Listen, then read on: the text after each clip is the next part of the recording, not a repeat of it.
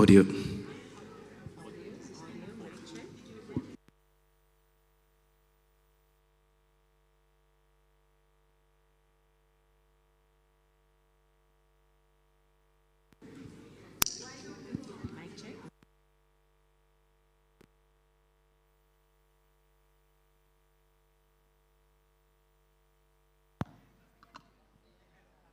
One, two.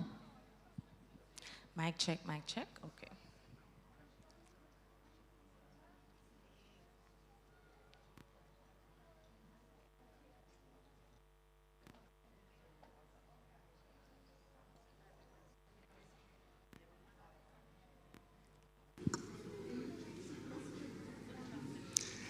Ladies and gentlemen, boys and girls all over the world, it is an exciting day here in Kingston, Jamaica, as we are ready, set, and great. Welcome to the UNDP's annual youth conference, and this year it's very special because we are also commemorating International Poverty Reduction Day. And of course, we have a number of youth delegates right here at the Jamaica Pegasus in Kingston, but also a very special welcome to those of you joining us online for this very special event. Exciting times here, lots of things in store, and I look forward to sharing that with you. But we also ask you to engage in the have our partners itinerary, and we want you to go ahead and share in the chat how you're feeling. What are you most excited about for today's event? And we also want you to share on social media, because we all know you're on TikTok. We all know you're on Instagram. We know you are all over. So when you're sharing that nice little meme today, ensure that you share some news on what's happening with the Ready, Set, Great conference. My name is Javon Keys, and I'll be your moderator for today. And I'll be joined by a number of other youth partners who will be engaged in the discussion and sharing conversation about youth development, engaging youth in the development process, and participating in enhancing our country and the world. Now, of course, we want you to share all that you're talking about, all that you've learned today by using the hashtag ReadySetGreatUNDP and hashtag EndYouthPovertyNow and hashtag EndPoverty. We invite those of you watching on social media as well to register online if you have not already done so. For those of you who are joining us maybe on Facebook or other platforms, if you're on itinerary, of course, you've registered already, but if you have not already done so, we want you to go to ReadySetGreatJA.com and register, and you will see our lovely platform there, powered by a Jamaican company, and it's important for me to say that, and you can go ahead and see the various booths set up there. And for those of you in the room, lots of excitement brewing with lots of physical booths also set up here. Now, we're going to have a conversation about what's going to take place today and all that's in store. And joining me now is Carrie-Ann Willis, UNDP Program Associate. What's up for today? Ready, set, great, excitement. Devon, let me tell you, we have lots in store for the youth. Of course, we have youth representing all across the island, and we are just excited to get things going.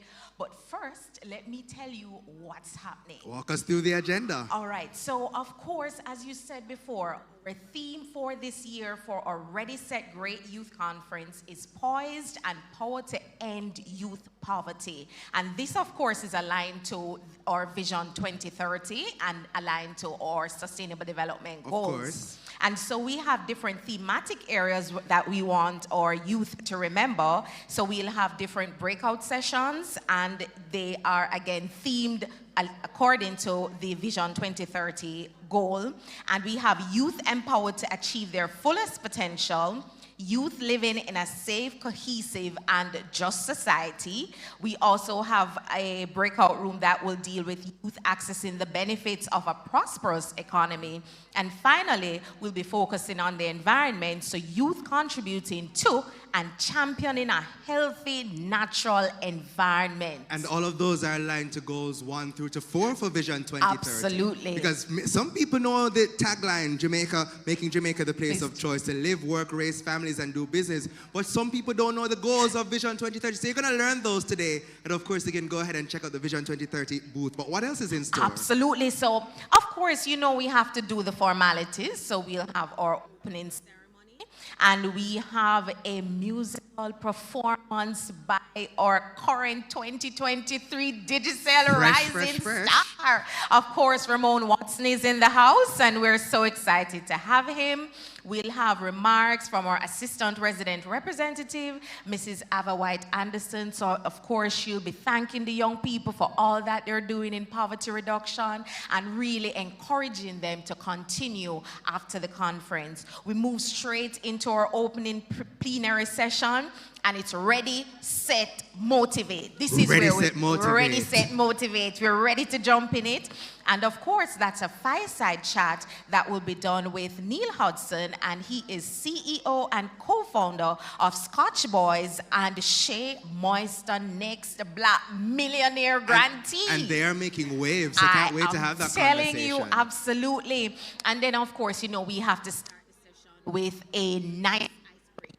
So networking session, and we'll ensure that young people can navigate the room to hear what other young people are doing in the space. Certainly, and it's important to know that those of you who are online, you are not being left out. We want you to use the chat option. Go ahead, get to know someone, share something new with them. You never know how this networking opportunity could very well benefit you in the future. Absolutely, Javon. And we have a 60-second pep talk with Dr.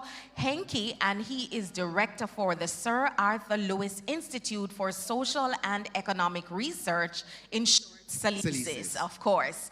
And then we start the day with our exciting breakout session answering call. You know, a key component, Javon, is that there are so many young people who are out there doing amazing things. In their own communities, and sometimes as well, I find that some of these young people don't realize the impact they are having in their communities. So this as well is an opportunity for you to share what you are doing with us. Remember to utilize the various hashtags as well throughout the day. So we have those sessions, and what are they looking like? What are some of the areas that will be covered? So for this one, again, aligned with the the Vision 2030 goals, of course. And so this session is really having a call to action. And we're calling duty bearers, private sector, public sector to come on board to help youth to amplify their voice, to invest in young people so that they are able to continue many of the projects and programs that we have across the length and breadth of Jamaica. That multi-sectoral approach and that multi-stakeholder approach is very important. So from that, we have some master classes that are going to also take place because we want to equip you with some necessary information to take what you are doing to the another level. So it cannot just be great, but it can be greater. So next year we can say already set greater maybe. Greater, so what are some of those masterclass sessions that are going to be in store? The masterclass session, we have registered, running, and current. So we're going to be teaching people how they can register their social enterprise or their NGOs, and they learn the ins and outs of getting your organization formalized and compliant. That's key. That's very important. And the company's office also has representatives here, and you can check their booth out again on itinerary. And also, I want you to ensure that you go ahead and register if you have not already done so for those various breakout sessions. Now is the time to do it. Go ahead, for those of you online, and even those of you who are in the room, if you have not registered for a session, go ahead and do so you can ensure that you can find your way throughout the day. So lots of things in store. Lots of things. Just want to share with you though, Javon, our moderator for that session is Stephen Johnson, and our youth trailblazer who is blazing a trail for women, because we know that we have to ensure that these enterprises also consider women, right? Inclusive. And so inclusive and inclusivity, that is what UNDP is about. And so Lanicia Roden, which is the president of Young Men and Women of Purpose, will be the youth trailblazer leading the registered, running, and current. Now we quickly move in, and this is all happening concurrently. We have our second session, which is Grow Your Client, Digital Footprints and Goodwill. And of course, everybody in here should know the fabulous Kalila Reynolds. Of course. And I'm excited about that one too. Absolutely. And she, of course, represents Kalila Reynolds Media, and she will be dropping the gems, the latest trends, opportunities, and case studies. So we want the youth to interact. And then, of course, we wrap up the masterclass with jobs and enterprises of the future. Javon, of course, you know, the future of work will look different. It's already changing. Of course, there's research showing us that a number of jobs that currently exist will not exist in a few years' time. Absolutely. And of course, I mean, this morning I wrote a story about LinkedIn, for instance, laying off a number of persons because of the changing dynamic of artificial intelligence and a number of other existing, you know, realities in the space. So jobs are changing. Absolutely. So it's really getting yourself, the youth, the young people, and your networks, your clients ready for the future of work, shaped for that emerging digital economy. And of course, climate change is going to play a big, big role in that. And so we'll have a number of panelists interacting with that session. But of course, our youth trailblazer for that session is Javon Williams, and he is CEO, founder of Herbu. He's a First Angel investee. We also have Matthew Stone. He's the founder of Jamaica Artificial Intelligence. We have Adrian Watson, who is the CEO of Hanai B. Apre. And of course, we will close the session and we will have the afternoon session chipping in for our final plenary. Of course, and what are some of the things that we can expect from that final plenary? Because I know throughout the day, after being energized in those sessions and getting all those tips, what's gonna be in store for that final last lap as we close out ready? The last lap. So, you know, we started with a bang. We had Ramon, our 2023 Digital Rising Stars, and we are going to start the evening with a bang. And of course, we have a musical performance by the one and only Nikisha Barnes. Another Rising Stars star right there. Absolutely. So we have Nikisha Barnes. She's going to be in the house. We have a 60-second pep talk video discussion actually happening with Mr. Omar Sweeney, and he is managing director of the Jamaica Social Investment Fund, JSAFE. We have a last call. So do you remember the call to action that we did, Javon? Right. And so from that session, we will be pulling some core themes that come out from those sessions to say we want resources to be mobilized to youth, whatever the situation is, and we will have that discussion and there. what's important to note as well is that the youth will also lead that discussion. Absolutely. And that aspect of the program is very important, Carrie-Ann, because anything that's being done has to be empirically based. And this is a part of that consultative process where youth are being engaged to hear their views, put forward their views, lead the process. Absolutely. So a very, very important part of what we're doing Javon, today. I have told you so many power-packed things, but the power-packed event, one of them for the day, is the exciting Development Challenge. And I'm sure our Development Challenge panelists or participants, they're excited, raring, and ready to go. And this consists of 13 youth from different tertiary institutions, and they will be pitching to our judges about their youth poverty solution. And of course, the persons who come out number one, the team that comes out number one, will also be getting the ability to intern at UNDP. What you're saying to me, sir? Yes. Can I enter that pitch competition now? I think it's because I have too a couple late. of pitches I'm ready to share. It's too late. But of course, we look forward to that section, and that's going to be 5 teams. Yes. We're going to be participating in that one. No, Look, it's 4 teams. 4 teams. But 5 minutes. 4 teams, 5 minutes. Absolutely. So you know you're going to have to get as much as you can within that time to convince the audience. And I want you to know, ladies and gentlemen, as well, that you will get the opportunity to help us to decide who will be the winner of this pitch competition. But the final decision will be for the judges. And you'll find out who those judges are a little later on. But we're excited about that. But we also have, as well, the idea of enterprises and projects and discussions surrounding that. So what does that look like? All right, so as we say, the day is winding down. We're wrapping up. We're getting the youth energized. They're ready to go. And so by the end of the day, we want to do our final masterclass. As you mentioned, it's called Locating and Landing Grants for Youth-Led Enterprises and Projects.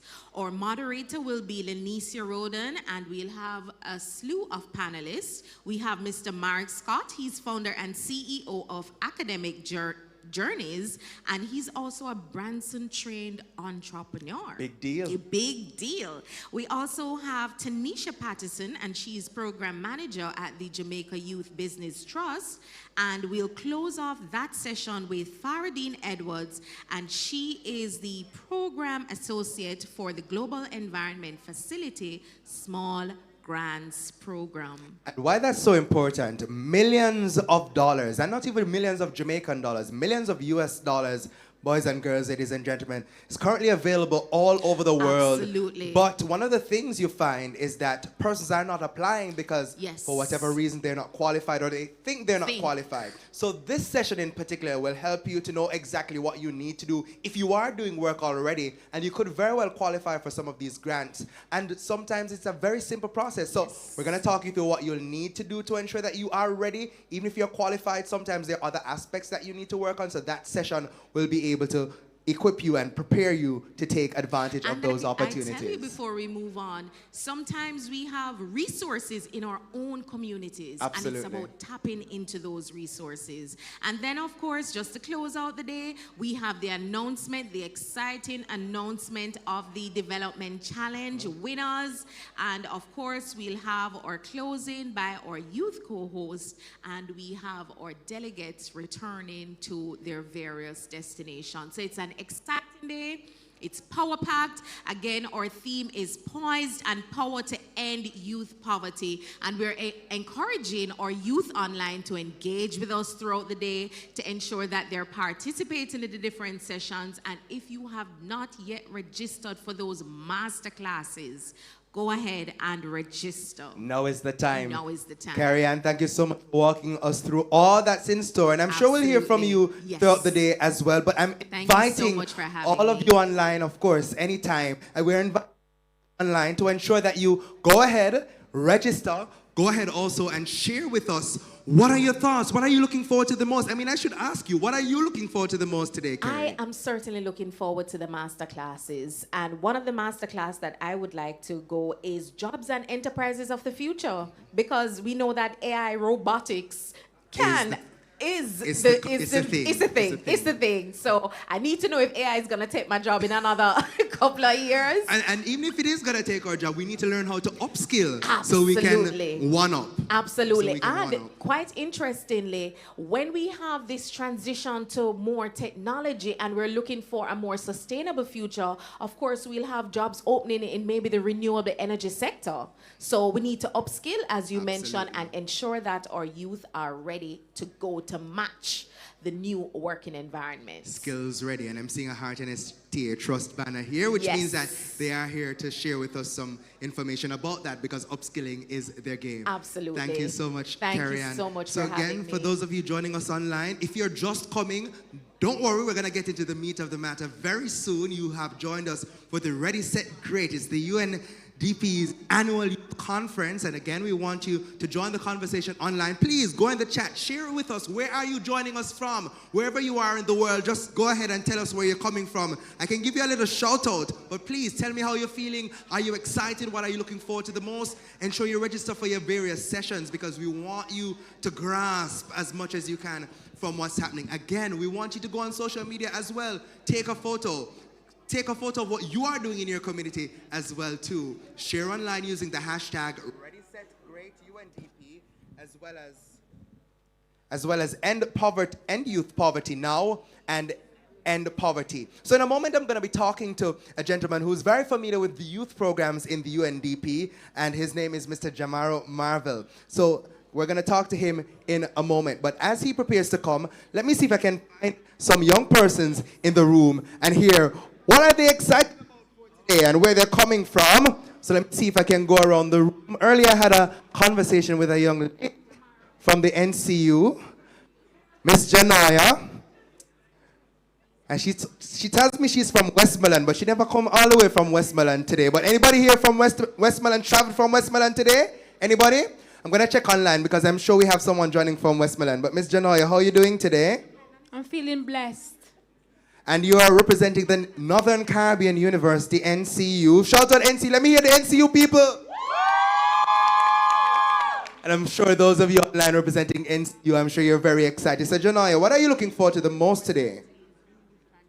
The 2023 vision.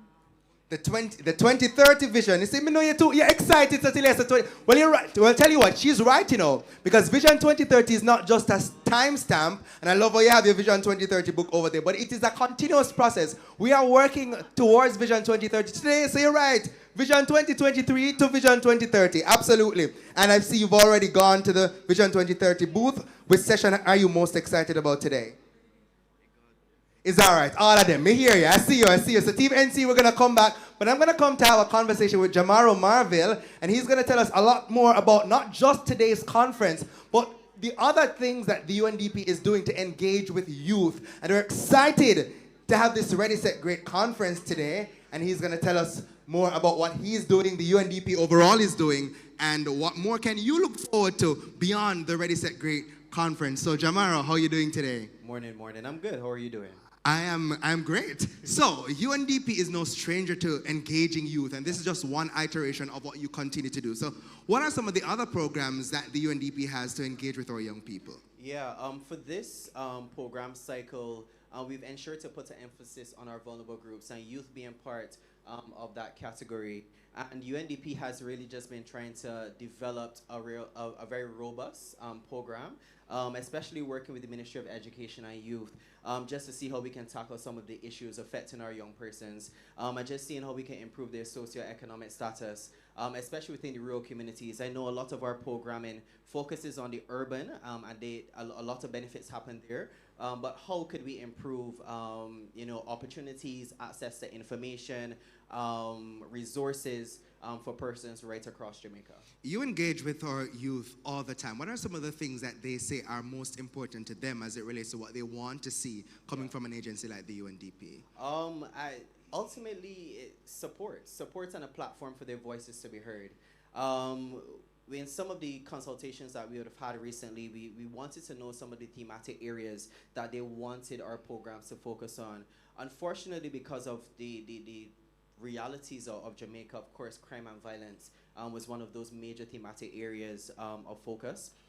Climate change also came up pretty often as well. And then the notion, as we recognize, that we're moving more and more into that space of digital. I know Kerry would have mentioned just now in terms of the rise of AI, and we're going to be having some discussions surrounding that today. But how is that going to impact? How could we ready our youth to be able to take on what the future is going to look like as it relates to the transformation of technology and everything of such? And then entrepreneurship. Entrepreneurship has become a very radical movement for our youth here, not only within Jamaica or the region, but within the international space, especially with the rise of social media. I mean, we have TikTok, we have the whole notion of influencers, and we're just trying to see how best we can have persons to think outside of the box as it relates to moving away from those notion of traditional professions, just to those more lucrative, and actually those professions are actually working out to be more lucrative than those traditional means that we're exploring today. So yeah, those are just a bit of the areas that our young persons really want for us as UNDP, for a development partner, to assist them with. So we're at Ready, Set, Great today. What are some of the next steps that youth can expect from the UNDP? Well, as I said, we've been working very closely with the Ministry of Education and Youth last year for Youth Month, which is in November. So we're actually coming up to that commemoration once again.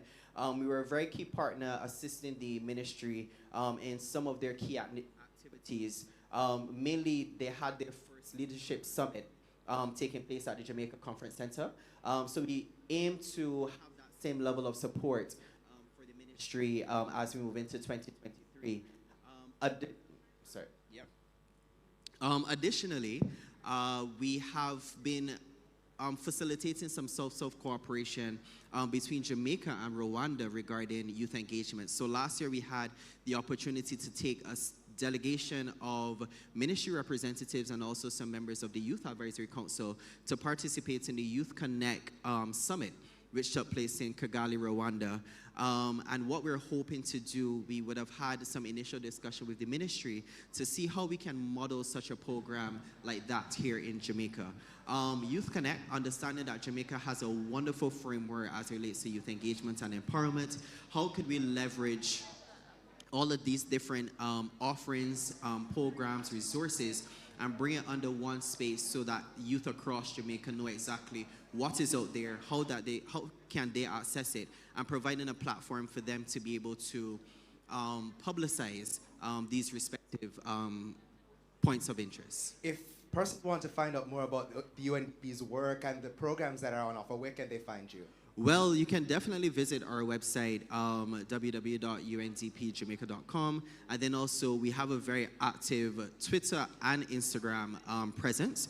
So they're also able to follow us there at UNDP Jamaica. Or you can also give us a call as well.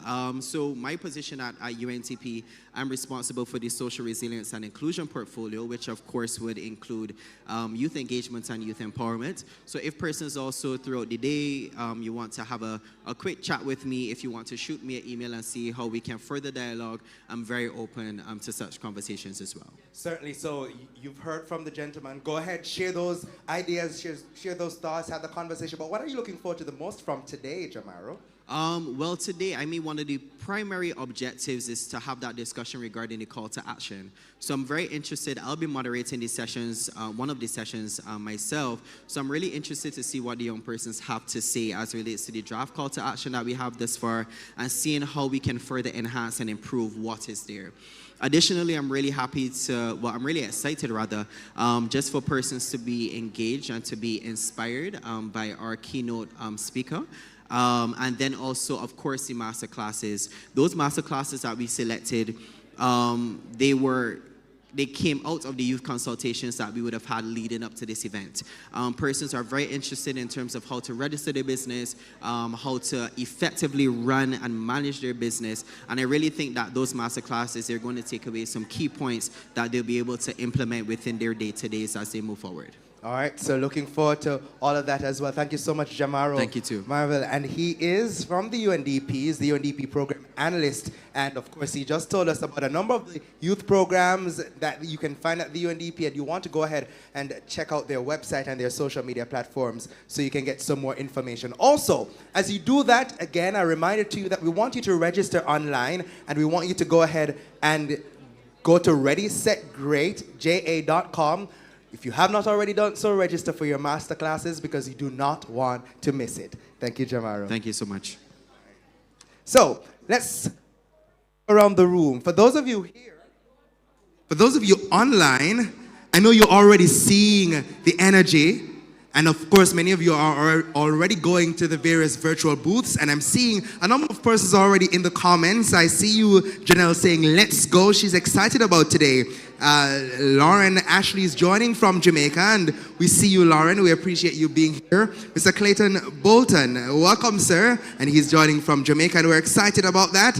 I see Shamalia Abrahams, and she says, it's amazing to see the turnout at the venue, and we do have quite a substantial turnout, and we're going to go ahead and talk to some of the other persons who are here in a moment, but Shamali Abraham says that she's excited to see the turnout and so happy to see everyone here, realizing the importance of this conference and the initiative on the part of the discussions. And of course, we are excited to share this with you. And we want you all to ensure that you are participating in all the discussions that take place. Niall Anderson saying this will make history.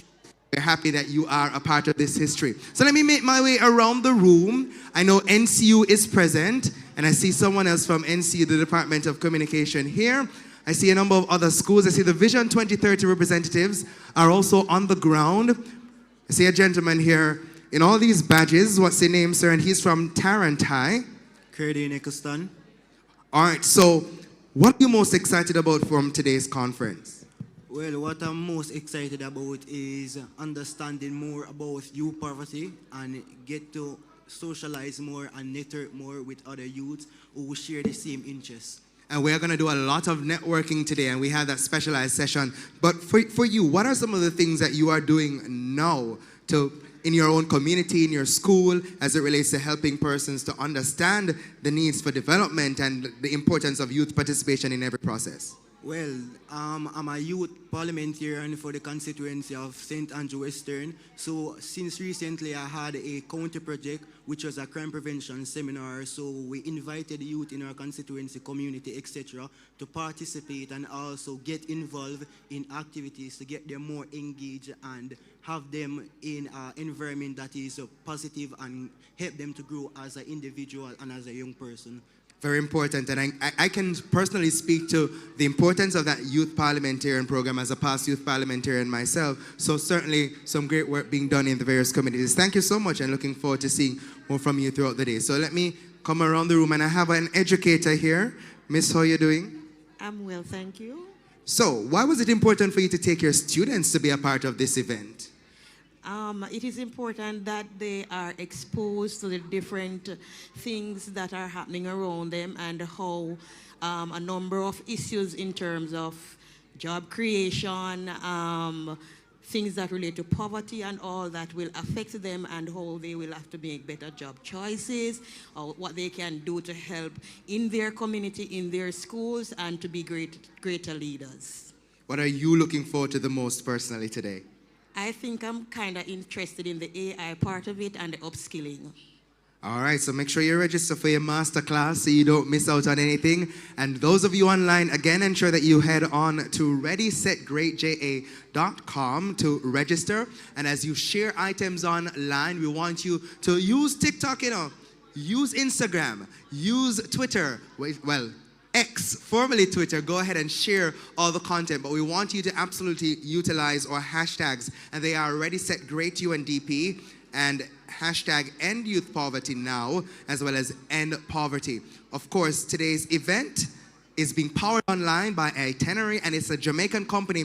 And in a moment, or possibly a little later on, we want to talk to Mr. George Henry, who is the head of that company, a Jamaican company doing great things, powering this event online. But as we go throughout today's event, I want you to ensure, boys and girls, that you understand your role in this development process.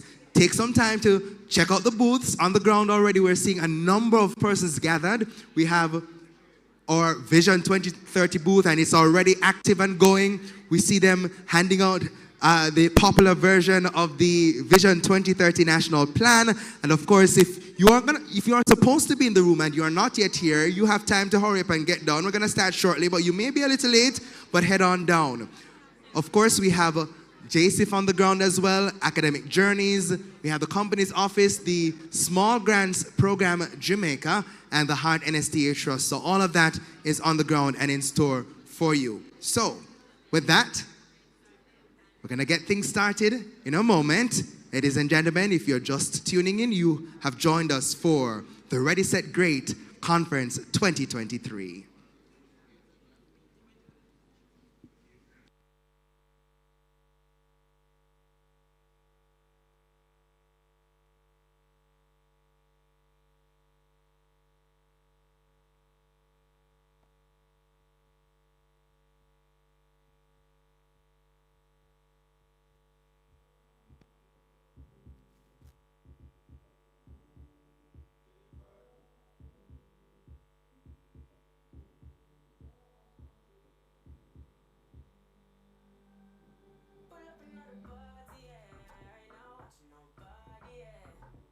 Another Rari, yeah, bare feelings that I carry. Pull up another Audi, yeah, I ain't not watching nobody, yeah. Pull up another card, yeah, I ain't not watching nobody but you. Pull up another ladder, put me off the Benz and the Prada, and a couple brand new order. All of them fully don't matter. 0 to 102, yeah, so I'ma flex on you. All in on my section view, I set on you. Then me get a text come true, so I'ma show you what my legs can do. Pull up another party, yeah, I ain't not watching nobody, yeah. Pull up another Rari, yeah, bare feelings that I carry. Pull up another Audi, yeah, I ain't not watching nobody, yeah. Pull up another card, yeah, I ain't not watching nobody but you. I don't play, you will never ever find another like me, yeah. You should know you made my day, and I lost my horse when you came my way, but it changed my mood. Oh, you're so rude, yeah. Them I'ma try push up intrude. But you're well subtle and smooth. Yeah. Pull up another party, yeah. I ain't not watching nobody, yeah.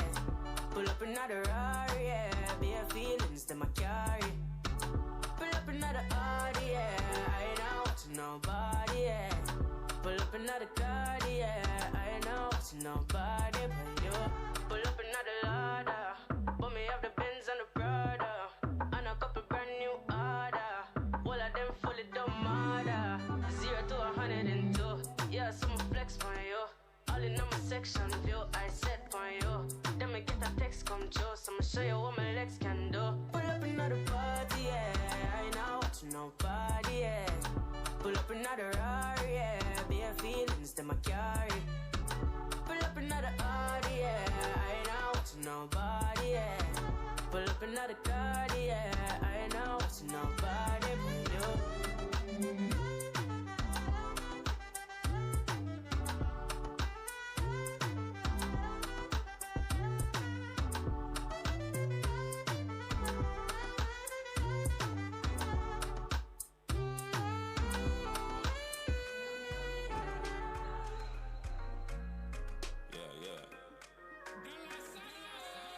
Coffee come in like a raptor, and everybody get captured. Play slip up like helicopter, when them see the lyrics constructor.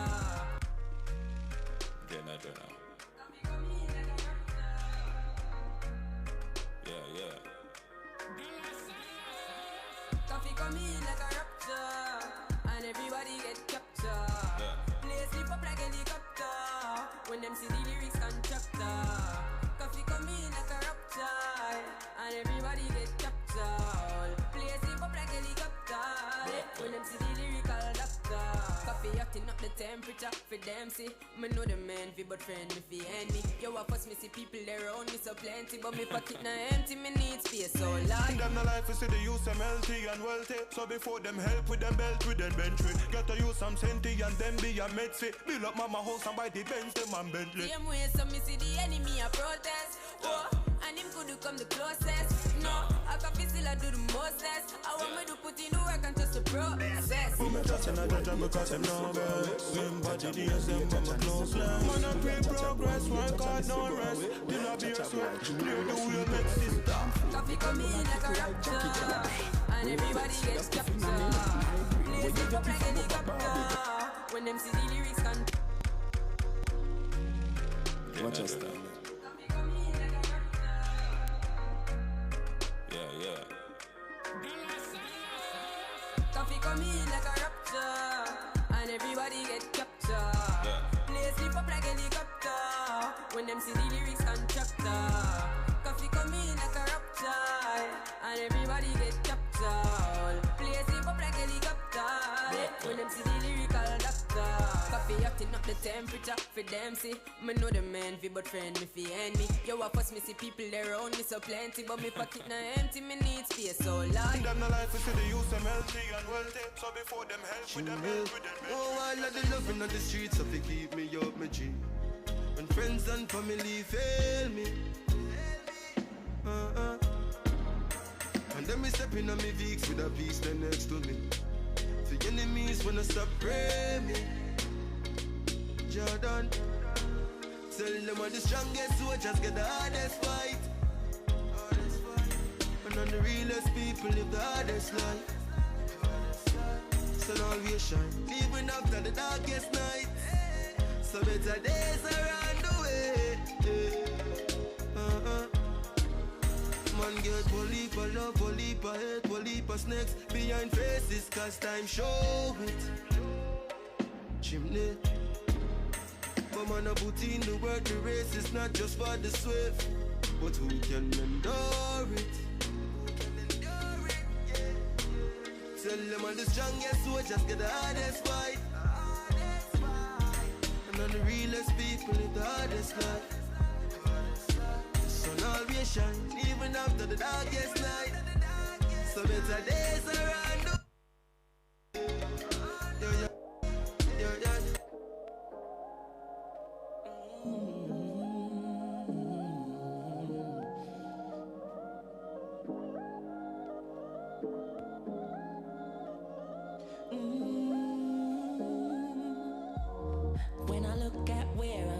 from. I know I'm blessed, and I close my eyes and smile. Sometimes I feel like the richest man in Babylon, and I've done my best, so everything's alright inside. Oh, every morning, I rise, I stare at the sun. I know it is a blessing, so when the evening comes, I lift up my eyes to the hills, I'm blessed, oh man. With my two hands in the air, as far as I can.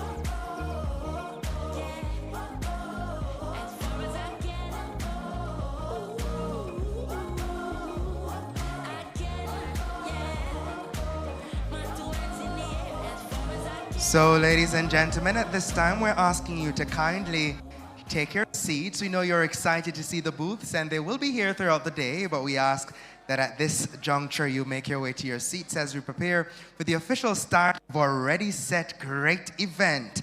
Thank you so much for your cooperation. So for those of you on the outside, those of you online who might have taken some time to go get some breakfast and to get some tea, make your way back as we get ready to have the official start of our event. Thank you so much for your cooperation.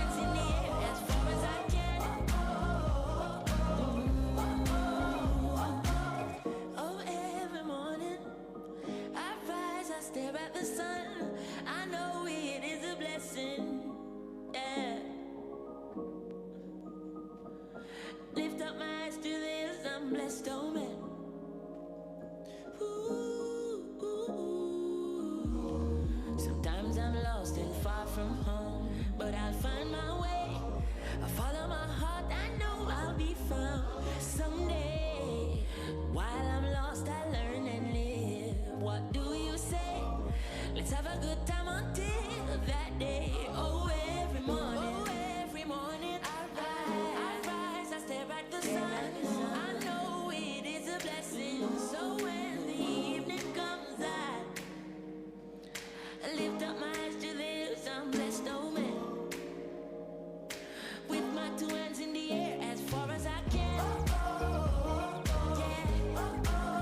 As far as I can. Once again, ladies and gentlemen, we ask you to make your way to your seats as we prepare to get our opening ceremony started. We know you want to get as much information as you can about the various booths, and not to worry, they will be here for the entire day. So we ask, ladies and gentlemen, if you have not already done so, kindly make your way to your seats. We ask that you do so promptly so we can get our opening ceremony started and get into the Ready, Set, Greatness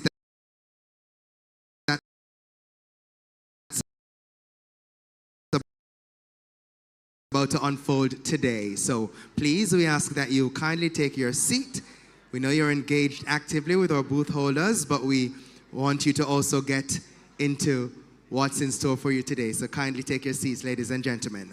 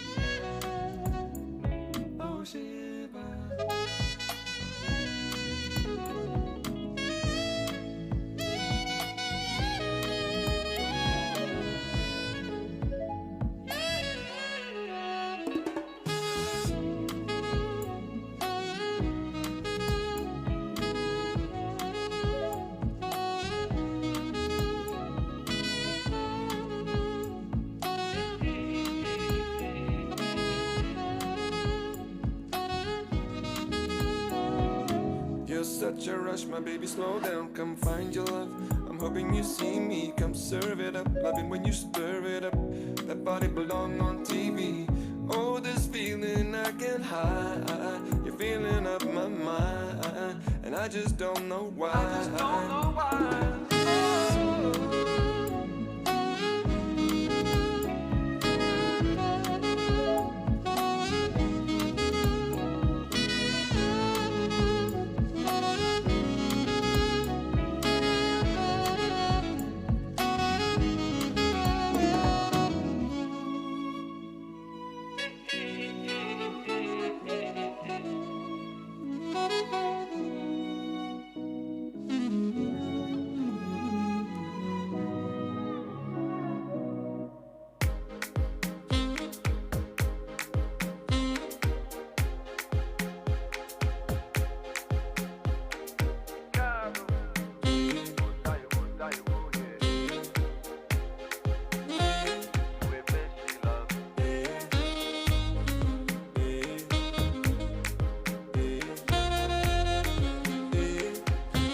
Once again, ladies and gentlemen, we do crave your indulgence. We are about to begin our opening ceremony, so we ask those of you at the booths, once again, kindly make your way to your seat. We are ready to begin our opening ceremony. We thank you so much for your cooperation. Those of you who are online as well, we say thank you so much for joining us as we get ready to begin. Delegates, please stand for the national anthem.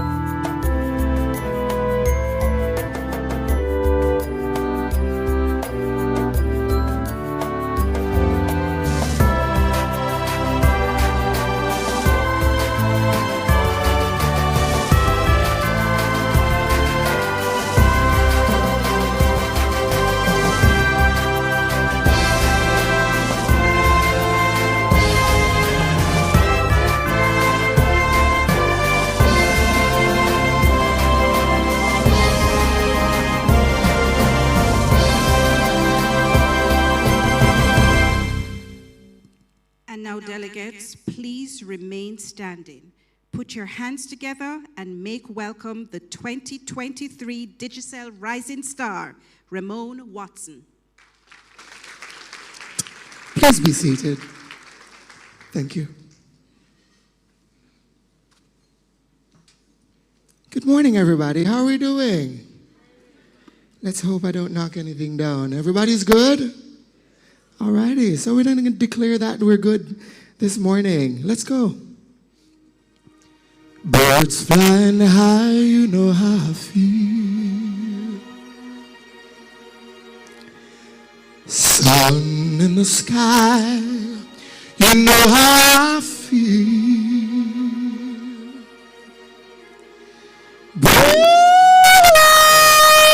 Birds drifting on by, you know how I feel. It's a new dawn, it's a new day, it's a new life for me, and I'm feeling awesome, good.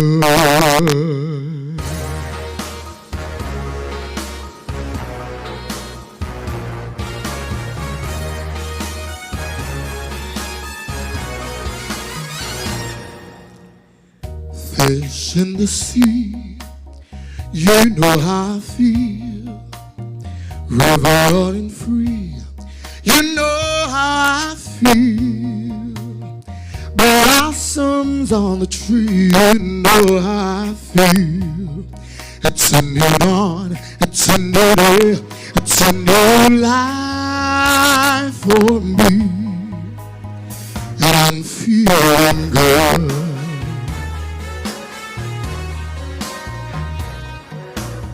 Dragonflies all out in the sun. You know what I mean, don't you know? Butterflies all out having fun. You know what I mean? Sleep in the peace when the day is done. And this world has a new and a bold world for me. Yeah.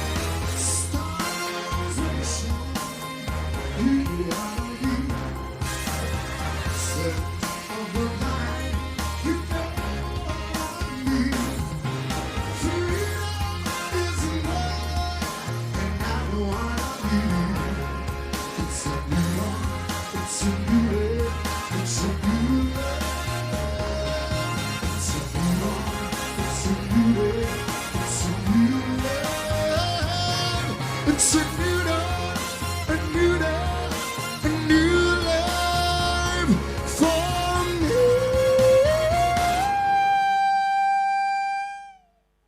Feeling good. You know I'm feeling good. You know I'm feeling good.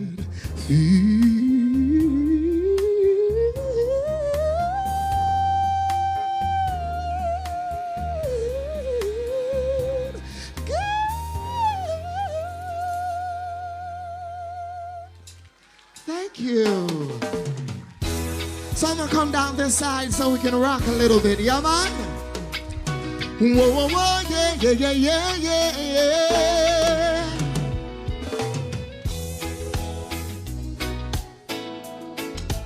Listen to me, set the mood for me. Pull up the tune, oh man. I got another one for y'all. Let's see. Rastafari never leave I alone. So even when the road get rocky, I say I never give up. I say when the going gets tough, go and hungry your fruits, them don't give up. Oh, Rastafari guide I and I from the beginning. Why, oh, why, I lot of youths in life, so them can't take the pressure no more. Whoa, whoa, whoa. But from your trusting on the most high, life I go get better, I'm sure. No youth juggle on the roadside, Babylon say we take up young back and way. Go on, me say me still not give up. Solid as a rock like Kalanje, not give up. See the youth, and when the going gets tough, go and don't give fruits, don't give up. I said there ain't no giving in. Rastafari guide I and I from the beginning. Give me little one drop. Ooh, me love all the rhythm that me and me. Give me a little. Me love the music from Jamaica, so me quit. One of vibes and coach. Thank y'all for having me. Thank you, Ramon. Delegates online and on location, meet your youth co-hosts for Ready, Set, Great Youth Conference. Neville, Christina, Janine, Shamar, and Lanicia.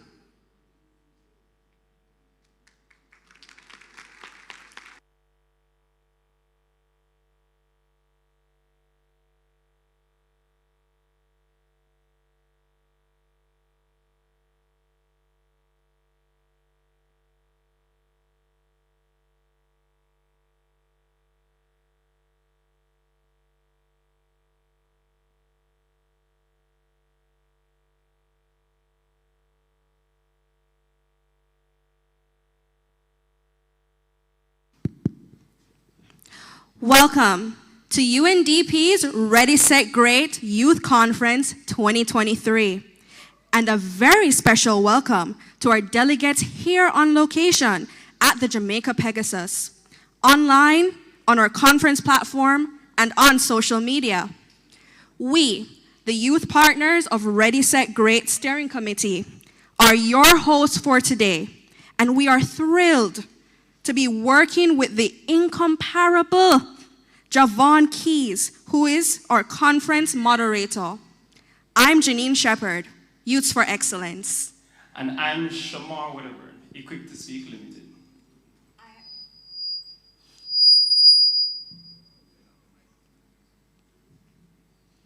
That's fine.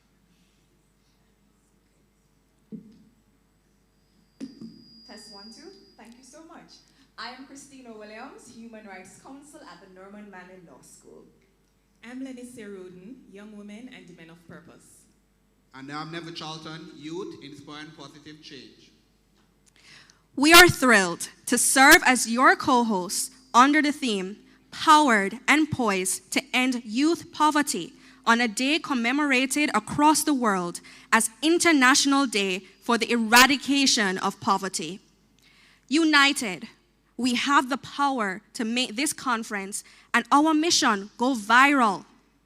Post everywhere with the hashtags, #ReadySetGreatUNDP and #EndYouthPoverty. Let's also join in with youth across the world by using the global hashtag, #EndPoverty. Delegates, are you ready? Ready, Set, Great, an initiative of the United Nations Development Program, multi-country office in Jamaica, is designed to help us young people become the greatest versions of ourselves in service to our nation and our peers. So yes indeed, Jenny, you spelled it out really, really well. And I just want to underscore that Ready, Set, Great by UNDP has been shining a light on young people doing exceptional things to develop their country. Ever since 2020, that has been what Ready, Set, Great has stood to do. But this year, Ready, Set, Great will be an in-person conference, not just virtual. Well said, Shamar, and there are a few other new features added to Ready, Set, Great. For the first time ever, we have added masterclasses series, and I hope you're looking forward to those later. Most importantly, young people have been called to add our voice to a call to action on youth poverty. Led by moderators, us right here on stage, you will fine-tune your solutions, and then later in the day, we will come together to agree on our call to action. And our grand finale, Christina, is the 2023 Development Challenge. 4 teams of university students will get 5 minutes to convince delegates and a judging panel that their youth poverty solution is #1. Winning teams will earn paid internships at UNDP Multi-Country Office in Jamaica, and the winning team will be announced by the UNDP resident representative. So Lanicia, we young people have been insistent that Ready, Set, Great should be amplified by digital innovation. We are therefore proud to introduce the Zero Data Digital Hotspot by Academic Journey. Online delegates, don't worry, we have not forgotten about you. Remember, you can head online, complete your profiles, network, collect virtual resources, download it into your online briefcase, and browse virtual 3D booths. So people, I want to get some vibes in the room. So I think persons know, right, when I point to a section, this side is going to say ready, set, great. But before I get to know that, how do I say great in sign language? So, for this side, I want all of this table to sign, so one of the sign language persons can stand up and show the rest of the room, because we are being very inclusive. How do we say great in sign language? So, all of this table, when I point this side is what? Ready. So you're going to say what? Ready. No, we're not sound dead. Come on. Let's go. Ready. Let's go. Ready. Hello, we're not learn from this. Teach them again, please. So we're learning something today. How do you sign great? Oh, sorry, set. My bad. Set. Apologies. How do you sign set?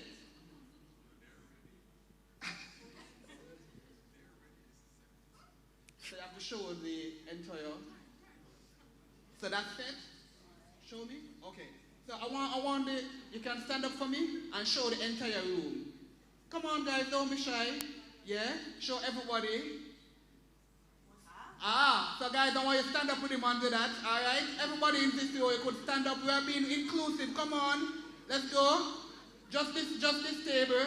Let's go. All right. So you ready? Everybody ready? Yes. Just this side is going to say set. Let's go. Ready. No. Any coming here, you said nothing yet. Let's go. Ready. The entire table, straight to the back. Let's go. Ready. But now see everybody aside. Great. Hey, guys, this side have the biggest part. Let's go. So I'm supposed to hear on the loud. Let's go. Ready. Great. Great.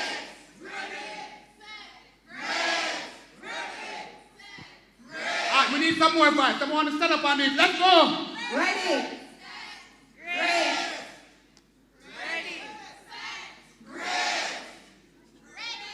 Oh, don't get confused now. All right, thank you, guys.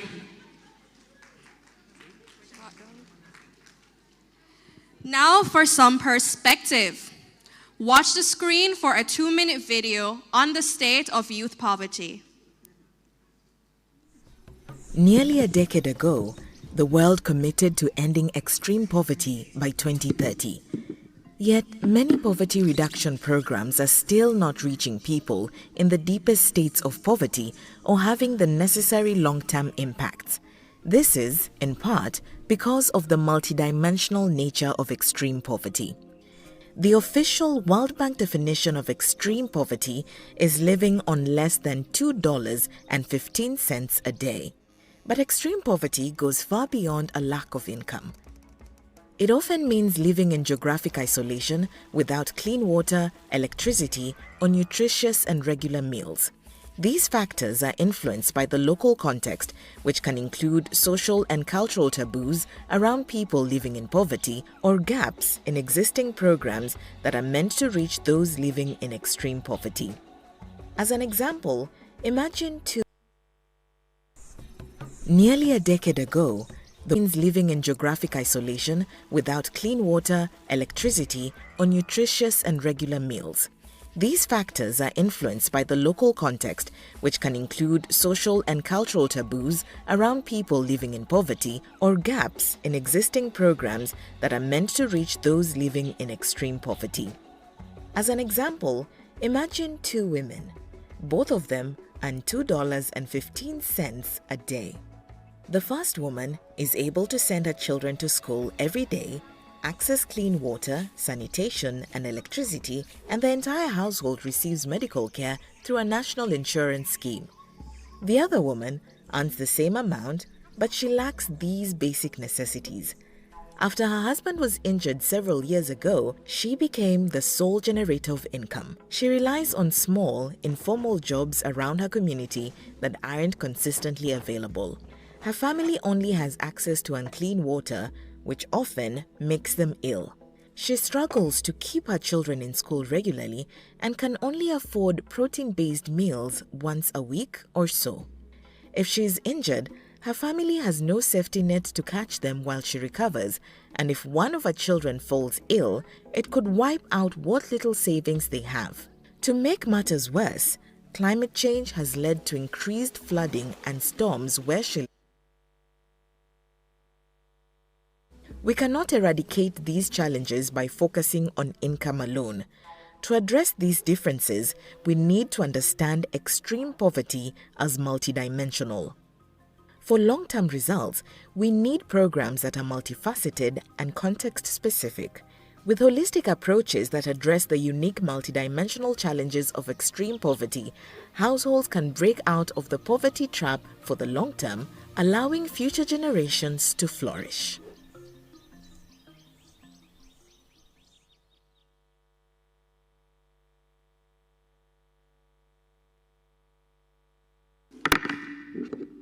An exceptional video, ladies and gentlemen, which will really encompass all that we're doing today. But I have a different role to play at this moment as I introduce someone that will be a mainstay for yourselves for the rest of the day. You've seen him on TV, poised, energetic, confident. That's the exact same kind of energy he's going to bring today. He is your moderator, Mr. Javon Keys, as he will guide proceedings from the plenary stage and the media zone. As co-hosts, we're excited to work with him, and we hope that you will enjoy the proceedings for the rest of the day. Please make him welcome, ladies and gentlemen, your moderator for the day, Mr. Javon Keys.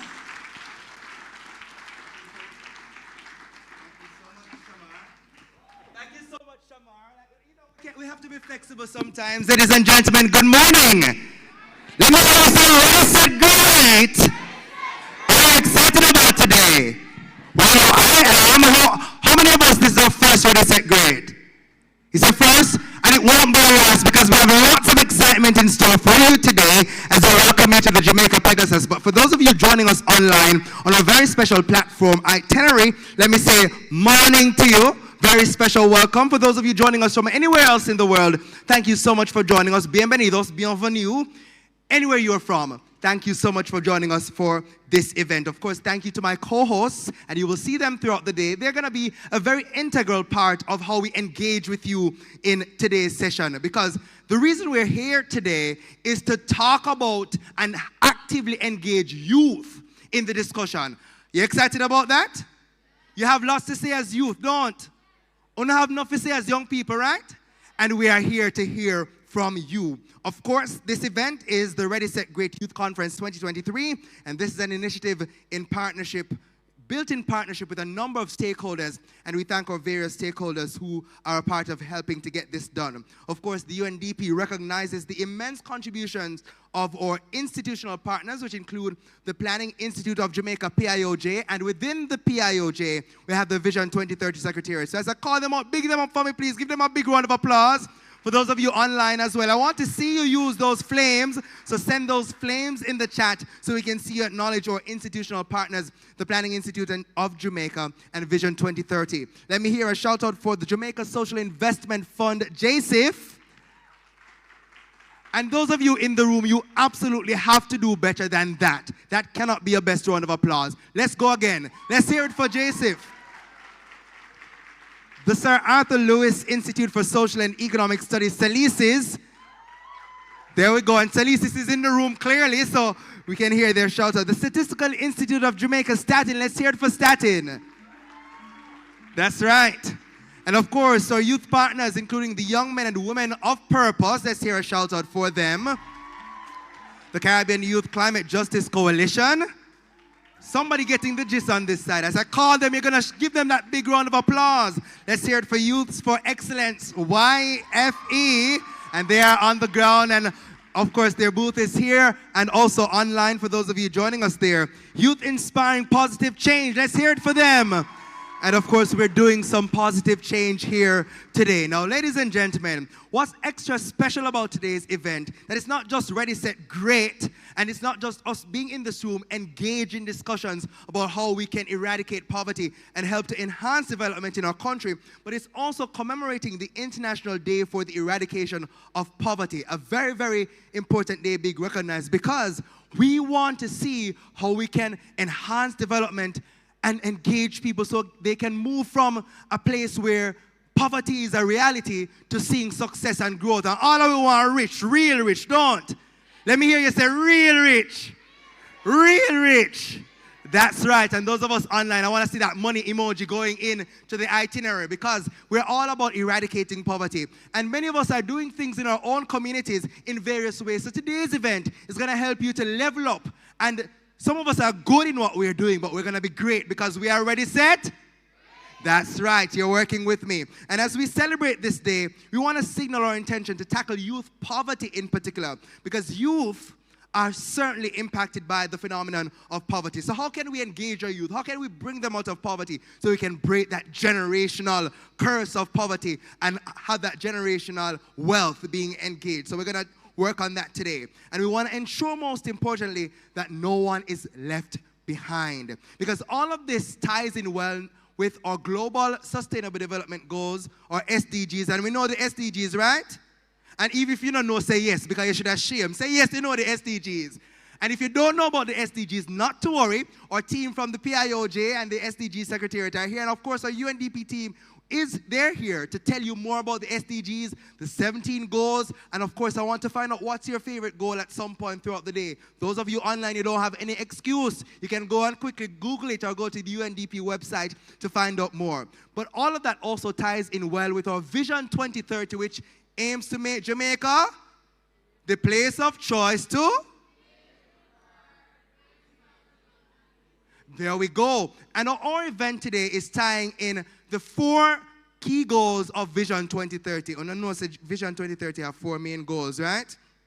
You're supposed to say yes, and if you don't know, say yes same way, because the Vision 2030 team is here, and also their virtual booth is online to tell you more about those goals, so not to worry. Of course, we want you to be engaged in this mission, and as you do your work in your various communities, and as you engage with us today, we want you to take those screenshots, just like how you go on TikTok and share those memes. We want you to share what's happening here today.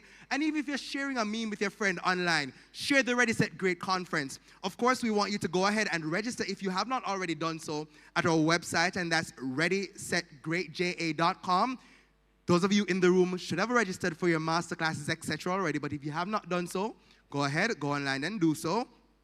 And for those of you online, right now is the time for you to do it and share it with a friend. You can also share what's happening today by using the hashtags End Youth Poverty Now, hashtag Ready, Set, Great UNDP, and hashtag End Poverty. Now, ladies and gentlemen, at this juncture, it is my absolute pleasure to invite you to help me welcome the Assistant Resident Representative, Ava White Anderson, who is going to give remarks on behalf of our Resident Representative, Ms. Denise Antonio. And she's, of course, the Resident Representative for Jamaica, Belize, Bermuda, the Cayman Islands, the Bahamas, and Turks and Caicos. So, of course, the UNDP office in Jamaica is the multi-country office that has representation for all of those territories. So, of course, we may have personnel joining from those countries, and we welcome you. So, ladies and gentlemen, giving the remarks on behalf of Denise Antonio, Resident Representative, please welcome Ava White Anderson, our Assistant Resident Representative. Big applause for her, please. I want to see those flames online as well as she comes.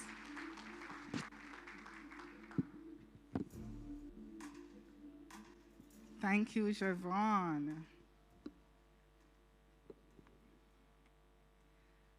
Hello, delegates. Good morning, good morning, good morning. It is my absolute pleasure to be here this morning to deliver these remarks on behalf of our resident representative. Of course, I must big up the members of the Ready, Set, Great Steering Committee, our distinguished guests, panelists, speakers, all of whom you're going to meet a little later, the moderator and hosts who are full of energy and vibes, members of the media, other distinguished delegates, colleagues. I see the hardworking technical support team, the UNDP team. Good morning, good morning, good morning. You must answer back when people talk to me, you know. Thank you. Okay. On the day that the world commemorates International Day for the Eradication of Poverty, you or youth delegates have cleared your calendar. I know some of you are on midterm break. You have rolled up your sleeves to take a fresh look at youth poverty through the lens of Jamaica's Vision 2030 National Development Goals.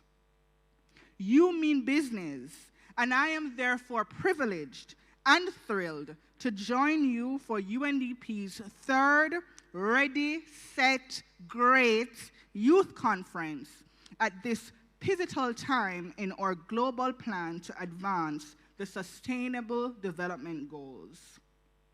2030 is only 7 years away, and only 15% of the goals set globally are on track.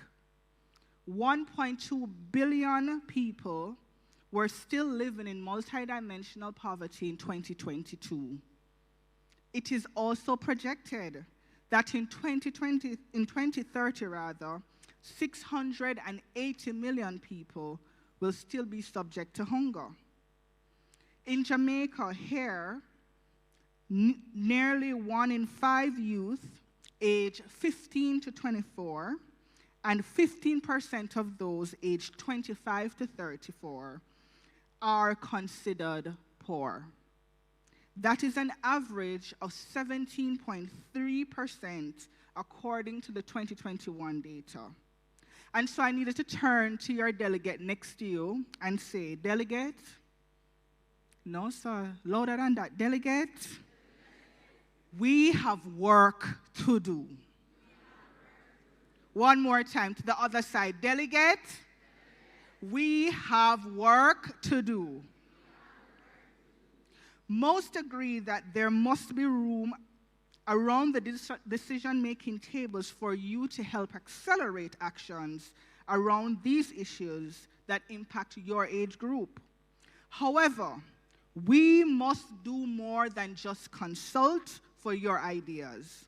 We must prepare you to helm innovation projects that break new ground, test new theories, and push the envelope on how we confront and the pressing issues of our time. In the very, very near future, some of you will be captains of industry. Some of you will innovate new ways of solving persistent challenges. Some will have a hand in shaping people-centered policies. Your training, therefore, must start now, backed by financing, supported by mentorship, powered by your progressive national youth policy and the UN 2023 Youth Strategy, which was just launched last week. UNDP will continue to support the strategic direction of the UN youth policies while promoting our global mission to tackle poverty, inequality, and exclusion, while building resilience to crisis. We are already implementing plans to support marginalized groups, including young people, to access better opportunities to escape or stay out of poverty through grants, trainings, and mentorship. With 7 years to go, I call on you to consider how you can support your nation's goals to eradicate extreme poverty and reduce the prevalence of poverty to less than 10% by 2030. What dimensions of youth poverty can you address with your skills, your talents, your innovations? What do you bring to the table?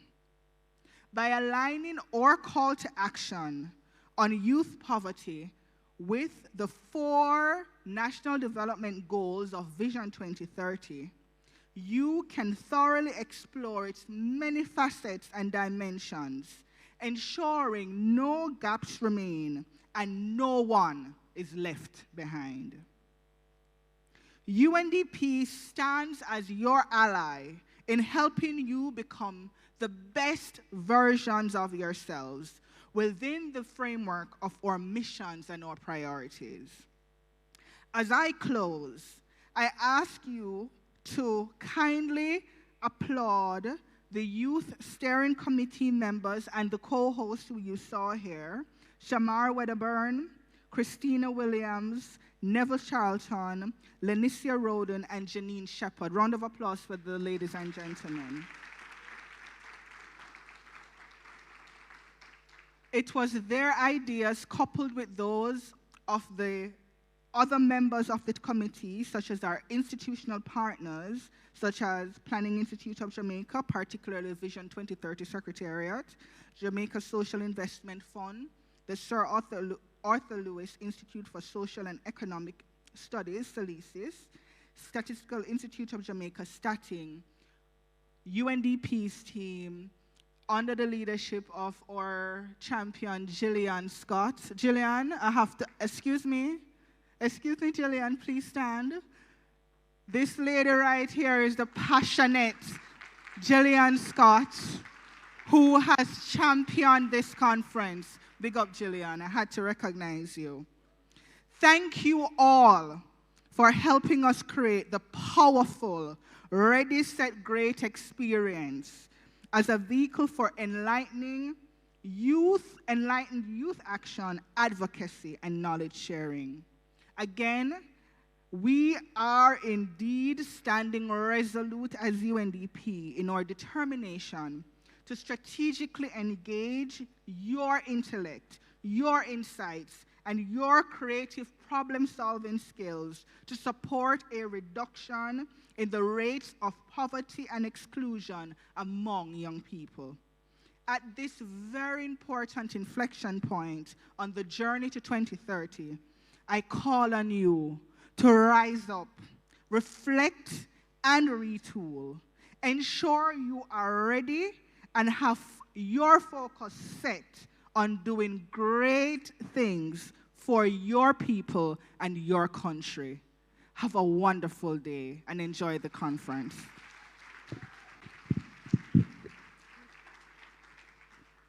Thank you so much to our assistant resident representative. You gotta keep that applause going for her after that charge that was given. We have to rise up and get ready to take our place.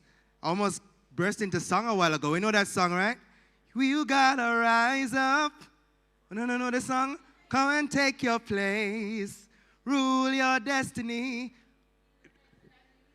Oh, because y'all had me for a second there. But the message is set that we all need to rise up and take our place as we all have a role to play in ensuring that we get to those development goals. Thank you so much for delivering those remarks on behalf of Denise Antonio, our UNDP resident representative. You can give the applause for her again if you are so led. So, ladies and gentlemen, a big part of today's event is that we want to give you some PowerPoints and some pep talks from our various stakeholders, and one of them is coming your way at this time. So I ask that you direct your attention to the video screens as we have a lovely pep talk from a gentleman who I know he has a way with words, the Director General of the Planning Institute of Jamaica, PIOJ, Dr. Wayne Henry. So, ladies and gentlemen, the video screens. On behalf of the Planning Institute of Jamaica, the PIOJ, let me congratulate the UNDP for hosting this very important event. And let me welcome you all, youth delegates, and congratulate you for the role you are playing in taking the lead in this process of change, transformation, and development. Development is the process of improving the quality of life and standard of living, your life. And we want to congratulate you for making tomorrow better from today. Thank you for the lead you're taking in bringing your ideas, your vision, your energy, your strength. One person can make a difference. Each of you have the power, you have the passion, you have the strength. One generation cannot do it by itself. And so the Bible says one generation will commend to another. And so we pass the batons on to eager hands. We pass the baton on to willing hands, to people who are strong. Young people, we call on you because you are strong. You have the energy and the passion. The world is waiting for what you are carrying. We are waiting for what you embody. All the gifts and talents, all the creativity, we are waiting and for the transformation that you will bring. And we are excited. We welcome you. We cheer you on. Ready, set, great. I told you, I almost ready to say amen, church, because those profound words, the world is waiting for what you have to offer. Each of you in this room has a part to play in ensuring that we achieve those development goals. You are already doing things in your own spaces, and you are charged today to continue doing the great work that you are doing. Another round of applause for Dr. Wayne Henry, Director General of the Planning Institute of Jamaica. So, ladies and gentlemen, we have been ready, right? We've been ready. And we have, and now it's time for greatness. So, ladies and gentlemen, we are about to kickstart our conference. And for this section, we want to see who is here. And I'm going to need some help from my co-hosts at this moment because we want to hear from you. Anybody here from Westmoreland? I'm not traveling from Westmoreland today. Anybody? Nobody? All right, let me see. Anybody from St. Elizabeth today? St. Elizabeth. Miss Williams, Christine, I want you to go to the St. Elizabeth table for me, because I want to hear from somebody from the St. Elizabeth table, and I want you to get creative for me, all right? I want to hear from you what, in one word or maybe two, if you can get creative, what are you most excited about today? So I see St. Elizabeth in the room. Where else is in the room? Where else is in the room? Manchester, where are you?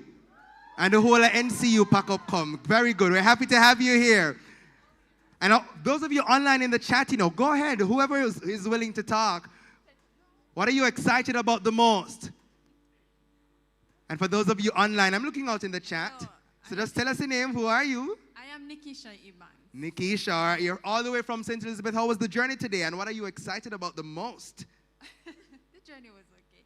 What I'm excited most for today is to see what is in store, what we as youth bringing here to offer to help eradicate youth poverty. So Absolutely. I'm excited to hear all about that. All right, so we're here from St. Elizabeth. Manchester, where are you? Where are you, Manchester? Manchester, St. James? Oh, this is the Manchester table as well. All right, I heard from you earlier, Janoya, and those of you online heard from Janoya. So I see someone, all right, Neville, who you have? All right, Portland in the building. That's right.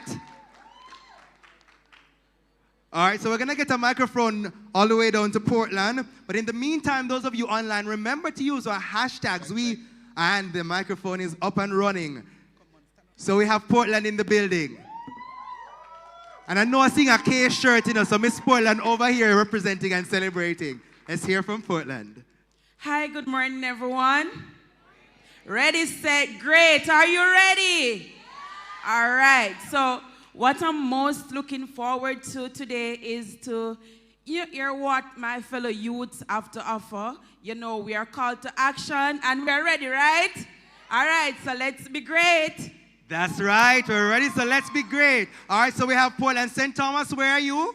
St. Thomas online or St. Thomas in the building? Nobody from St. Thomas in the building? Let's shout out St. Thomas same way. Let's hear for St. Thomas.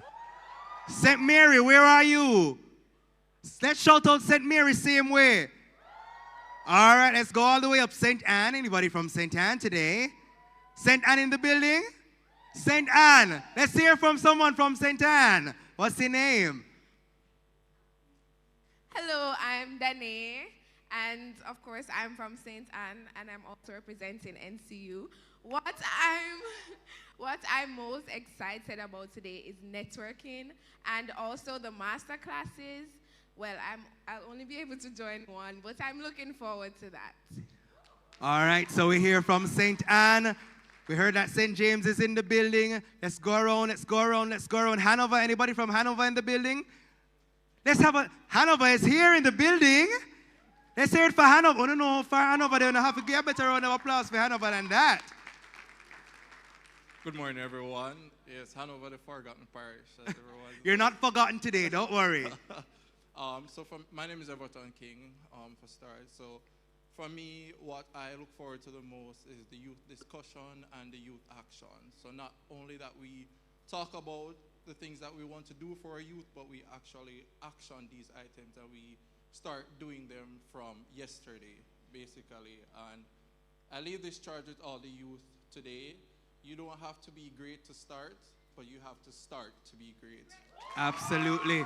And we are starting today. Let's hear a shout out for all the parishes, every single one of the parishes in the room. We thank you so much. And those of you online, I see you. So I see Susan, who is in the chat. I also see Lauren Ashley Black. Shout out to you. I see your flames, Rachel Thompson Henry. Thank you so much for joining us. And I also see Carissa, who said she cleared her calendar to ensure that she's online. So we say thank you so much to you for joining. And we want you all to stay with us as we now head into the next phase of our program. So ladies and gentlemen, at this time, we are about to engage in a very hot fireside chat. Are you ready?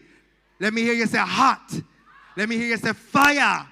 Fireside chat. And this one is fitting because the gentleman who's going to come to us, he represents the company called Scotch Boys. Anybody ever hear about Scotch Boys?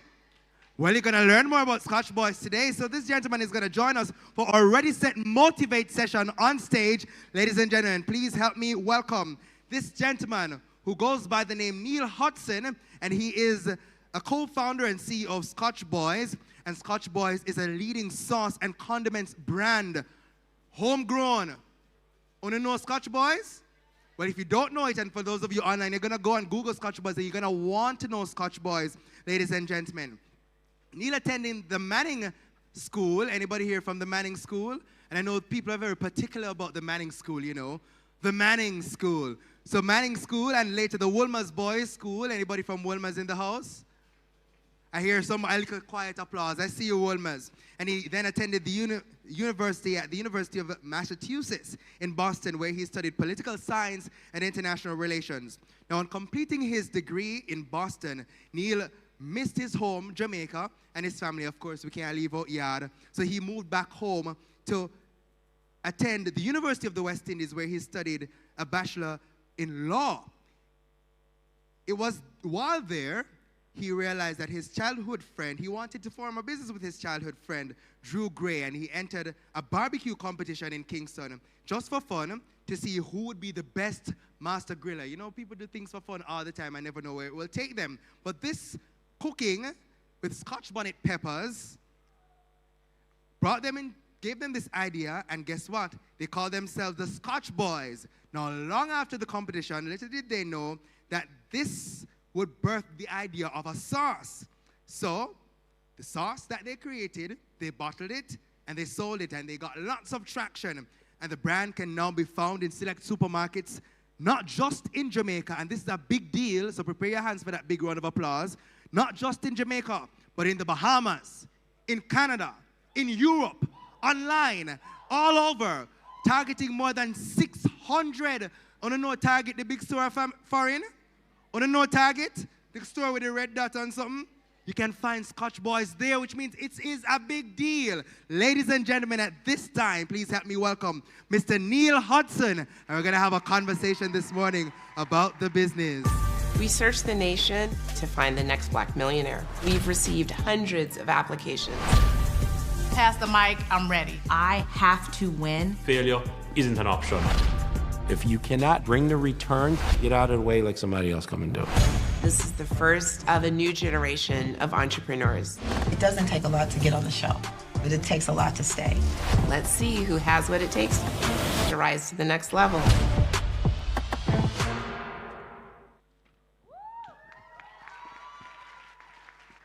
Ladies and gentlemen, Mr. Neil Hudson from Scotch Boys. So firstly, let me start off with the idea of Scotch Boys. So, I mean, we got an essence of how it came about, but when did you really know this is the direction you wanted to take? So, hi everyone, really great to be here. Again, I'm Neil, and thank you, Javon. So, we entered a barbecue competition, and we did really well, and we named ourselves Scotch Boys because we're cooking with Scotch bonnet peppers for our secret sauce. And some months after the barbecue grill-off, people would always ask me, Neil, can you make the sauce again? You know, I know he could chat, but I never know he could cook. So when I, would give the sauce away to my friends, my cheapest friend paid me for it.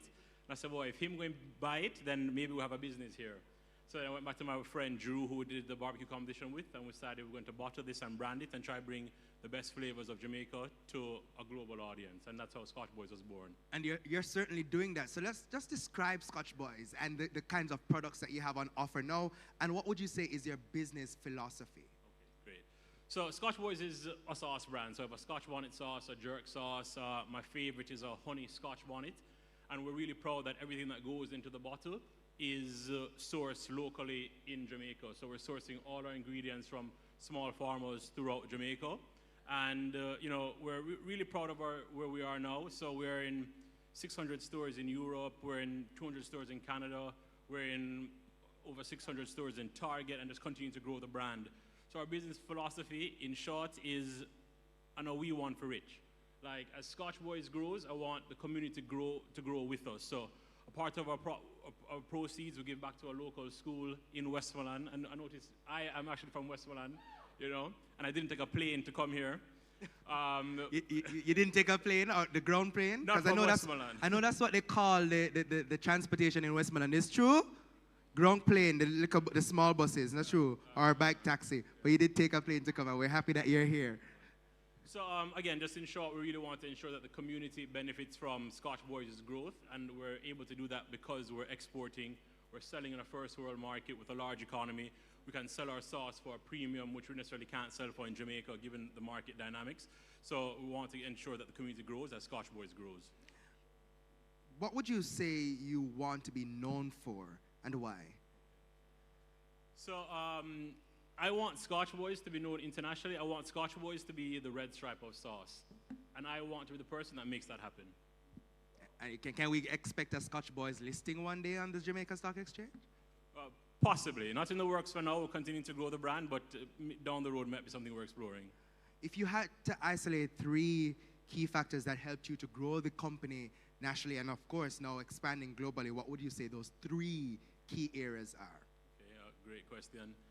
I'd say it's our branding, our storytelling, and tenacity. So we wanted to brand something that looked as great on the outside as it's represented, so it would taste as good once you tried it. So the branding would just make you want to pick it up off the shelf. We are proud of all the elements on it, from the little pepper flame in our logo, which was what we took off of the apron when we had that barbecue competition, to the small Jamaica flag, which we have on the bottle, which I had to go up to the office of the Prime Minister to get permission to put that flag on the bottle. Really thrilled about that. And storytelling. So I find that I want the bottle to tell the story, but I want to get behind the bottle and step up behind the product and tell the story, what we're doing, why this is important to us, why we're trying to, create wealth. I love what UNDP does, but all of the lofty goals, 2030 goals, all the ambitious goals, they have to be financed somehow, and that takes money. And you're only going to generate money from commerce and selling. And I would say tenacity. Not giving up. Just not, I remember I went to New York to meet with a distributor, and he sat me down for 3 hours and told me this would never work. And, now we're in thousands of doors. I've gotten the product in tens of thousands of hands, and that same distributor is calling me to say, boy, Neil, how do you get to the target? Can you give me the bus? Mm-hmm. So, I just think that the same level of thinking that got someone there won't necessarily work for you, so just don't give up. If you believe in what you're doing and it's honest and there's a path, believe in yourself. So it's, again, just branding, storytelling, and tenacity. A number of companies across Jamaica, they have products that are really good, but they've not managed to do the kind of expansion that you've been able to do. What do you think is that differentiating factor? And for persons who may be in the room with ideas that could venture out or want to venture out, what is that holy grail that would help them to make that next step? I'll say 2 things. I'll say saying no.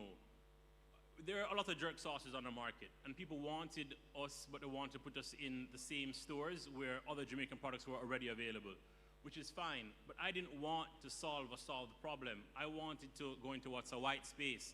So Scotch Boys wanted to brand itself and sell to a mainstream American audience because they don't have the money. So when people wanted us in certain avenues, we said no. And another huge thing that really helped us is, are you familiar with the brand Shea Moisture, the hair care brand? Yeah, man. So Richie Lou Dennis, very successful. He had Shea Moisture. He sold it to Unilever, which makes Dove soap, big company. And he took $100 million to try invest and give back in the next set of black entrepreneurs. The Scotch Boys was one of the winners of a competition called the Next Black Millionaire program, and we won a $100,000 grant, mentorship, exposure. So he always says, the revolution must be financed. The more of us that look like each other, that are successful, the better off we all will be, the more safe we all will be. And he just mentored Scotch Boys and gave us the exposure and the language to make a successful pitch to get into a major retailer like a Target. So the Shea Moisture team has really helped Scotch Boys, as well as Richie Lou Dennis's fund, the New Voices Fund. They've really accelerated Scotch Boys' growth and provided us with a platform to tell our story, that we can get into retail, that we can make money, that we can help build Jamaica. So again, that in turn, one day, I hope to repay the favor and help mentor the next crop of businesses and entrepreneurs that want to pursue their own path.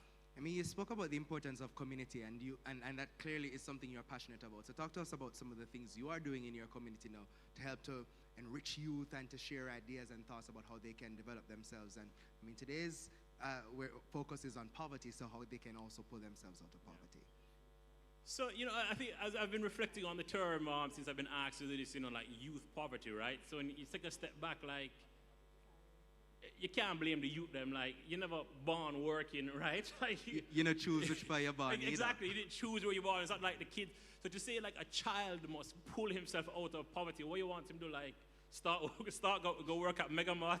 You know, it's like, it doesn't work like that. So you have to look at like what is the wider economy in which the child is born. You know, what caused the parents to have poor children.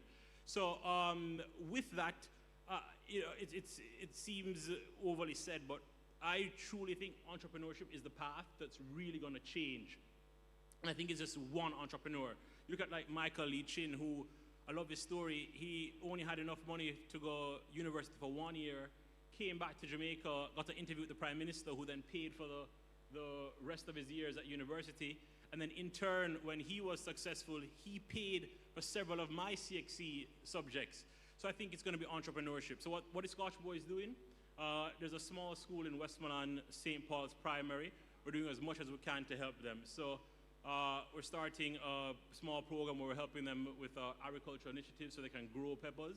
And recently we completed the building of a covered walkway for the school, because you know, the main building and the bathroom is a separate building, maybe about 300 feet apart. So when it rains, the kids can't use the bathroom without getting wet. So, you know, because of Scotch Boys' success and because of the profit, we're able to give, again, my co-founder Matthew leads that initiative, but give back to that school. We're able to cover the walkway for them, and that's really important to us. Oh, I wish we could. Of course, I see somebody itching to give a round of applause, and you absolutely can. And I hope you have a few questions to ask as well, because we're going to come to that in a moment. Why I wish we had so much more time to talk all morning. But as we look to wrap up, I wanted to ask, what if there's one thing you'd say to a budding entrepreneur in this room or in our virtual room, what would you say to them? I'd say, don't let nobody treat you like bread back.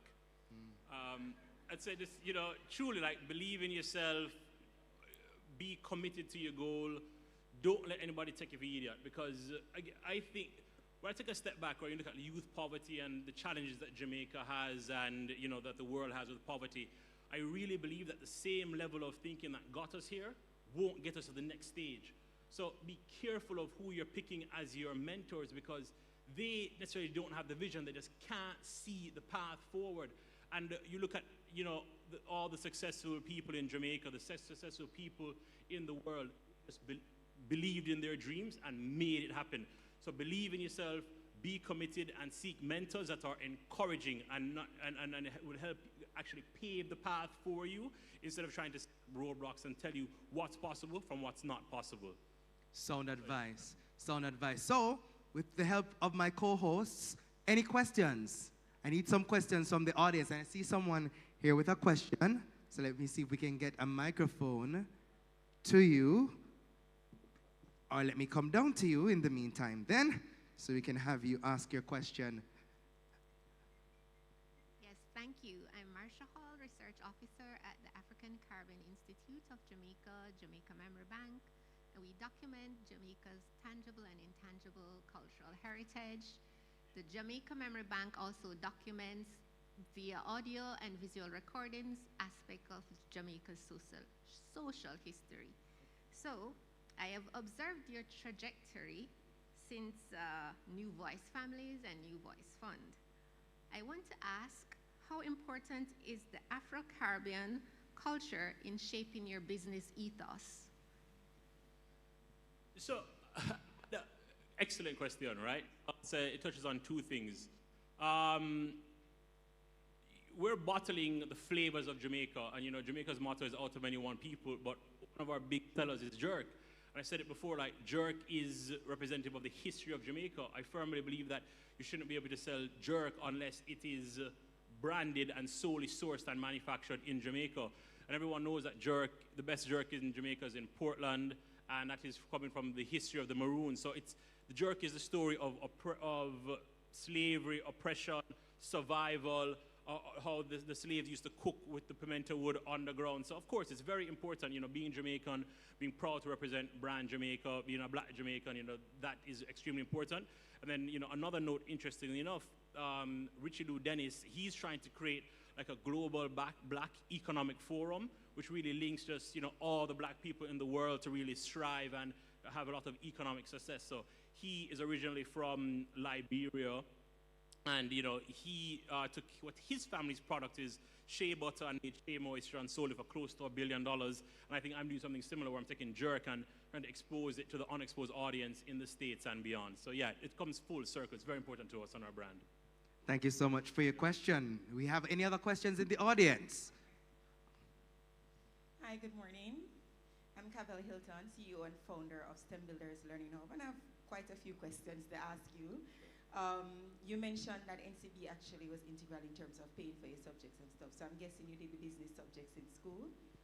I didn't do the business subject, I paid for, I think, your English and your math. Right, math and English. Oh, so what are the subjects that you actually did in school, and when did you realize that you wanted to become an entrepreneur? And was there ever a time when you thought like, wow, maybe this is not for me? And also, do you provide mentorship for young people? So at what point did I decide I wanted to be an entrepreneur? So I wanted to be two things. I wanted to be a lawyer, and I wanted to be, a runner. But Usain Bolt was my age, so I realized that wasn't the path. So after going to school in the States, I moved back to Jamaica, and I went UWE Law. And just candidly speaking, I just realized that, the salary I would have gotten as an attorney couldn't do much. It couldn't do much necessarily for me. And I ran into my UE professor, and I won't name her, but I talked to her. I was like, boy, things looking rough. Like, I forgot Norman Manley is very expensive. I'm not sure how you can do this. It's like, Neil, walk me through your plan, what you want to do. I said, I want to be an attorney. I want to help Jamaica grow. I want to create good policies. I think I have a voice to contribute. And again, I don't want to dissuade anyone from their path, but what she said to me, I'll never forget. She said, Neil, the best thing you can do for poor people is not be one of them. Yeah. So I didn't go on. I didn't go on to Norman Manley. I decided I was going to chart a new path, and luckily it has, I've had some progress. But you ask if there's any day I wanted to quit, maybe twice a day, But I want to continue winning 10 times a day, and that's what keeps me going on. And again, I have a good team. I have a great support network with my family, my friends, my co-founders. So we're all encouraging. So I've said it before, the good thing about Scotch Boys is that there are 4 of us, and luckily enough, all 4 of us haven't wanted to quit on the same day. All right, thank you so much. Mentorship, yeah, sure. So anyone who's interested in mentorship, reach out to me on Instagram at Scotch Boys. Happy to take any time to coach anyone. I've been helped, and I look forward to helping anyone else who's interested. All right, and we have one last question. Go ahead, Neville.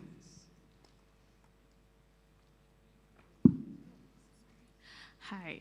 Just to piggyback off of the lady in pink's question, as a young person that grew up poor, how would you, as a established businessman, say the best way forward for a young person to get out of poverty? Because I can say for myself, a lot of people here might be the first to be the one to step forward and initiate the process of building generational wealth. So what would you as an established businessman say is the best way forward for them? You said that the best thing you can do as a person in your position is not be a poor person. So for me now, who don't have it right now, how would I become, no longer poor, so to speak? What are you doing right now? I am a nursing student at NCU. Okay. All right. So it is difficult. The one thing that I found that worked for me was I tried to be better than everyone. So I didn't go from a rich family by any means at all, but I always found I was sharper than everyone else because I was always reading, I was always trying to be better, always trying to be smarter. So when opportunities came, I was able to take advantage of them. That's the one thing I would say. You have to be sharp. You have to study because, quite frankly, one of the challenges we face in Jamaica is that a lot of fronting go on. When good opportunities are available, you know, we're not really operating on a pure meritocracy. It's, you know, who knows who. But if you are by far a standout in your field, you're better than everyone else, opportunities will arise. And I do feel that there are still opportunities where you'll be tapped on the shoulder if you're the best in your field. All right, thank you so much for those very, very profound words, Mr. Neil Hudson from Scotch Boys. Ladies and gentlemen, give it up for him, sharing some very profound thoughts. And of course, you'll be here throughout, so of course you'll be able to interact with him and hear lots more. You can ask questions and so on, but thank you so much. And for those of you online, I don't see those questions yet because I guess you have too many to ask. So when you get the chance, go ahead and send them in the chat, and we'll of course get them to you. So here's what's going to happen. Before I get into our next step, I know many of you must be wondering, where's the Wi-Fi password and how Javon give me it? So not to worry, I have it for you, and I see the team from Jutz here, so very special welcome to you. So you want to go ahead and head to your connection, and you look for the Jamaica Pegasus -banqueting. So that's the router name that you're looking for. And once you get there, it will take you to, and it will automatically take you to a website, and you're gonna put in the username unit23, that's unit23. Are you there with me? Sorry? Oh, so it's all common, no caps. No caps. So you're there with me? So we're looking for Jamaica Pegasus -banqueting. And then your username is unit23, that's unit23, and it is not, there's no capital letter in there, and your password is also unit23. So you can get connected and online to share using our hashtag today, which of course is #EndPoverty, #EndYouthPoverty, as well as #ReadySetGreatUNDP. We have it? We're good? We're ready? We're set? We're great? And we're going to be even greater today. All right, so here's the thing. Many of you said you want to be networking today, and now is the time for that. So at this time, ladies and gentlemen, you're not going to, I know you've gotten comfortably in your seat, so we're going to uproot things for a little bit at this point. And my co-hosts are here looking and ready to help you, because you're going to move from your seat and you're going to get to know some other person. You're going to bring your notepads with you, have your notepads armed and ready. And what's going to happen is that we're going to have about 4 60-second periods, 4 60-second periods that we're going to move around, and you're going to get to know someone. And you have to know them name, yes, something else about them, and probably one thing that they are looking forward to the most from today's engagement. Enough things me ask when I forget, don't. And on a bright, so now go get it. And for those of you online as well, you're going to move around the chat, you're going to go in and you're going to engage with people, because you need to also know people as well too. As I said earlier, you never know who will come in handy, and networking is a very important part of how we can collaborate as people. So at this point, you're going to have 4 60-second periods, and each of you are going to move around from your table. You're going to get to know someone else, and in that 60 seconds, as I said, 4 60-second period, which means in each of the 60 seconds, you're going to get to know somebody new. Are we clear? So I know we have the timer, and the timer is set and ready to go. Once the 60 seconds is up, we're going to move to another table. So we have our notepads ready. We're going to get to know someone. And of course, I want to say a special shout out to our team from the Leicester Listomere Gilby School for the Deaf. And they're going to also move around and engage. All right, so 60 seconds on the clock now. First 60-second period going. And once the timer goes, it's your time to move. So 46 seconds and counting remaining. Once we get to our 4th 60-second period, we're going to have our co-hosts engage and hear from you what you've learned. I'm going to take 4 of you, and I want to find out what you've learned about your personnel on the ground.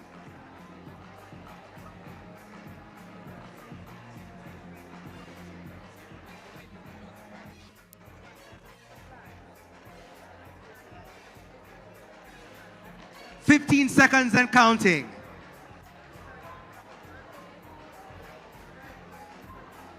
Where's the notepad? Try and make sure you remember, because I'm going to quiz you in particular. A joke.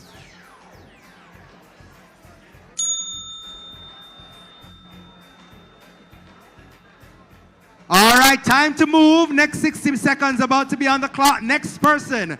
Make your way to your next person. Break it up, break it up. So next person, you're going to move along. Another 60 seconds on the clock. We are ready to go. 58 seconds and counting. So 2 more 60 seconds periods to go. And then we are going to hear from 4 of you about what you've learned about at least one of the persons today and what they are looking forward to the most from the engagement.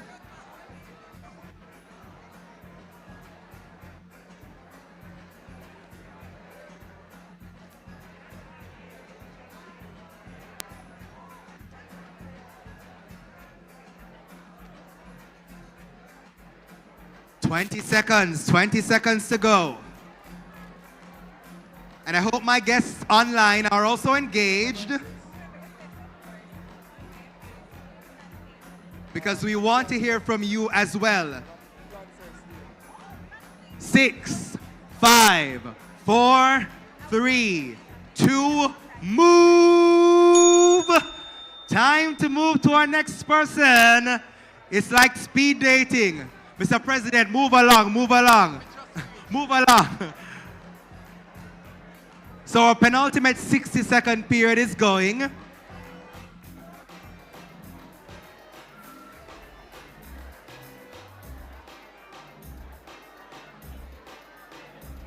And just to note, I'm looking in the chat and I'm seeing a number of comments, and let me share those in the meantime. So I see Shadeen shouting out, Lanicia. So Lanicia, you have someone shouting you out in the chat. Bridget Barr is saying that she loves to see young people leading the change, and we're happy to be here engaged in that. Susan Small says she's from Jamaica, looking forward to a wonderful day with 15 seconds on the clock. So the last change is about to take place. 8, 7, 6, 5, 4, 3, 2, 1, and change. Mix, mix, move, mix, change, mix. 1 more minute on the clock, and then we're gonna wrap up the speed mixer, as I'm calling it now.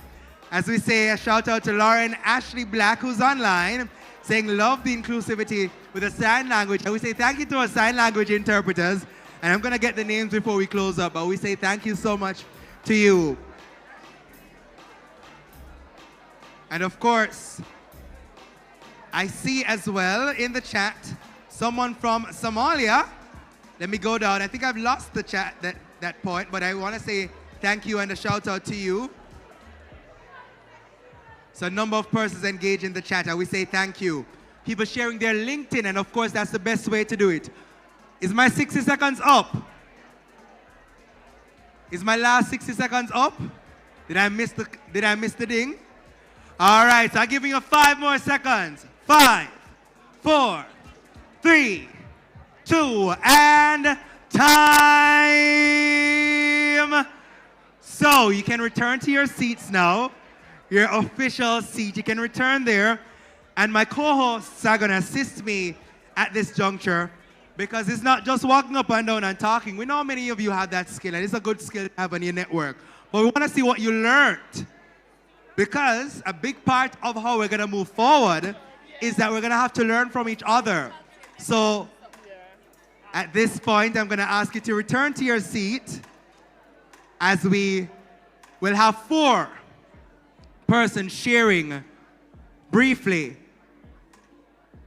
something that they've learned about one person. So you're going to give us their name, where they're from, and what they are looking forward to, or whatever it is that you want to share briefly.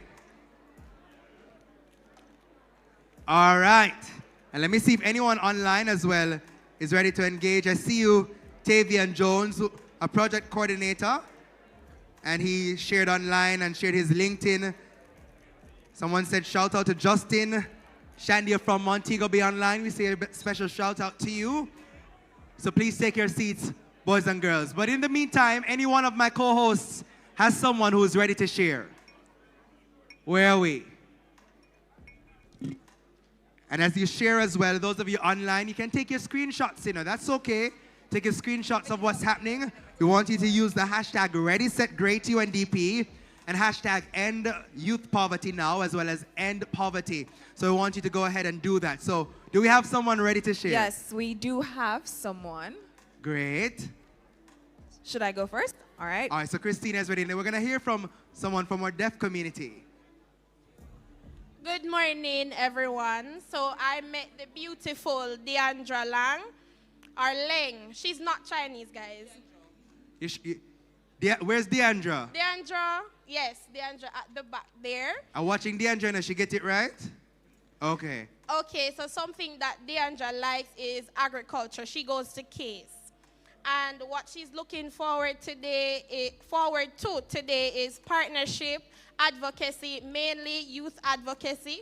She was a part of the Jamaica Youth Advocacy Network. All right. I was almost ready to say you're giving us the full resume. Well, congrats. Give yourself a round of applause. Give her a round of applause. She has it. So let's hear from a member of our deaf community.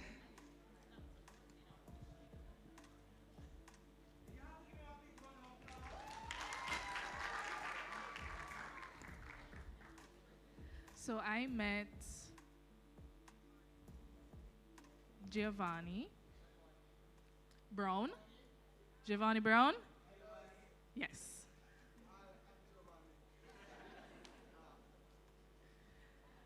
He's a pastor at Manchester Seventh-day Church, Seventh-day Adventist Church, in Mandeville, sorry.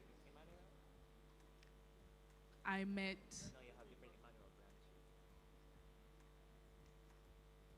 Judine, and that person is from Immaculate Conception High School.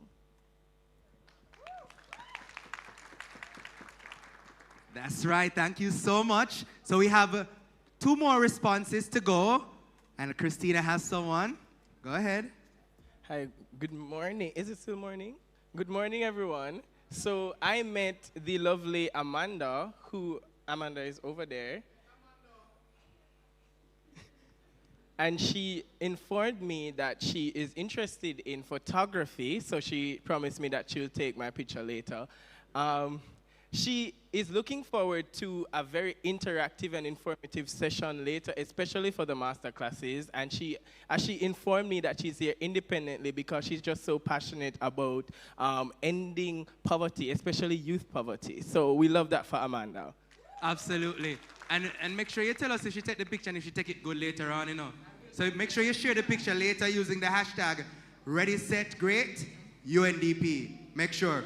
All right, so we have our final comment. One tight one very succinct one. So penultimate and then one more. Okay, so I met someone, his name is Jamoy, and Hi, Jamoy. Jamoy. Hi, nice meeting you. Okay, so he said that he's looking forward to learning how to start a business, and he also said that he loves to play football. So nice meeting you. All right. Hello, good morning. So I met Michaela. Here's Michaela. Michaela, stand for us, please. Yes. And about her, she's from the Listener Mayor Gibla High School. Listener Mayor Gibla. No worries, no worries. Okay. And what she expects from this is how to end poverty and also how to own her own business and travel.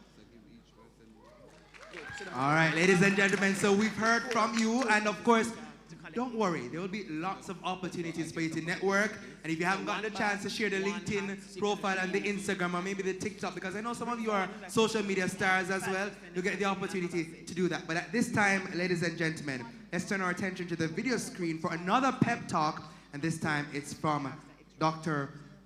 Holger Henke, and he's the director of, this is the director of the Salises at the University of the West Indies, Mona campus.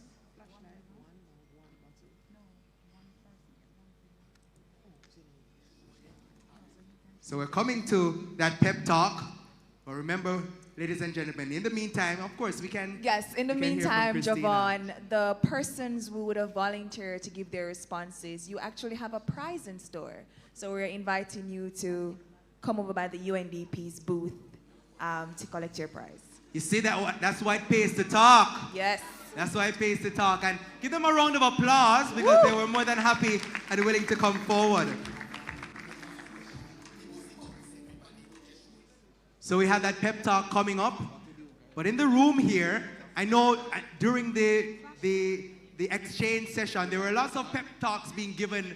You know, I heard some people sharing profound quotes and experiences all in that small time. But I'll tell you, ladies and gentlemen, that it's very important for these kinds of events for us to share with each other, because you never know how sometimes in our own spaces we're doing something and you might have a little bit of a gap.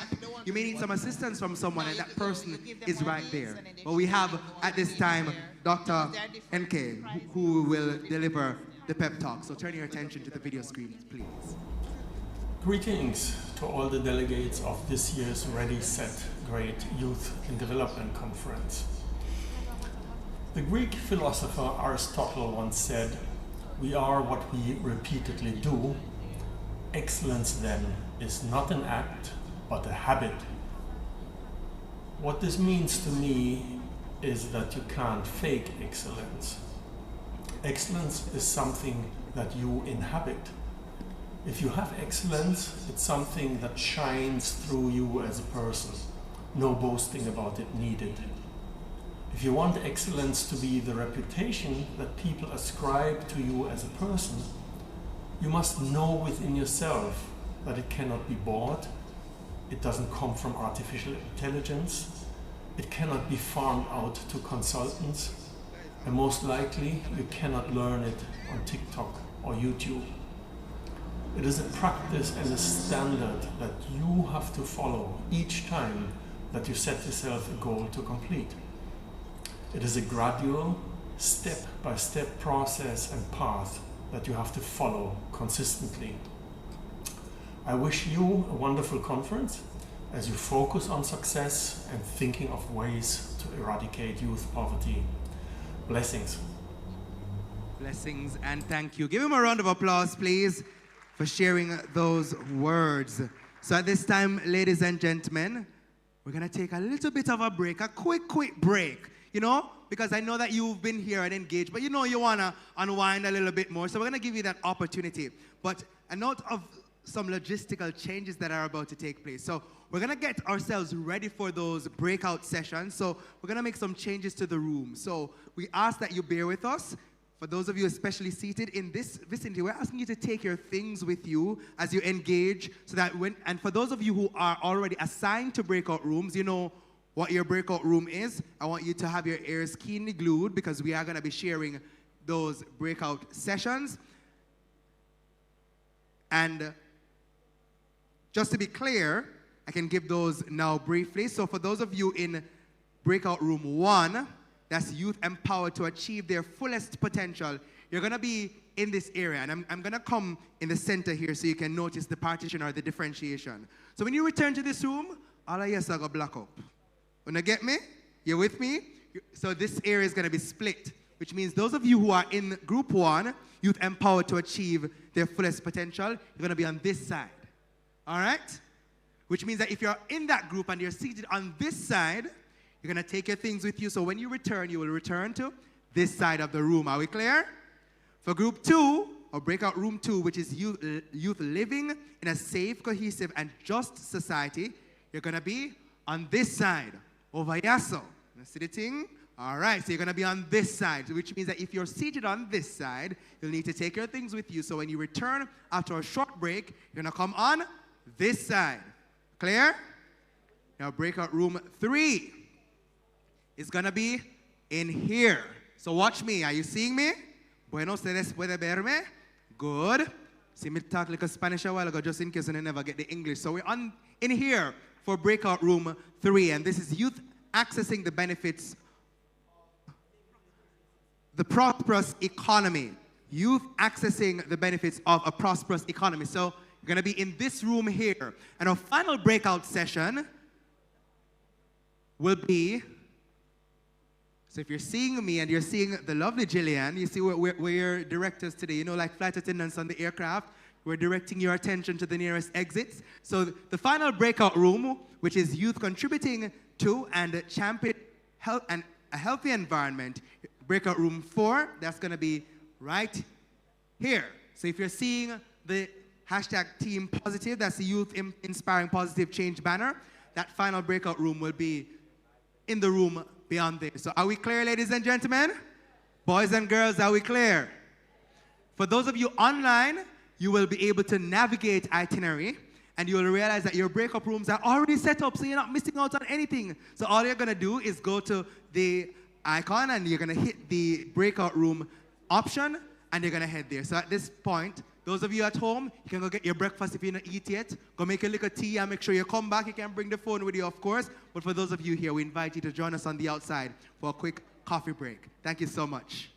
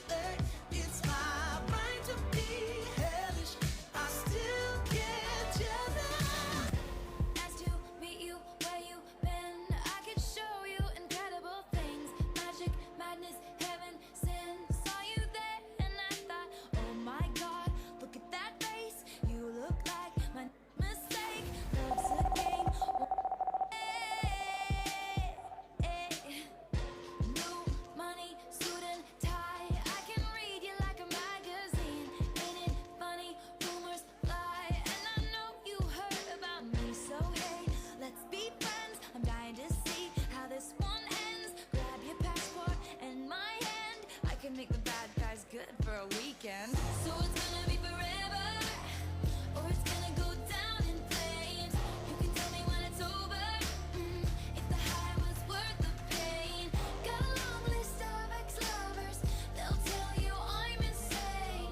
'Cause you know I love the players, and you love the game. 'Cause we're young and we're reckless, we'll take this way too far. It'll leave you breathless, or with a nasty scar. Of ex-lovers, they'll tell you I'm insane, but I got a blank space, baby. Baby, I'm hypnotized. Likewise, I'm so surprised. Crystal skies, I could show you incredible things. Stolen kisses, pretty lies. You're the king, baby, I'm your queen. Find out what you want, be that girl for a month. Wait, the worst is yet to come. Oh no, screaming, crying, perfect storms. I can make all the tables turn. Rose garden filled with thorns. Keep you second guessing like, oh my god, who is she?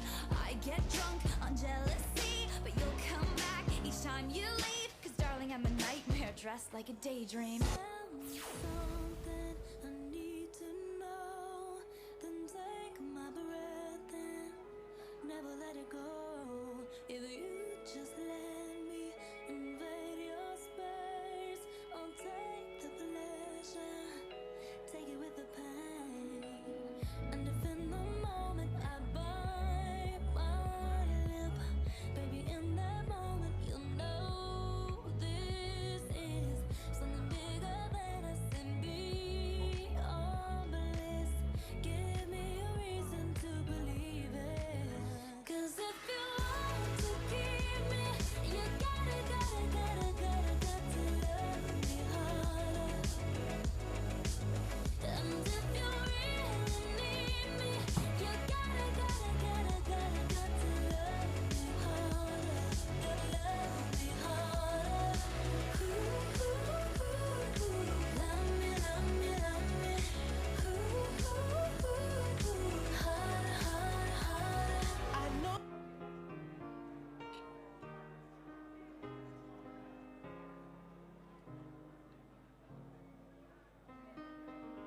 Right from the start, you were a thief, you stole my heart, and I, your willing victim. I let you see the parts of me that weren't all that pretty, and with every touch you fixed them. Now you've been talking in your sleep, oh, things you never say to me. Oh, tell me that you've had enough of our love, Just give me a reason, just a little bit's enough.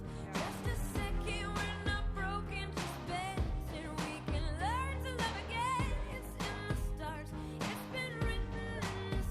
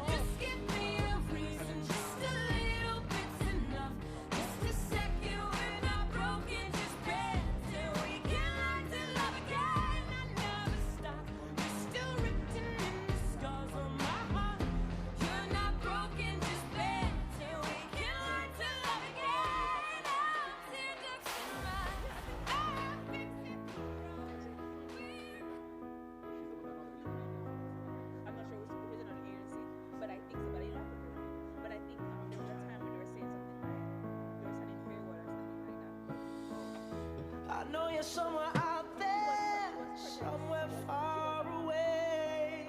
I want you back. I want you back.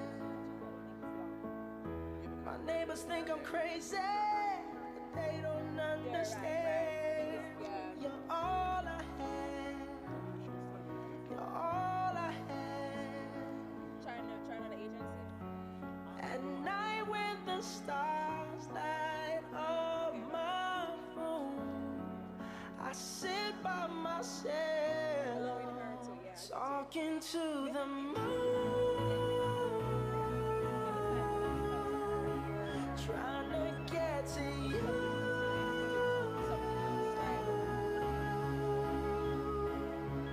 In hopes you're on the other side, talking to me too. Or am I a fool who sits alone, talking to the moon? Oh, I'm feeling like I'm famous, the talk of the town. They say I've gone mad. Yeah, I've gone mad. But they don't know what I know. 'Cause when the sun goes down, someone's talking back. Yeah, they're talking back. Oh, at night when the stars light up my room, I sit by myself, talking to the moon, trying to get to you.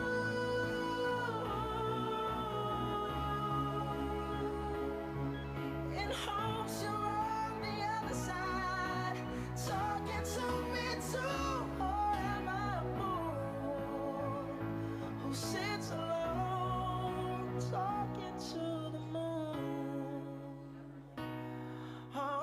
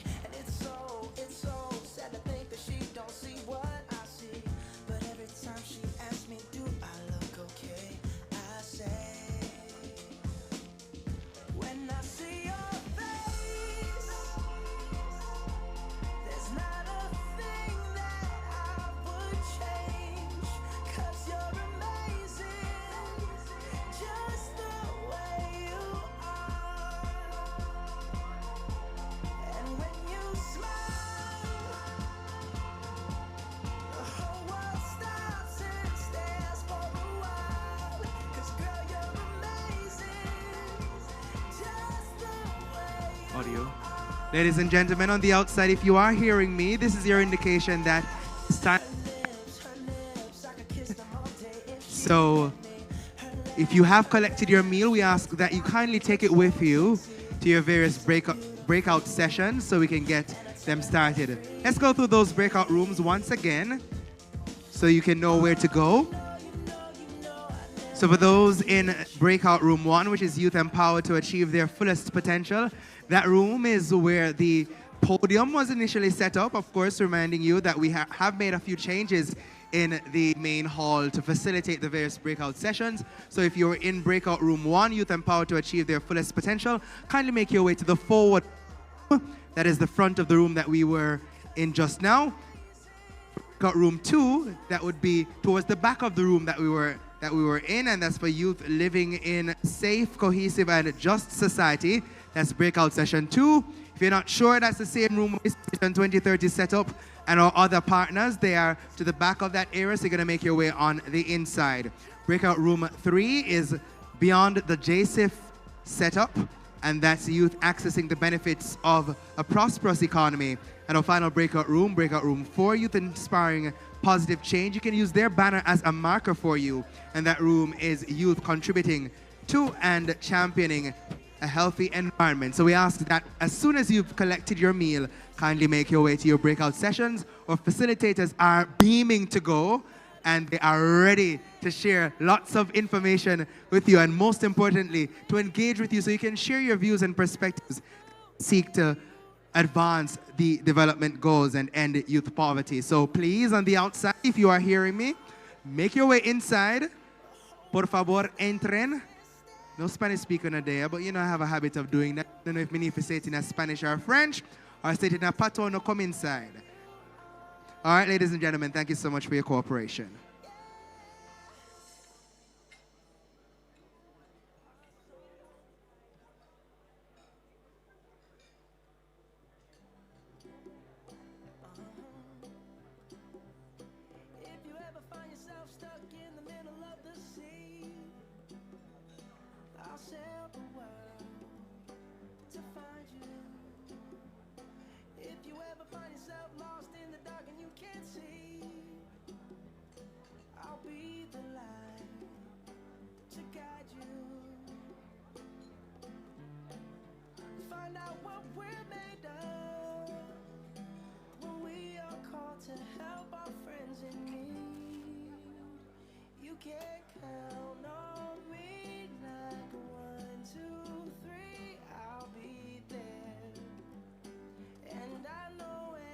Just to note, ladies and gentlemen, our sessions are ably guided by our moderators. And again, a reminder to you on the outside, if you have collected your meal, kindly make your way on the inside so we can get the sessions off and running. Session 1, Youth Empowered to Achieve Their Fullest Potential.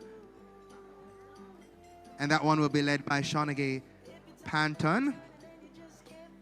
And that will be to the forward of the room. Breakout room 2, Youth Living in a Safe, Cohesive, and Just Society will be led by Jamaro Marvel. He is the UNDP Youth Trailblazer. He's from the UNDP, rather, and he'll be ably assisted by Youth Trailblazers Neville Charlton, who is the founder of Youth Inspiring Positive Change. And of course, the session will take place in the same room, but of course, towards the back of the... And you will see the already established. Session 3, moderated by Janine Shepherd, assisted by Youth Trailblazer Shamar Wedderburn, and this one is Jamaica's Prosperous, looking at Goal 3 of Vision 2030. And our final session, which will take place in the room just adjacent to the Youth Inspiring Positive Change banner, so you want to make your way in there now, will be moderated by Carrie Ann Willis from the UNDP and assisted by our Trailblazer Eleanor Terrelong. So kindly make your way on the inside.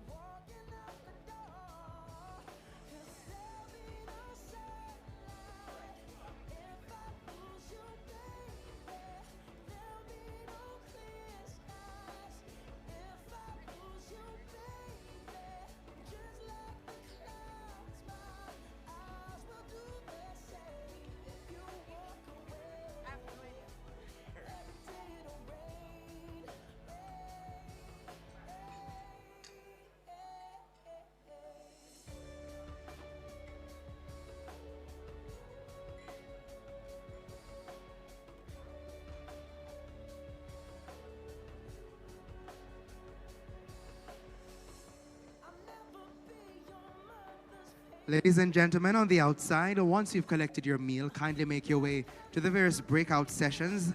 We are eager to get them started, and we know you are eager and excited to begin also, so please make your way on the inside. Again, breakout session 1, led by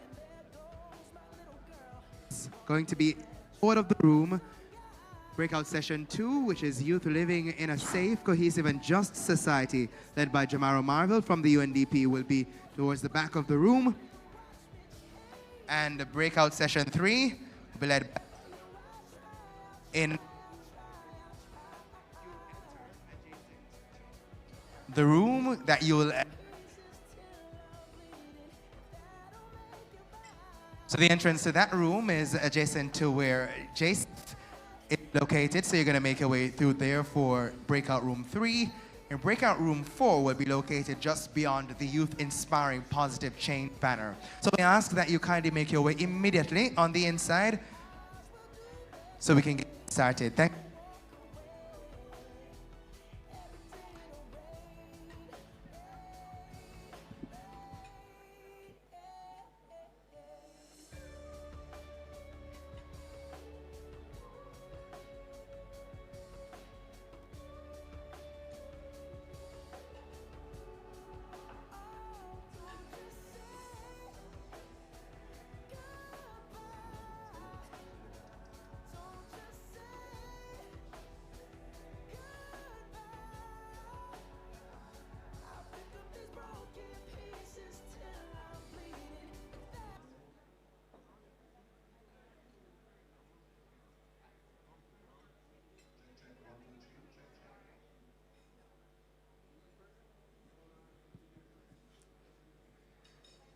Hi, I was about to say good afternoon, but it's still morning. So good morning, everyone. Welcome to session 1. I am, of course, Shoyege Panton. I am a program officer for policy analysis and coordination at the Planning Institute of Jamaica, that is the PIOJ. So we're going to get down to business now because, as they said earlier, we have a lot of work to do.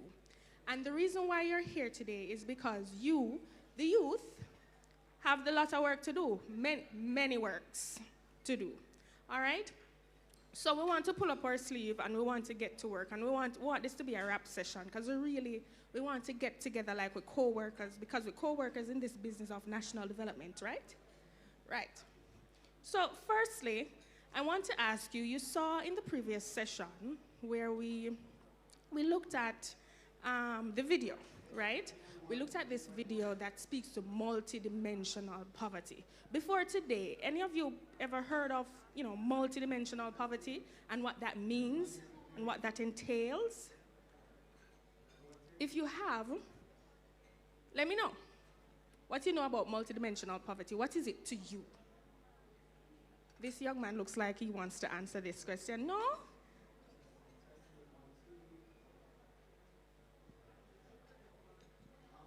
Good morning. I think it means that it is not only geared towards financial poverty, but also environmental poverty. For example, in the video you showed where some areas were prone to flooding, it also relates to food poverty as well as health poverty. So it doesn't necessarily revolve only around the financial aspect that is normally associated with poverty. That is absolutely correct. So when we talk about multidimensional poverty, we are looking at different aspects, not only speaking to income and, income and consumption. So we're also looking at health, access to health services. We're looking at education, right? Access to education. And even more so now, when we're talking about multidimensional poverty, we are looking at access to your standard, we're looking at your standard of living, and we're looking at access to potable water, right? Does the water come to your house, or you have to go to a little stream where the water kind of dirty? And that, of course, influences your standard of living. We're talking about whether or not you have electricity, right? We're talking about, even more so now in this digital world, we saw what COVID did and how COVID disproportionately affected those who didn't have access to internet. Right? So those are some of the things that we're looking at when we're talking about multidimensional poverty. We're talking about multiple dimensions, right? All right. So now that we have that understanding, remember, we get into work, guys. We hope you come and your belly full. You see, we feed you first. We hope your belly full because we are ready and raring to go. All right? So the next thing that I want to ask you is that, so based on our own context in Jamaica, we know our cultural context here in Jamaica. Based on that context, are there any other measures of poverty that you would include beside income? Of course, we saw income, which is the economic aspect of it. Would you include anything other than income, health, and education, and living standards? Is there anything else that you'd want to be included as a part of the multi-dimensional aspect of measuring poverty?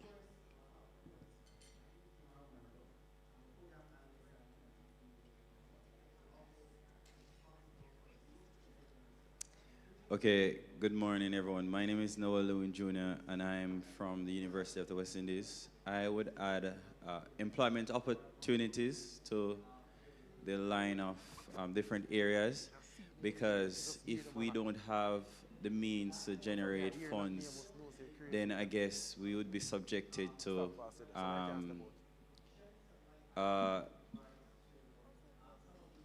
low standard of living, basically. Thank you very much. So yes, essentially, your economic empowerment is dependent upon your ability to earn, and your ability to earn is dependent upon your level of education, of course, your training, and access to, of course, those different opportunities. Yes? Am I right? Sound good?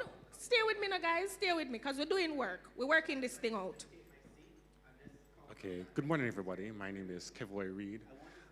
Another aspect I'd like to add is access to safe, affordable, and efficient transportation services. I think that's another key aspect of measuring poverty as well. Absolutely. Because when we think about transportation services, we also have to think about access. There's this word that we throw around, access. Access to healthcare can also mean, it's not just that you don't have the money to pay for the healthcare. It can also mean that you're living in a remote rural area and the bridge mashed up from last year and the road full of rut, and you just cannot get to the health center when you have an illness, right? So access to those things, of course, have to be included. I think the main thing that really measures poverty at its core is something that I don't think many of us really think about, is accessing opportunities. Look at it. Getting the right job, knowing the right people, going to the right organization, going overseas, going to a prestigious university, doing all of those things. Those are getting the right opportunities. And let's face the truth, not many people get the right opportunities here in Jamaica or the region. They are often left out, ridiculed. They are often segregated. So we have to focus on giving everyone the right opportunities, because that is a key measure against poverty. And I'm doing that. Follow opportunities for Caribbean youth and ID, I'm doing that. It gives persons jobs, scholarships, internships, fellowships, and also expose you to the region and beyond the region. We're not limited to Jamaica. We're not limited to the Caribbean region. We are phenomenal. We are global. We are fierce. We are not limited to anything. Once we're exposed to opportunities, we are educated and inspired for more. We can change our narrative. Give the man a round of applause for me, please. Hey, input in, plug, All right. So, guys. Oh, so sorry. Good morning, everyone.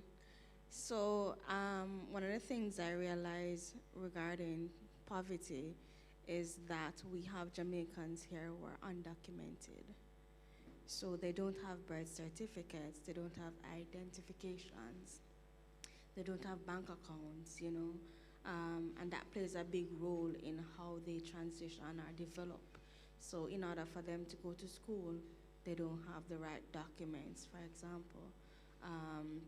I remember back in the days, persons could be admitted in a primary school with immunization records.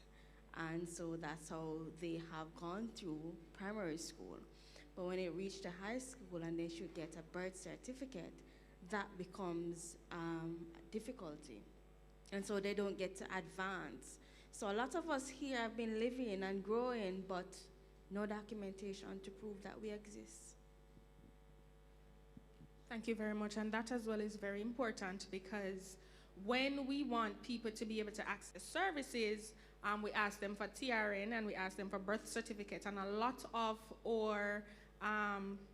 of citizens are unable to access services because of that exactly. Let me just speak to this gentleman and then I'll come right over to you. All right. What I believe is, I believe that mental and emotional instability can also relate to poverty. Because sometimes as individuals, if we're not mentally and emotionally stable, you might see the opportunity in front of you and do not know how to grasp it. If you're not able to build yourself, build your character, because your emotional stability has a lot to do with your character, and you choosing to go on a path that is right for you. Many times you would have persons who are in the executive world who are emotionally and mentally unstable, and as such, they have not attained the right life that they would want to be. And they too become hurters, or they become somewhat the bridge that isn't allowing person to be who they want to be. They become the factors for other persons who want to go forward. So I believe that without you having a proper self-worth, proper image of yourself, no matter the opportunity that might come about, you will not be able to grasp it. And that will cause us to stay in poverty. Absolutely, and that is one of the main generators of intergenerational poverty, because what we have is sometimes persons who, as he said, you lack self-esteem and that self-will to go beyond circumstances.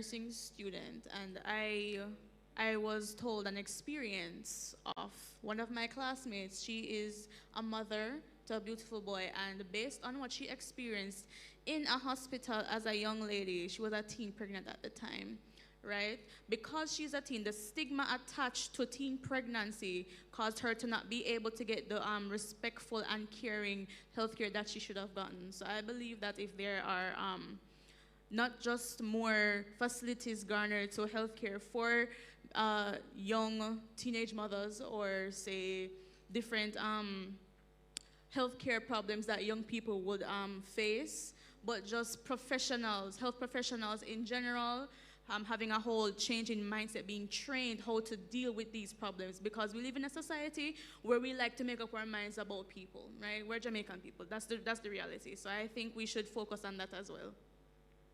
Absolutely, and I believe there is also, other than just the physical care that that mother would need, the support, the psychosocial support that she would need in that regard as well.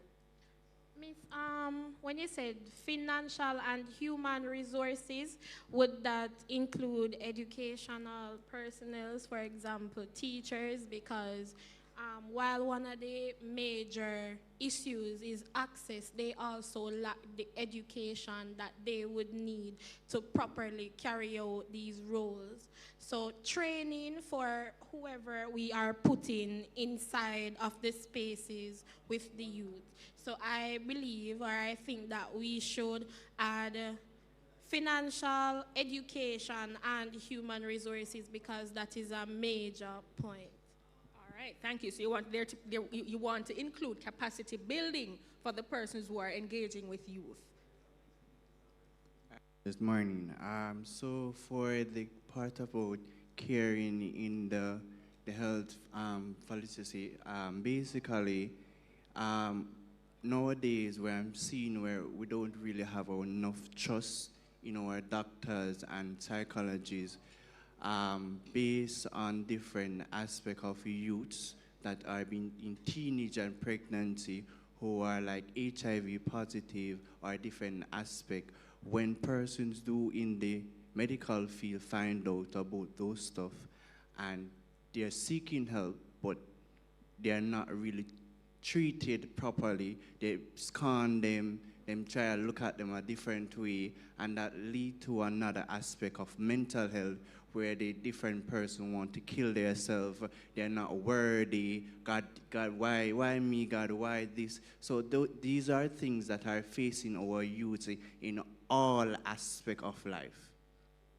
Absolutely, and I feel that empathy, training in empathy is what we need to include, capacity building in empathy, and just, okay, so you have the professional knowledge in healthcare, but also how do you approach your clients, right? So that needs to be included as well.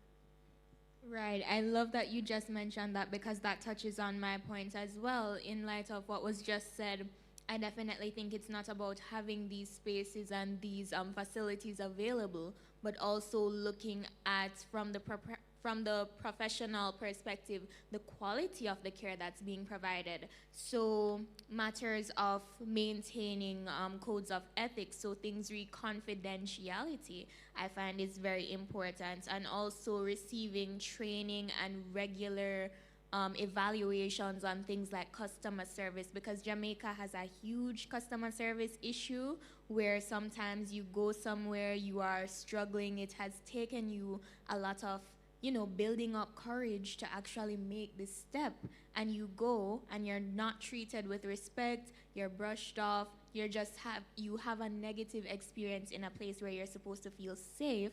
So I definitely think that investment needs to be made into not only providing mental health and psychosocial support services for young people, but also looking at the professionals and ensuring that they are competent in the sense where they are providing the most quality care for patients, clients, customers, so that they feel safe and that they're able to open up and actually internalize and receive the treatment that they need.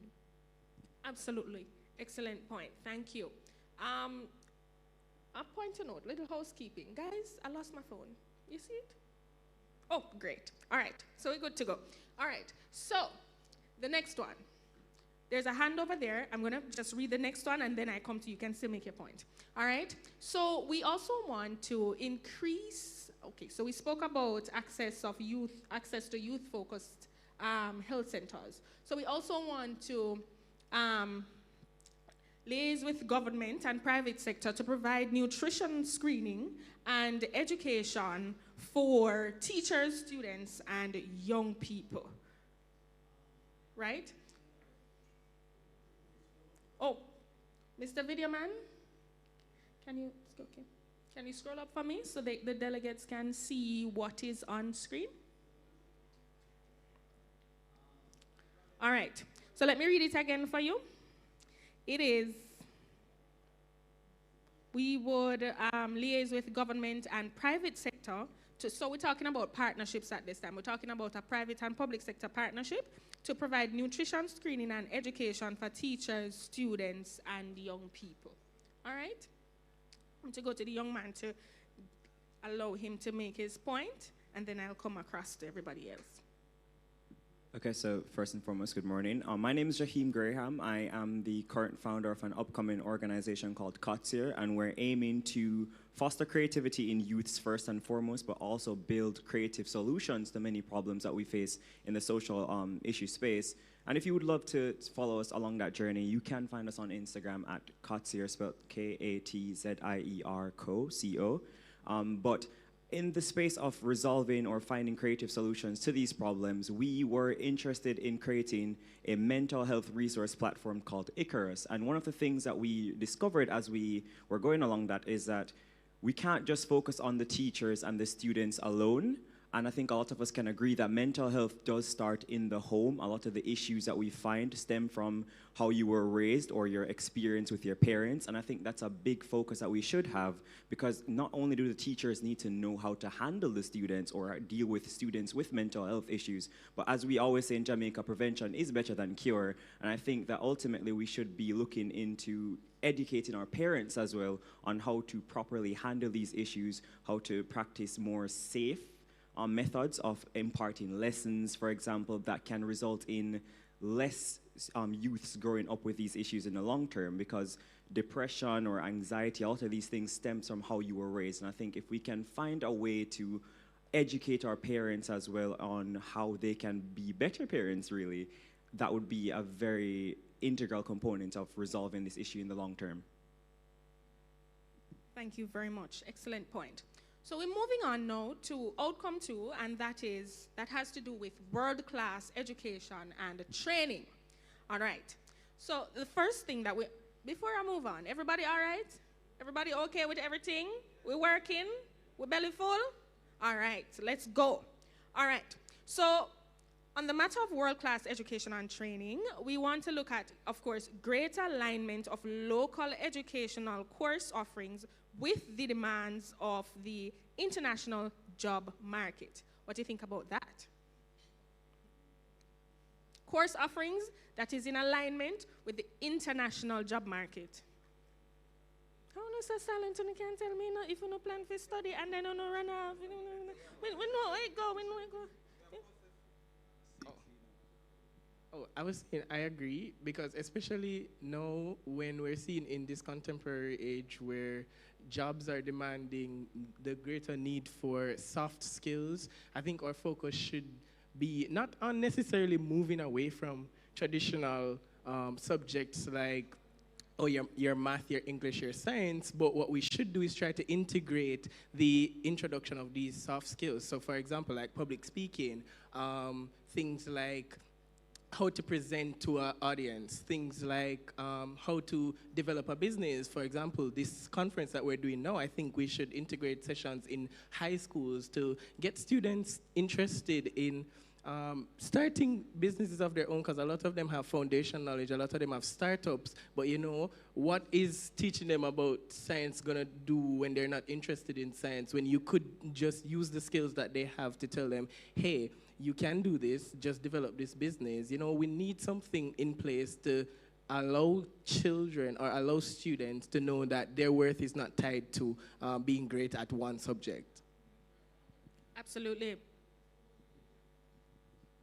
So, good morning, everybody. My name is Kimberly Black.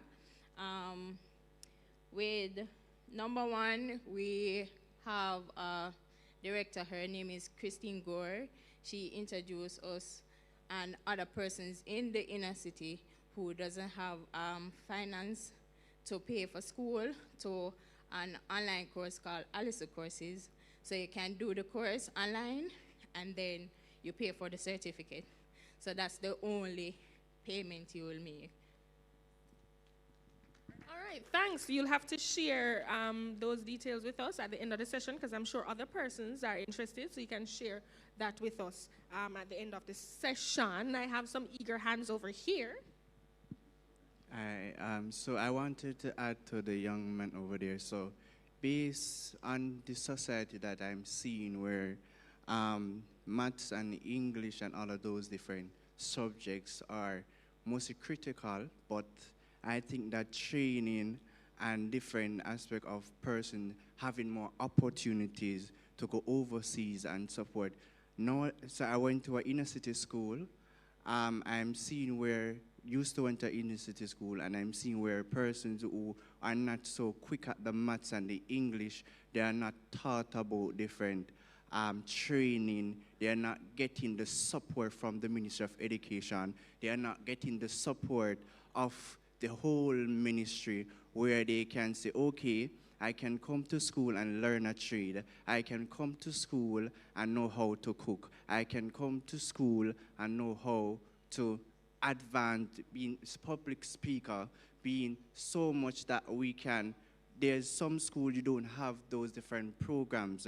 Some school don't really have the help, and it lead on the student themselves to go out and try to find the necessary help. And also some of them really, they don't have the necessary help, so they drop out of school and being criminals or being different stuff.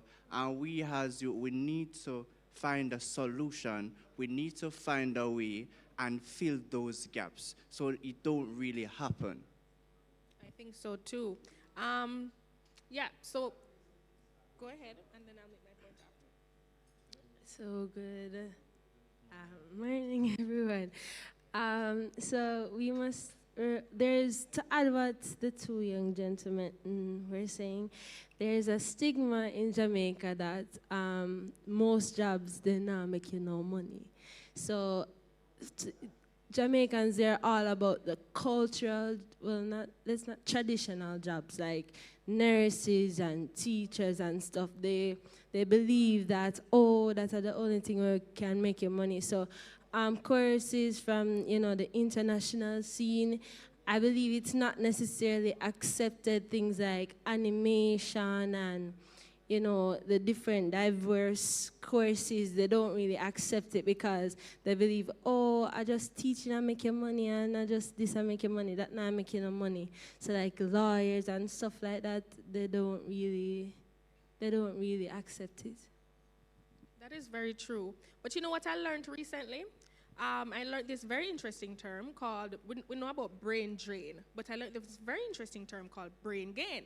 So when we talk about alignment of local courses to the international market, if a lot of persons, because they're unable to perhaps access certain employment opportunities here, they go overseas. We know that is the truth, right? And we call it brain drain.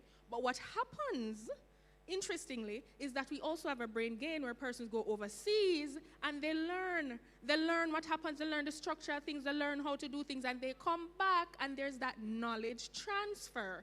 And that is how we benefit from a brain drain turning into a what? Brain? All right. Morning, and I think you kind of took my point right away just now. Greater alignment of local education, of course, offerings that demands of international job market. It has the potential to do both good and bad, as mentioned. So if we align the resources to international demands, we are essentially preparing our persons to go overseas and they can integrate and assimilate easily. The downside to this now as well is that if we're equipping our local workers with all the resources and the skills just to enter an international job market, we're essentially pumping local resources to essentially amplify and build another country. Because I'm telling you, If, for example, we have, and we see it here in healthcare as well as the teaching profession, if we're equipping our teachers, our doctors, our nurses with all of the qualifications and the resources to integrate in an international market, most of them don't come back. It's just fact. All right, so last point on this one, because we still have quite a bit to get through. Thank you. All right, so for me, this really hit home as an agricultural student. If, for example, the government was to place greater focus on educating the youths about, more advanced agricultural practices, this could, encourage more young people to get into agriculture, which, is a very fundamental part of our society. What am I saying? It's not just pickaxe to lift up dirt anymore. We have new things like drones that we can use to, water the plants or spray chemicals, which in itself, a lot of our forefathers or even our parents have gotten ill as a direct result of, the different pesticides and herbicides that they are exposed to on a daily basis when they're planting. So I think emphasis should be placed on this, naturally, because it's not just the pickaxe to lift up the dirt anymore. We have new technologies, new agricultural practices, climate-smart agricultural practices that can, give us great reward, great yield in terms of produce, and yeah. Absolutely, excellent point. And I know we're moving towards hydroponics, which is a pretty buzzword all around, and a lot of persons are learning about hydroponics, but we also have things like use of robots in agriculture, temperature and moisture sensors. We're talking about GPS technology and all of that in agriculture. So I hope we're capturing that to be a part of the discussion. Let me just go ahead and read into the next sentence, which looks at developing a central platform or site for the publication of private and public sector education scholarships. All in favor, say aye. Aye. All right. So we're getting through that one pretty quickly. And we also want to promote youth entrepreneurship in schools through clubs and school curriculums as a viable career options. I know there's always a lot of talk about financial education in schools, but we're also moving now to entrepreneurship being taught in schools. Anybody used to sell sweetie and bam bam when they're in a high school and them tell them, say, no, don't do it, it's against the rules. So we're not necessarily saying start up a big sweetie bam bam tuck shop business in the people in classroom, but we are talking about learning about how to manage a business as an option to you, to a means of income, right? So there was a point somewhere. Good morning. My name is Jesse Aarons, and I'd like to touch a little bit on the point that he made about agriculture and it not being recognized. And similarly, the city and guild subjects that students are now pushed to do, I realize that more often than not in Jamaica, those subjects are not very recognized by the companies that they can try to work for. Most of these companies will pay more attention to the CSEC subjects and disregard all the city and guild subjects that the students will work hard to pass. And I believe that raising awareness of the significance and relevance of city and guilds and its subjects is a very important aspect and something that we should also try to focus on. And yeah, that's... Excellent point. You can go ahead and applaud him if you'd like to. To build on the point of agriculture, I think it's important to integrate these new technologies and innovations into this sector. But it's also important to keep the knowledge that we had, the traditional knowledge, all the years that the farmers learned and the crops and everything that they know, we can't just put it out of the window. And same goes for other sectors. We have a large data set of what works, what doesn't work. So we need to remember these things when incorporating in new technologies and in new innovations to see how we can actually adapt and make something successful. Absolutely. Integrating indigenous knowledge systems with future technologies is an important aspect because we're building on what, we're not reinventing the wheel, we're building on what we already know. All right? So the next point that we have is to expand the reach of career fairs to underserved communities and rural areas. So we're talking about all career fairs, or we're saying, rather, that all career fairs should also direct attention at emerging sectors and jobs and the related academic requirements. How we feel about that?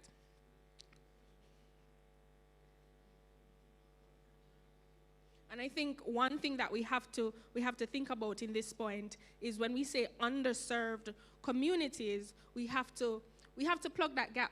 We have to kind of do some work to ensure that those underserved communities get served, because we are here in the business of leaving no one behind. My point was old because you can't. Oh, my point was related to number 4. Good morning, everyone. I'm Daniel Jordan. I'm a youth advocate with UNICEF. It's on my shirt, so you can see it. I think one of the things that schools need to do is utilize the fact that students are natural hustlers. I feel as if we're always going into schools and pushing these entrepreneurial courses to the students and these, 30-minute to 2-hour seminars talking about, oh my gosh, this is what you need to do. Like, they know. They're more than aware on how to run a business because of their own personal struggles. Like, they didn't have a choice but to learn how to run a business. So I think it's not just teaching them how to run the business, but taking advantage of the fact that they already know how to do it. Because you're giving them the tools that they already know how to use, but it's giving them the tools to do it within the school space. Because now it's, quote unquote, illegal within the school space. So, for example, you have a problem with hair, how students do their hair in schools. So Janet is a student and she does hair on the side. Send the students to Janet to go get her hair done, who is also a student, kind of just instead of undermining students who already know how to be independent in terms of running their own business. It's utilizing them. All right, you can visit Janet's studio outside of school hours, right? Right, absolutely. And I think in terms of entrepreneurship in schools, that what we're really talking about, because I heard something, or I saw it in the news recently, where they said there's a difference between a hustler and a business owner, right? So what we know a lot of hustlers, and they're largely a part of the informal economy, and we want to have them, of course, we want to teach them how to, start up, do a business plan, because you need a business plan to access credit, and how to, access grants, find grant funding and that sort of thing. So it's a part of all of that being included in that particular point. All right?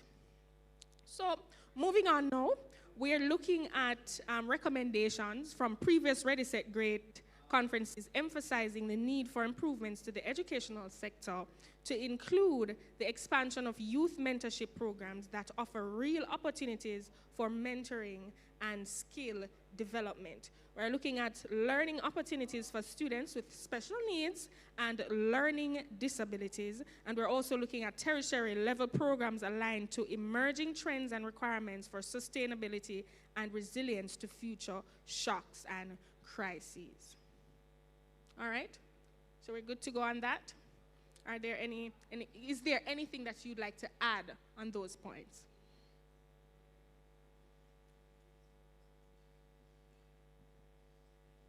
Not on that point specifically, but on the previous point where you mentioned the career fair, I think that is important, but also we need to address the issue that not all young people know to put together a good resume, a good cover letter, or put themselves in a professional capacity, because they probably weren't taught that in schools. They don't know what to do. We just expect them to know what to do, but they don't really know what to do. So in addition to career fairs, I've realized that Grenada have been doing an excellent initiative for youth where they go around different schools and help them, all-day trainings, help them to put together a good cover letter, a good resume, bring themselves as professionals in the space, because yes, you're young people, but you're also a professional in the space.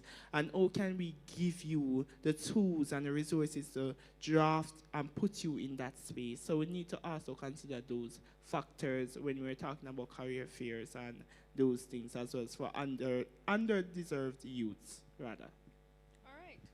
So we also need to accelerate efforts to promote effective integration of information and communication technologies into formal and informal modes of education. And I think COVID has brought us a wake-up call where we really have to be using digital technologies in the classroom because we had to during the COVID period. And of course, that disproportionately affected the poor and those who lacked access to ICT devices. All right, so previous point about how can youths add to the Ministry of Education. I think that our inner city schools are the most critical and schools that are really not up to standard, where the ministry will pay more attention like to Immaculate or a Campion or a St. George's. They're more focusing on those top traditional schools. But what about the inner city schools? What about programs that need to be in place for persons who are in inner city who cannot read, who cannot spell, who cannot write? There's some schools, there's no program for those. So they're left behind, and then when the time comes for them to do their CXC, they cannot do it because there's no funding. They're not equipped enough because they're not fast enough like some other students who are in the inner city schools. And I think that the government and also the ministry, they need to pay more attention to our inner city school and try to build them as well. All right, thank you. I have one point here, and then I head over to that side, or this side, and then that side. I think when we speak on these things, we need to differentiate between a donation and a development. Because oftentimes, government agencies and non-government agencies tend to go into these communities and they give them something. They say, okay, you guys are struggling in terms of opportunities and outreach. Here's a one-day career fair to serve you guys, and then they leave them. And that's just supposed to help them take themselves out of poverty for the rest of their lives. That we need to recognize that it's I don't want to say it's a generational curse, because a curse kind of seems as if they brought it onto themselves, but it's something that exists throughout generations. So it's like you give them the career fair, but then they're still stuck in a mental and emotional poverty because of what they're accustomed to seeing in regards to their parents and their peers. You give them funding to go to university, but they're within the university space and they feel they have what's that called? What's the word?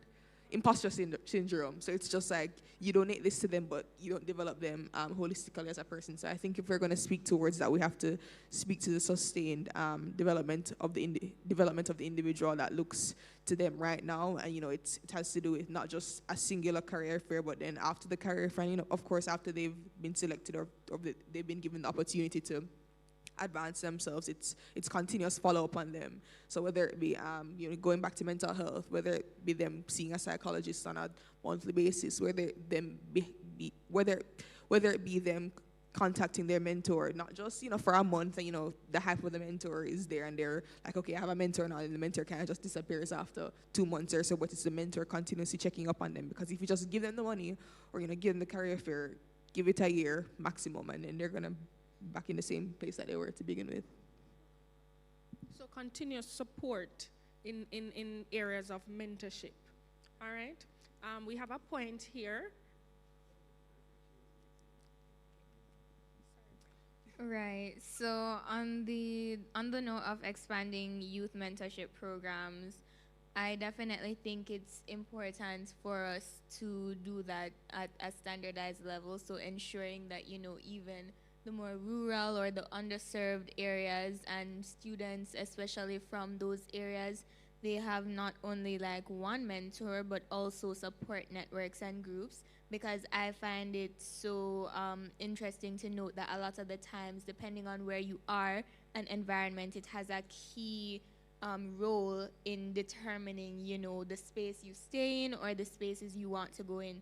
So some persons really need persons to, not like one person, but a group of persons to continue pushing them, to, you know, exchange knowledge and to also grow and develop. So I think that's important. And also for those mentors to link students with opportunities, and also to really and truly just help the persons develop certain skills that are going to boost them and boost their platform and the spaces that they'll be able to enter, such as like public speaking.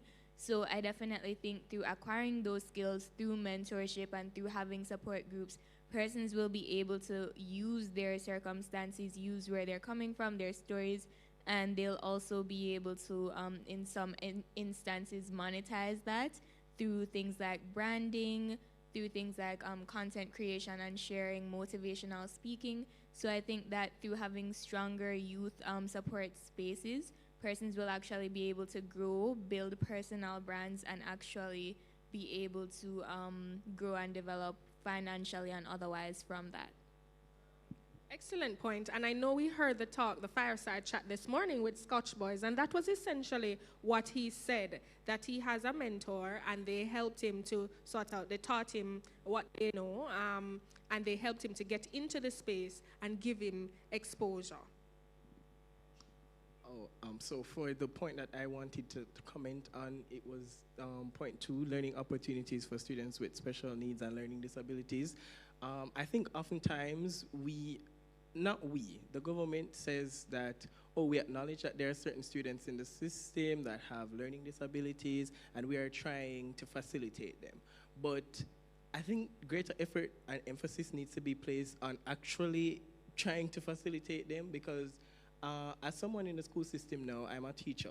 So I see it all the time where students will come to class and we just slap a label on them and say, oh, this student is rowdy, or oh, this student just don't want to pay attention. But a lot of the times, a lot of them have undiagnosed issues, right? So recently, there was an email sent out by the principal that one of these said students that teachers were just labeling them that they had, oh, them just have behavioral issues, actually had a diagnosis. And when it came up in the staff meeting, everybody was like, oh, so there was no teacher training for this. We don't know how to handle this student. So my response to them was, just because you don't know how to handle the issue, it doesn't mean that we should just put it off, right? So what I suggest that the government should do, or what stakeholders should do in the education system, is get teachers trained to handle these issues, because there are going to be more students with these challenges, and there are going to be other spaces that they will enter into with not only students, but persons living with these real issues and these real problems. And we should all know,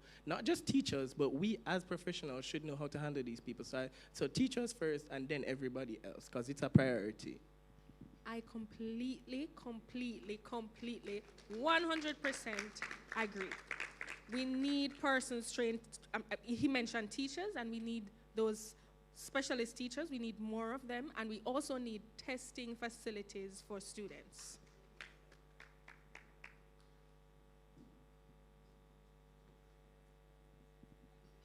And just to add to that as well, I believe that mandatory community level mentorship programs, and to tie back to the fears again, should be emphasized by the government, since we know it is such a big deal, that is student youth mentorship, just to change the culture of the society and change the youth and societal mindset.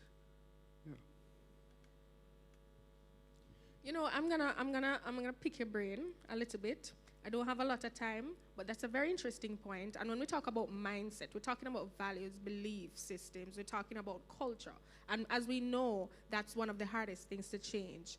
As a youth delegate, what do you think, or how do you think we can begin this business of changing the mindset, change this business of improving negative beliefs and values of certain subcultures to improve and move forward? Well, I would think if you keep implementing these, practices to counter them over the years, year after year after year after year, the society will have no choice but to adapt and change. And consequently, as the mindset begins to change, people behave differently. And, it be more accepted, yeah. Based on my opinions, I would say a person's mindset stems from their environment. So if you're continuously around something negative, you're going to adopt that mindset. I completely agree. Let me just get this point first. All right, so for point number one, an idea again. As I said, Christine Gore, she has an organization called the Gore Family Foundation. Where I work at an organization called the Rostam Foundation. And one of the things that we do, as you were mentioning about mindset, we have a lot of youth at risk in our community. And some of them drop out of school or didn't get any certification. So we partnered with them and we had a Gore construction internship program. We're planning on deciding if we're going to do phase 3. We'll finish phase 2. And one of the things that we realized that persons love that program. They also get mentors to mentor them. And once they finish, they would continue with those mentors. They even get jobs.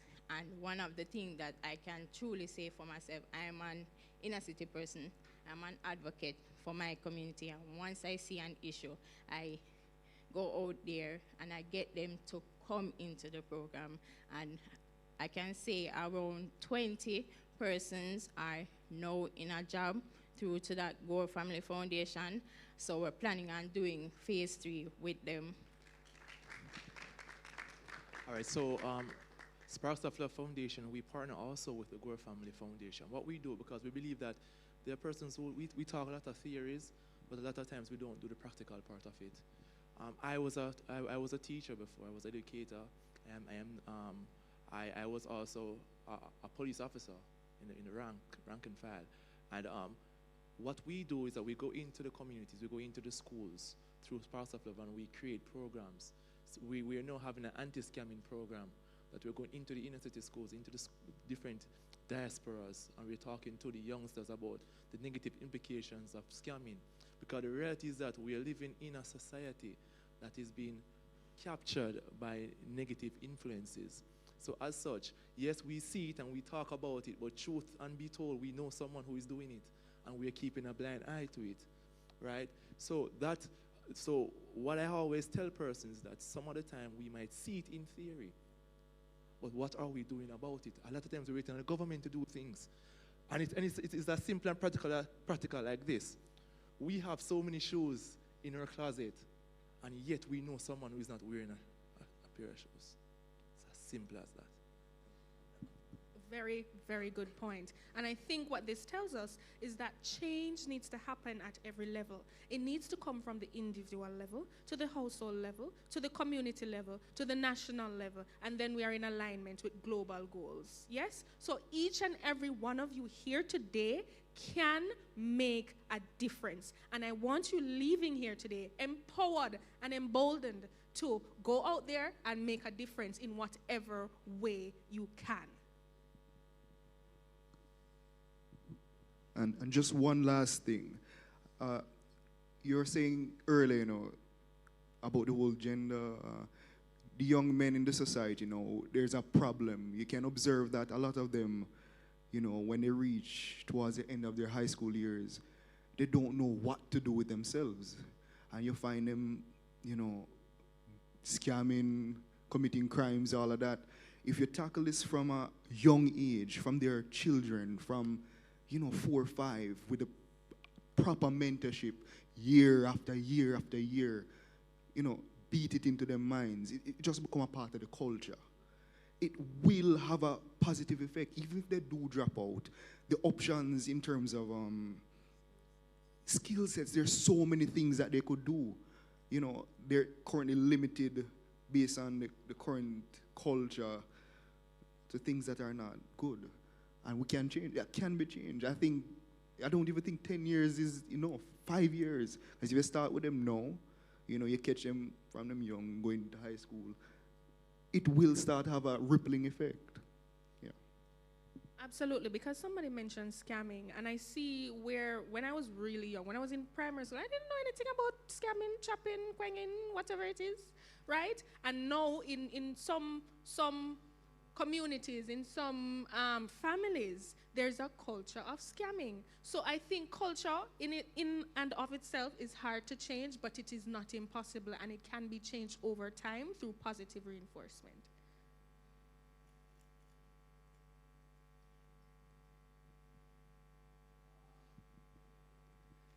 So again, touching on the point that he made about youths and scamming, I believe that a lot of the time they end up resorting to these things because they don't know where else they can go or what else they can do.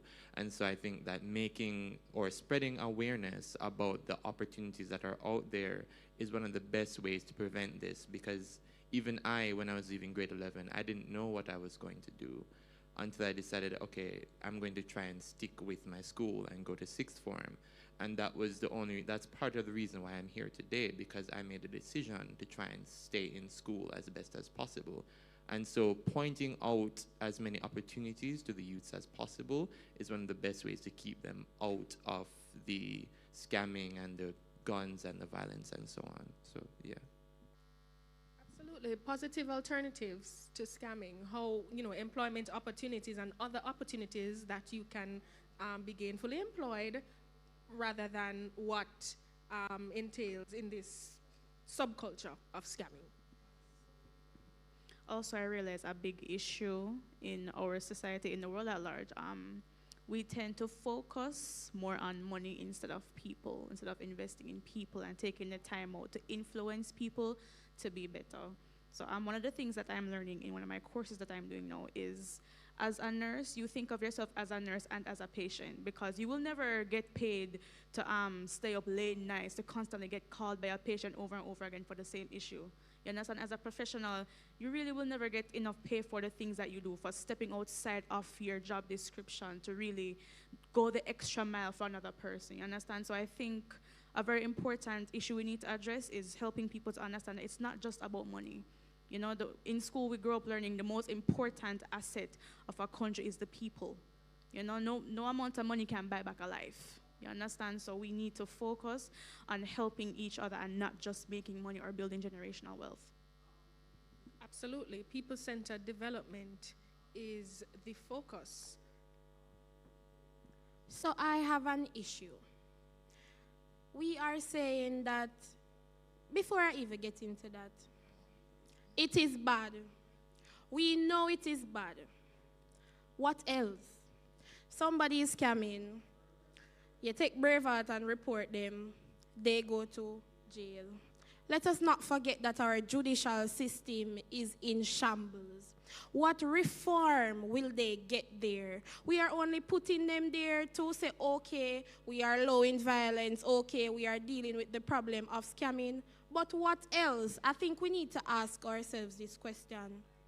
What will they do afterwards? Because most of the time they go to jail, they become repeat offenders. What are we as a society doing? Those persons who are scamming, they have real, intelligent computer skills. What can we do to allow them to utilize these skills? It is bad. We know it is bad. We get up every day and say scamming is bad. Do not do it. But what else? Absolutely. So she's speaking to the matter of rehabilitation and repurposing those skills. Thank you. I am happy that she would have made mention of that. So what we do as a part of our anti-scamming campaign through Sparks of Love is that when we go into the schools, we partner with Heart Trust NTA. So we teach them about different skills, hospitality, housekeeping, and we certify them. Many times we certify them on spot. Because you will have a young man who he's good in barbering, but he does not know the channel as it relates to become an effective or a certified barber. So we go into the schools through Sparks of Love, partnering with Heart and other entities, and we certify them. We also do mentorship programs where we take persons and we take them overseas through our foundation, and we open up an avenue, a different diaspora to them, and let them understand that life is not just here locally, but you can get other opportunities internationally. As coaches, we do job coaching as well. My wife, who is a part of the foundation, she has a master's degree in human resource management. What she does is she does career coaching for young persons in the inner city, in the schools. So we're not just saying, all right, scamming bad, leave scamming, and then you just go to jail, or you just go not doing anything. We train them. We partner also with security companies. We certify persons as security professionals, and we put them into security jobs. So if you leave school and you're saying that, all right, I want to become a certified security officer, we train you, we certify you through industrial security as a trainer of industrial security for Heart, and then we say, all right, you can either get an opportunity locally or you can get an opportunity internationally. So we are not just teaching you how to fish, but many times we're giving you the fish as well. Thank you very much. We have one final point and one final question, and then we wrap up this lovely session and this amazing chat that we've been having. Good afternoon, everyone. With the scammers, I don't think the issue is with lack of opportunity or resources. I think they're just lazy, and they think that it is the trend, and if you scam, you're the boss, we're the boss, and all of that. But where we as teachers come in important now, we get them from an early stage. So we should reshape the entire thing and show them how important the working industry is, and show them that it is important to work for what you want. And we need to just change the image or the view that they have of the education system, the 9-to-5 system. We need to change that view. Very good point, very good point. All right, so we want to thank you. We want to thank you for being here today. We want to thank you for just, sharing your points, sharing your thoughts, sharing your brilliance here today. And we want to assure you that the points that you have made will be used and will be put forward as, of course, it's a part of a call to action, of course, to ensure that as best as possible, we can achieve our goal of fulfilling our potential, that Jamaicans, that youth are empowered to fulfill their potential. Thank you so very much for chatting with me today. I hope to be able to, chat with you further on, speak with you aside. We can talk about any other points that you'd like to mention, and just enjoy the rest of the conference. And for the sessions, the master classes that are coming up, ensure you join those and garner a wealth of knowledge to be able to, while you are empowered, you also are able to empower others in your communities and in, those around you. All right? Thank you very much. Enjoy the rest of your day.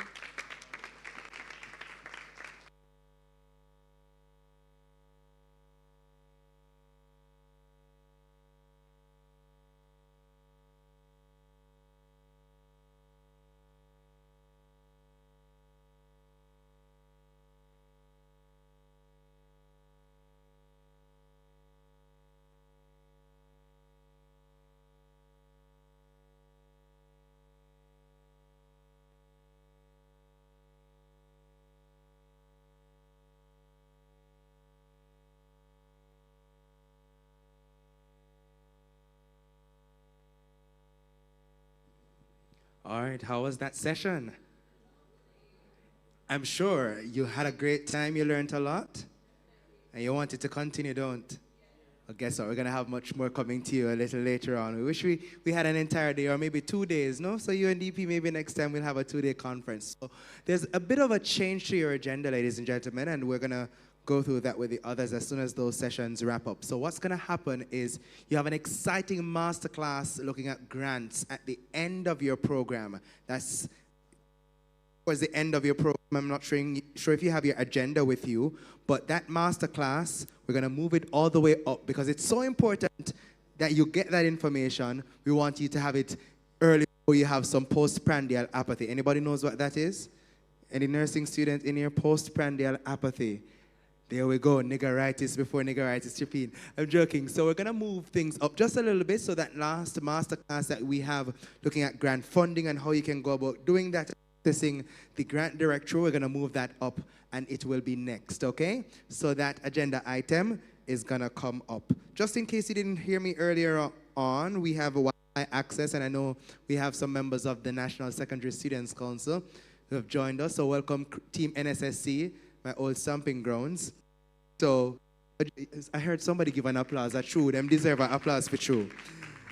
So if you haven't gotten the Wi-Fi information, you're going to go to Jamaica Pegasus-banqueting, and the username is unit23. That's no caps, all lowercase, unit23. And the password is also unit23. So you can go ahead and browse.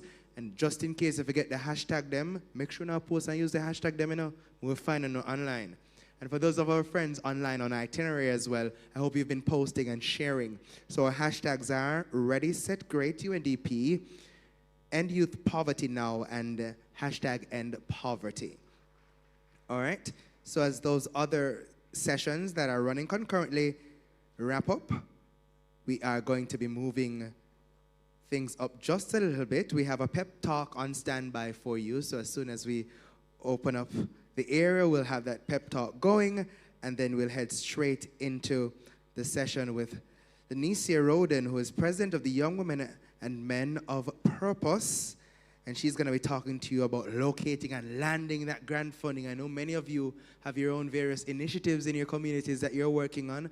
Some of you have the initiative on paper and ideas, and that's fine. That's a place to start. But how do we get that grant funding to help you to, get a little extra boost? And some of you may have the idea, may have the organization, but there's something missing. So we're going to talk to you about what you need to have in place to ensure that you are ready to take on those grant opportunities. Are we ready? No, no sound hungry. Are we ready? All right, that sounds more like it, okay?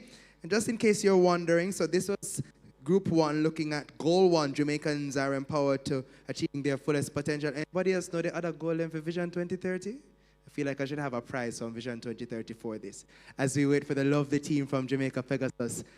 And we thank them so much for the work that they've been doing to assist us throughout the morning. So we have 4 goals, right? Oh, no, sure.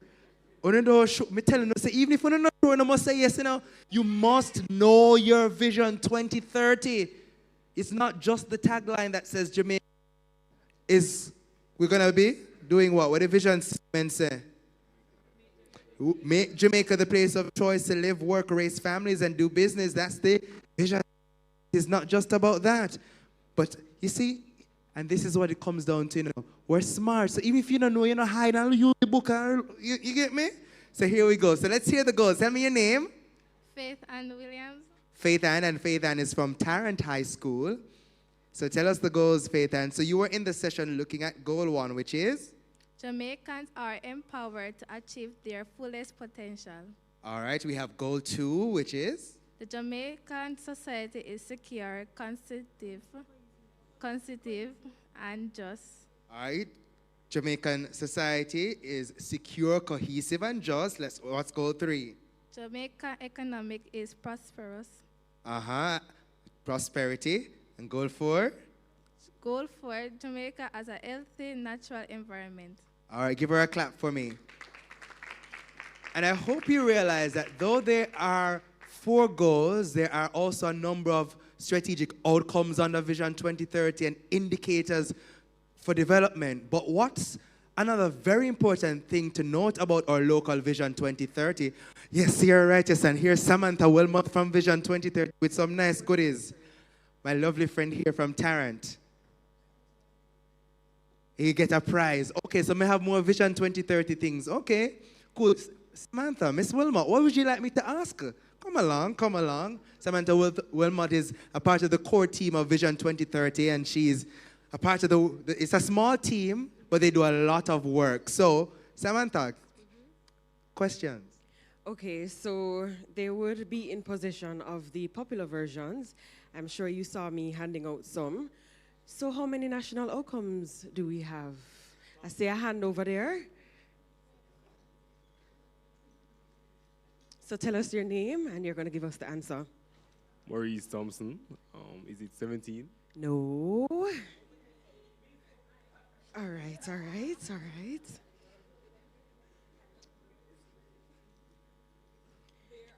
No, you're going to tell me your name first, and then the answer. D'Angelo Lang, and there are 15 outcomes.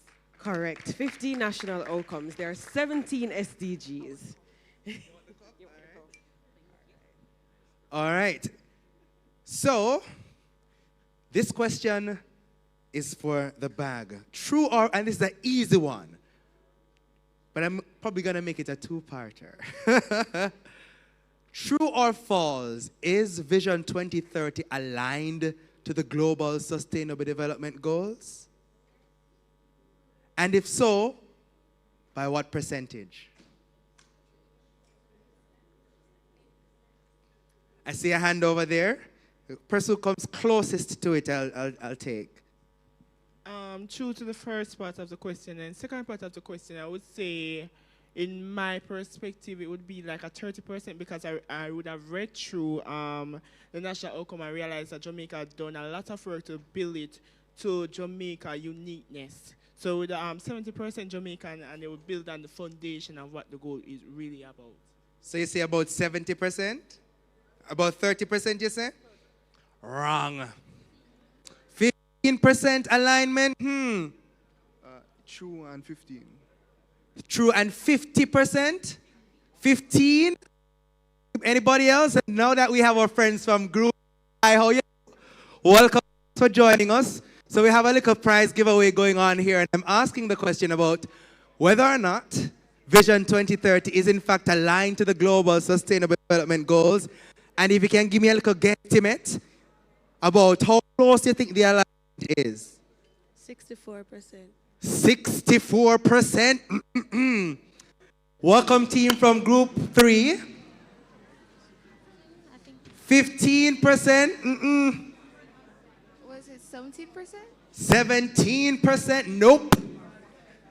No, it's a whole lot.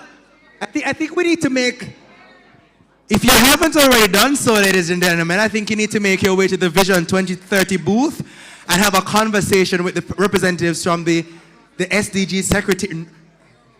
I'm going to come over here, so Miss Case, let me hear you. 75. 75. 91%. 91% is the closest answer, and I will take it. Absolutely. So, 91%, some say a little bit more than 91, but the truth is Vision 2030 is more than 90% aligned to the SDGs. Give her a big round of applause. Fun fact, remember, and you have your booklets here, so I want to hear you all shout at me. When was Vision 2030 enacted? When? You said 20, who? No, I think I'm going to put out this one. I'm going to make a station down a Vision 2030 booth. 2015? Full disclosure, I don't have a prize for this one, but it's... It was 2009. All right. That was when it was implemented. But the plans behind Vision 2030, and see Samantha coming with all of these plans because we need them, because we need for you to make sure so you have the information. But why I'm pointing out for how long Vision 2030 was implemented. So 2009, yes. But the SDGs, which came after the Millennium Development Goals, and then we have the Sustainable Development Goals, which we are now implementing. The person who said 2015, I think you're thinking about the SDGs. So we started implementing the SDGs in 2015, yes. But why that's important? Vision 2030 is actually a big part of how the global framework was being created, because they considered portions of what we have in our own local Vision 2030. Yes, the plan, the National Development Plan that we make a yard here, is a big part of how they took consensus, because of course there is other global goals across the world, but Vision 2030 is one of those goals, one of those national development plans that were looked at, and of course that's why we have alignment like this, so more than 90% alignment. And we have 17 goals, right? 17 goals, and whole heap of indicators and outcomes. All right? So, ladies and gentlemen, as I was saying to my group here, and now that we have everybody coming back into the room, we have a slight shift in the agenda. So we are going to be moving into what you have listed on your agenda as your final masterclass, which is looking at locating and landing grants for youth-led enterprises and projects. And we know many of you, you have your various organizations and working groups, but you want to find out how can we maximize on these grant opportunities, and there are thousands of them online. And thankfully, we have someone here who will be going through what you need to know, where you can find them, and of course, if you haven't already done so, you need to head to the booth to scan the grants directory, because there is a barcode, in fact, placed there. The booth, and if you're seeing me, you're gonna look this to my left. My left, there's a booth there just beside the YFE booth, and you can go ahead and get some information. But you can do that after, because guess what? Lenisi is going to come up here, and she's going to share with us some of those opportunities, and she'll be joined by our panelists, Tanisha Patterson, Program Manager at the Jamaica Youth Business Trust, and Faradine Edwards of GFSGP Jamaica. So we're going to talk about grant funding, how you can capitalize on these opportunities. So we ask that you kindly make your way to your seats, ladies and gentlemen. Of course, we know JSIF is on the ground, Academic Journeys, Heart NSTA Trust, all of them will continue to be here so you can engage with them. But we need you to take your seats now so we can head straight into our next event and then head to lunch. All right?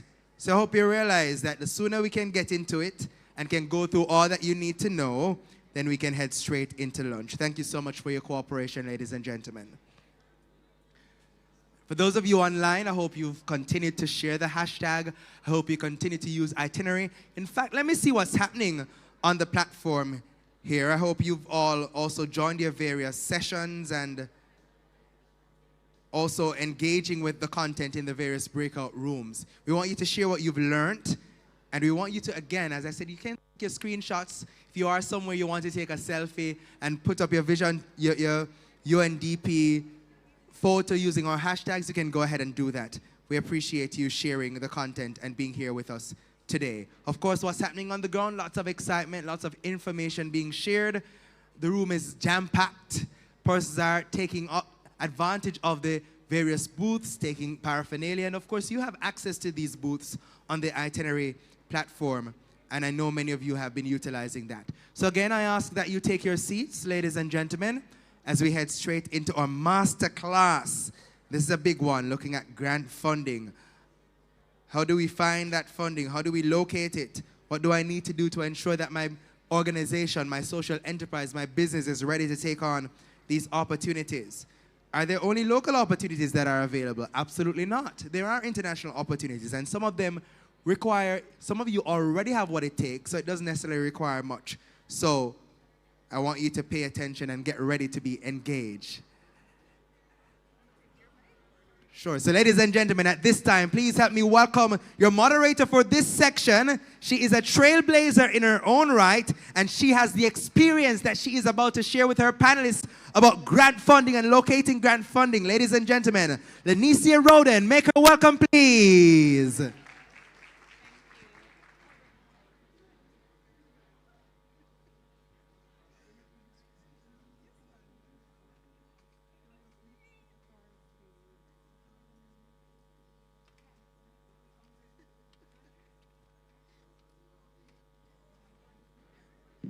I feel far from you.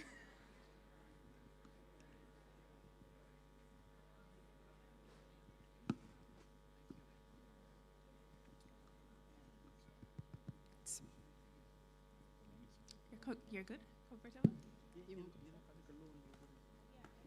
I do feel far from you, right?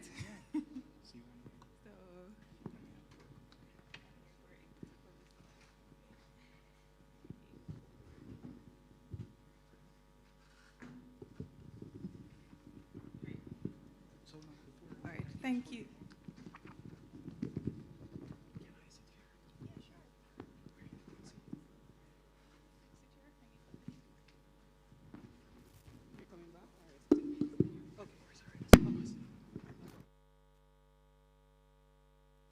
Okay, good afternoon, everyone. Good afternoon. So welcome to this masterclass on locating and landing grants for youth-led enterprises and projects. Now, this is something that I'm sure many persons who are running their own organizations or want to run their own organizations want to learn about. Because one of the things is you can't run an enterprise or even a nonprofit organization without funding. Funding is very important.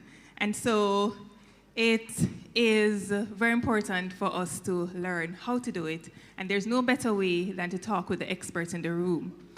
So as was mentioned earlier, I'm Lanissia Roden. And I have been leading an organization for the last 14 years, Young Women and Men of Purpose, which is a nonprofit organization, and also our social enterprise, Link Your Purpose. And we have managed to get a few grants, but it took a lot of work. We heard a lot of no's.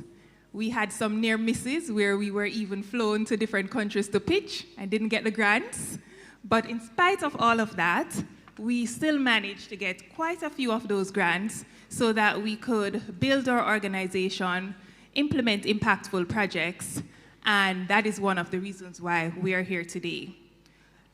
Now, with me on this panel, we have 3 experts who manage funds, grant funding. How many persons in the room want to get funding for their organizations?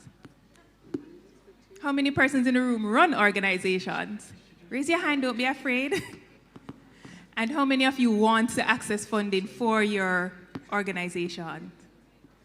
All right, a few persons. So I'm going to introduce you to our esteemed panelists. We have first Ms. Faradane Forbes Edwards from GEF Small Grants Program. And she's going to tell you a little bit more about the GEF Small Grants Program in a moment. We also have Ms. Tanisha Patterson, who is a program manager for the Jamaica Youth Business Trust.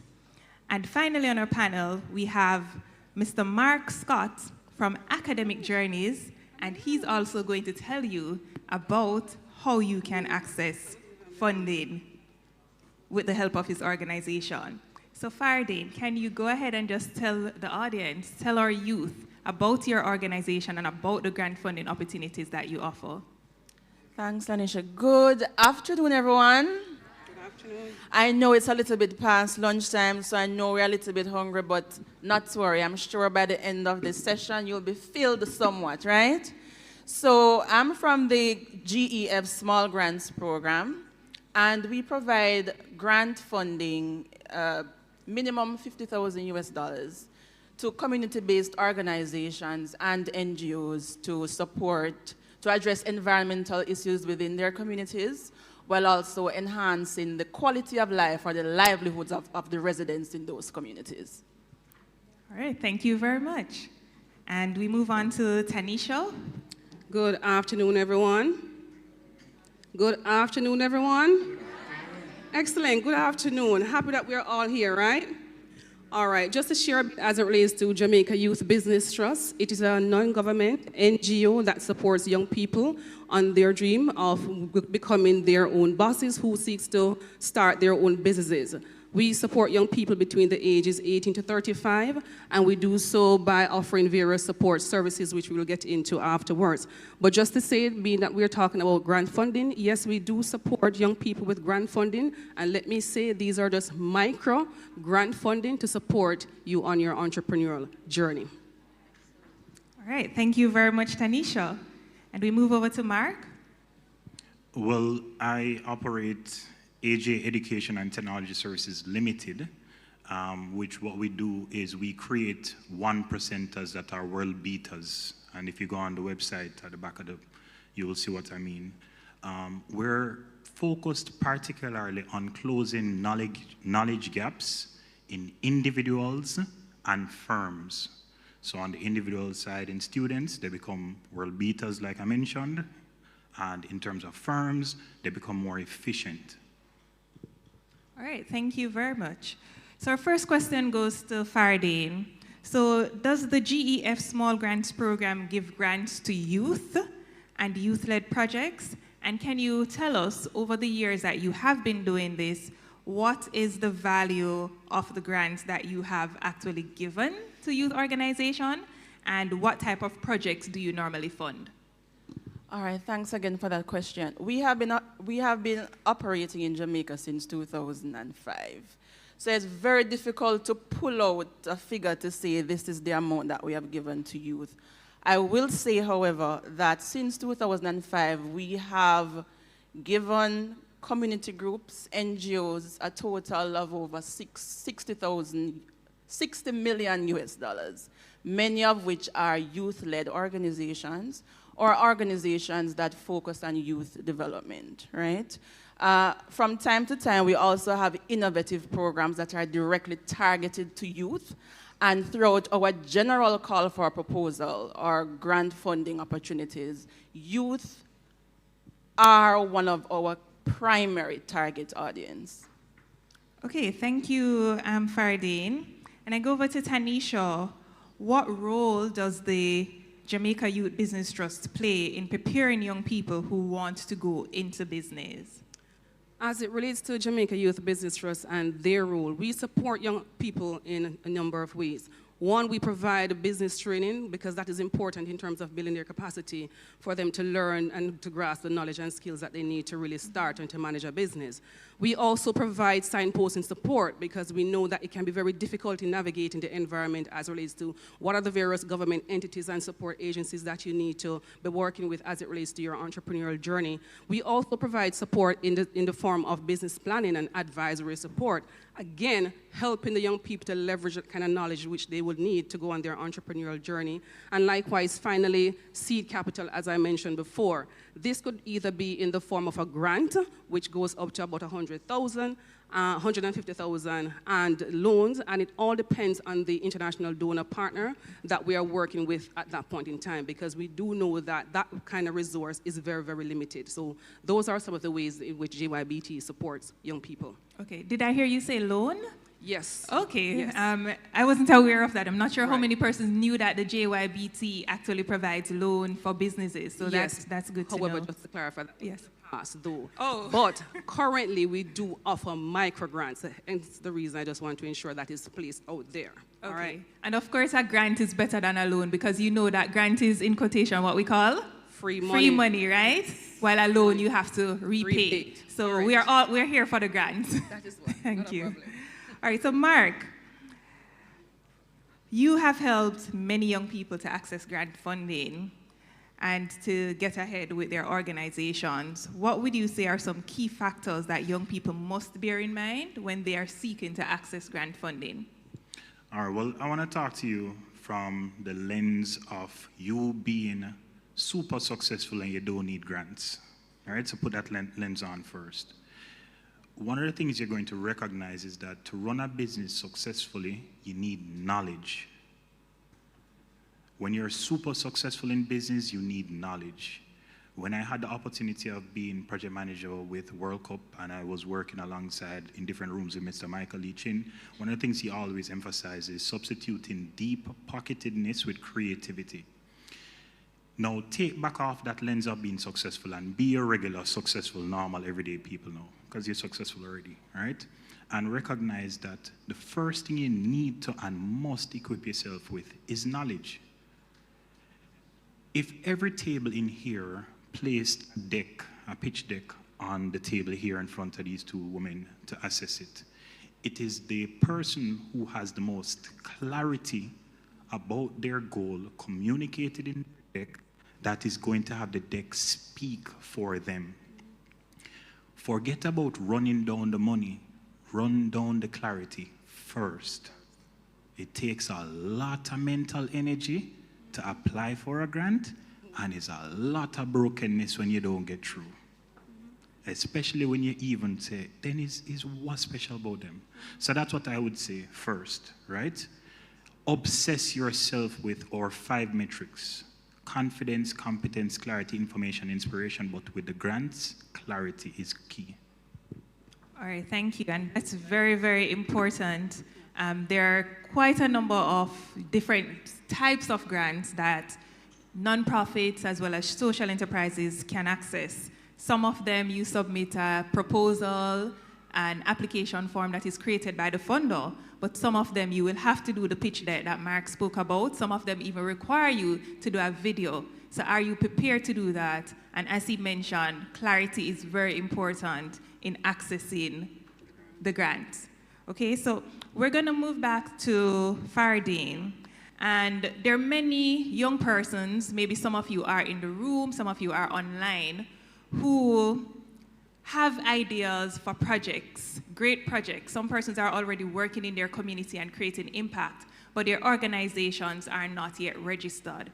Can they access the grant that GEF offers to continue the work that they're doing in the community, or is it a case that they must be registered to access your grant? Thank you, great question. That's $1 million question, right?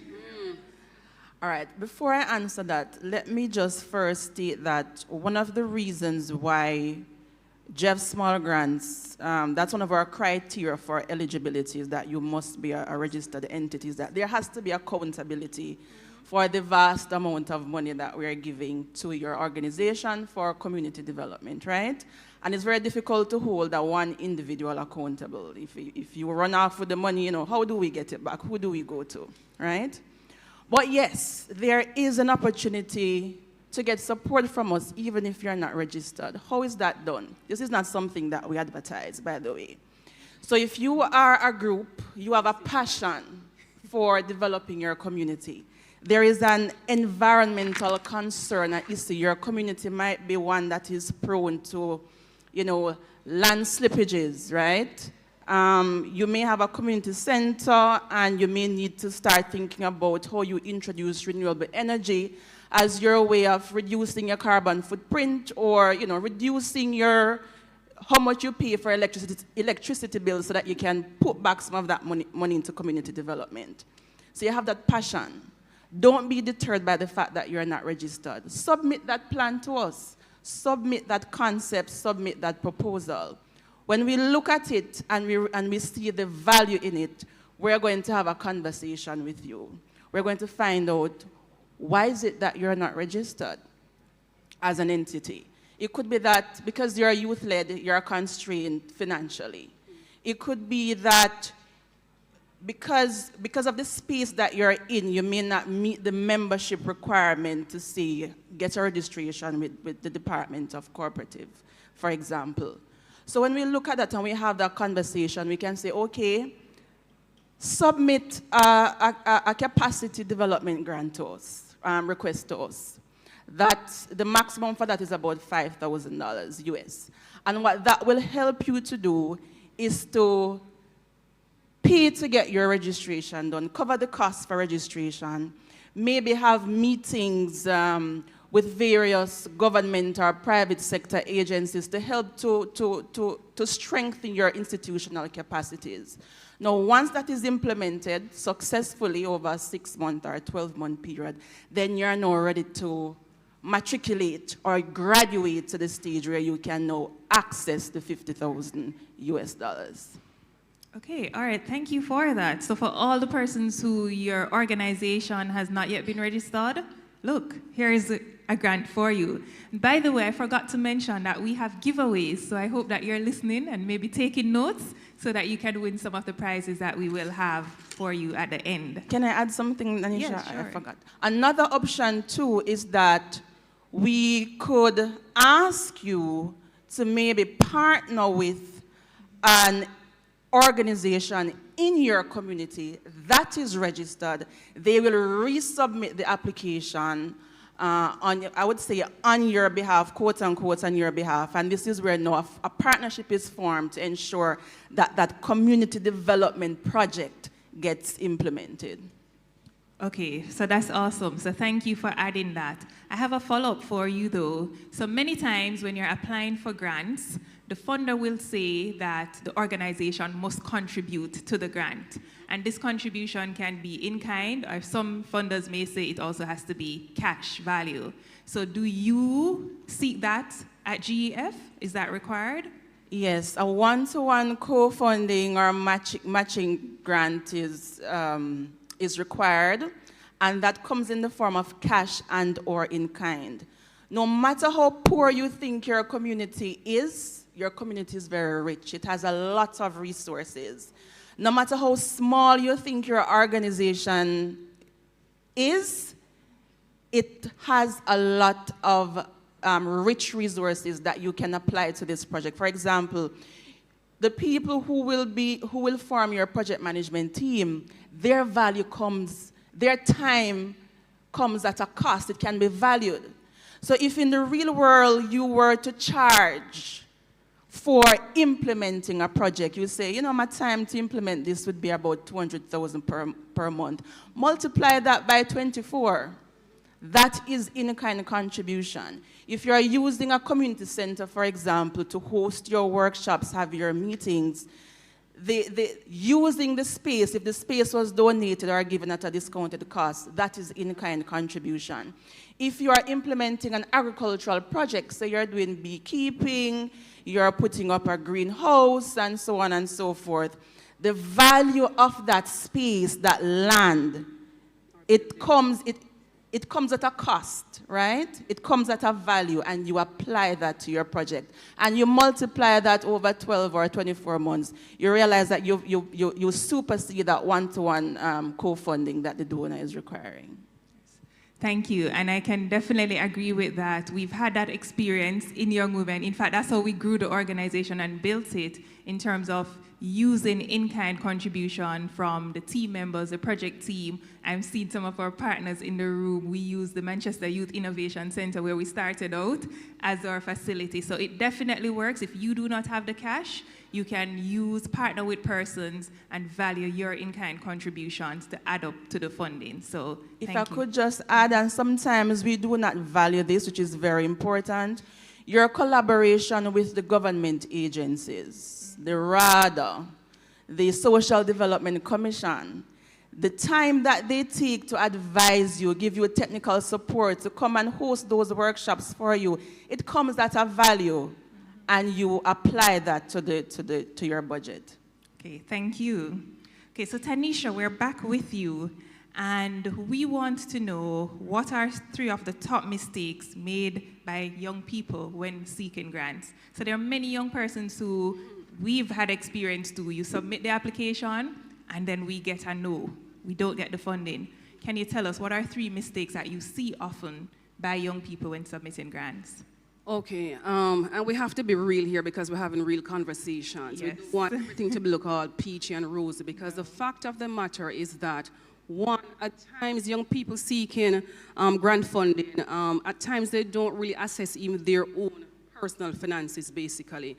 What I will also want to encourage young people is that you look at your personal finances just to ensure that, do you have sufficient funds? Look at your expenses, look at your income, because at the end of the day, you don't want to start a business and not having sufficient funds in place, where it now leads you to seek funding otherwise, which now puts the business in debt and yourself in debt. So it's important for you to look at your own finances, their income, your expenses, and plan accordingly in terms of how money will be coming in for you to support yourselves. So that is one of the mistakes that they make. Number 2, not planning in terms of seeking funding too early for the business. Let me put it that way. Seeking funding without having a financial plan. For clarity, what I mean by that, the first thought that comes to young people's mind at times is to seek funding, yes.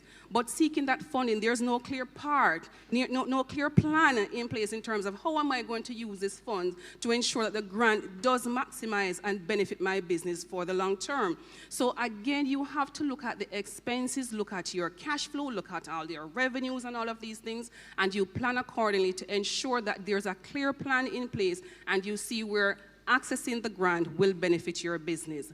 Number 3, having unrealistic financial projections. There is absolutely nothing wrong, guys, with you saying that you want to make the money. And I always tell my entrepreneurs when I do trainings, there's nothing wrong with you wanting to make money. But there's a different side of the coin when you say you want to make millions. And at the end of the day, you do not have the infrastructure. You have nothing in place where that is concerned. So I will say to you, temper your expectations. Be realistic in terms of looking at your revenues, looking at your expenses, Also considering the market that you are in and your competition. The environment is very dynamic. So it means you have to approach your business with a very open mind, being very strategic about it, being very forward thinking about these things. So therefore, in the event when you have an issue, you can pivot and you will now know how you need to go forward. So these are some of the things, 3 things I want to highlight in terms of young people, some of the mistakes that they make as it relates to approaching their journey in seeking grants. Okay, wow, thank you so much for that. How many persons knew or had any idea about these kind of mistakes that are made by young persons? How many of you have made these mistakes when applying for grants before? So thank you so much for sharing. We're going to Mark, and you focus a lot on the pitch deck. Now, how widely is the pitch deck used in order to seek funding, whether for businesses, social enterprises, or even nonprofits? And how can you help? Can young persons here come to you to get help with their pitch deck? All right, so first question will be answered last, right? So I like answering the yes questions first. So at the back where the academic journeys booth is, there are some pretty colored pages like this on the booth.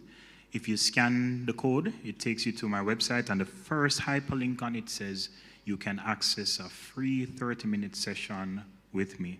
Now, I've set up 4 30-minute sessions starting this Saturday for the next 6 Saturdays because I believe in what the UN is doing, right? So those are free, okay? If you want my services beyond that, then, you know, that's a different conversation. So that's the first thing. So you go to askmarkscott.com, and the first hyperlink on it, you click on it, and you get on my calendar. To go to the question about the funding, yes, I can help, and I want to help now with one simple answer, if you'll allow me.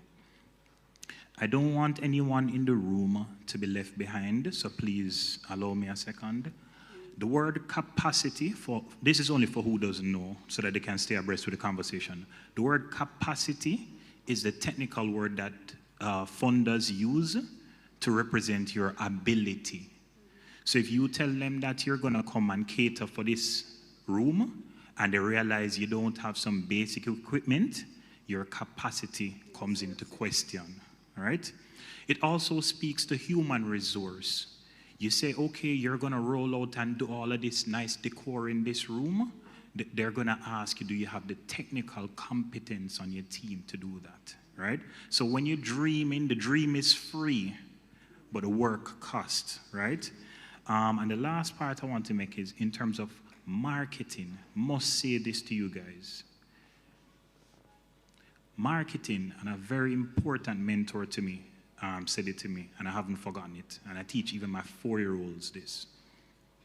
Marketing is the promised delivery of goods and services that do not return to people who do. I'm going to say it one more time and conclude. Marketing is the promised delivery of goods and services that do not return to people who do. If you attempt to access a grant funding and you don't get it, are you going to stop being business? If you stop, it's likely because you're offering something that will be returned to people who won't return, unless they're returning to return your goods. Yeah? Google did R&D for 10 years. I could have taken my company much bigger than it is by now. But it's because of partnerships with UN and a person like Gillian where we take our time and grow. So that's what I want to share on that question. Okay. All right, thank you so much. So Mark has left us with some solid points, and remember, he has offered to give you how many? 4 sessions. So I hope you're on his website, which is www.askmarkscott.com, right? So I'm sure it's going to be the top 4 or the first 4 persons.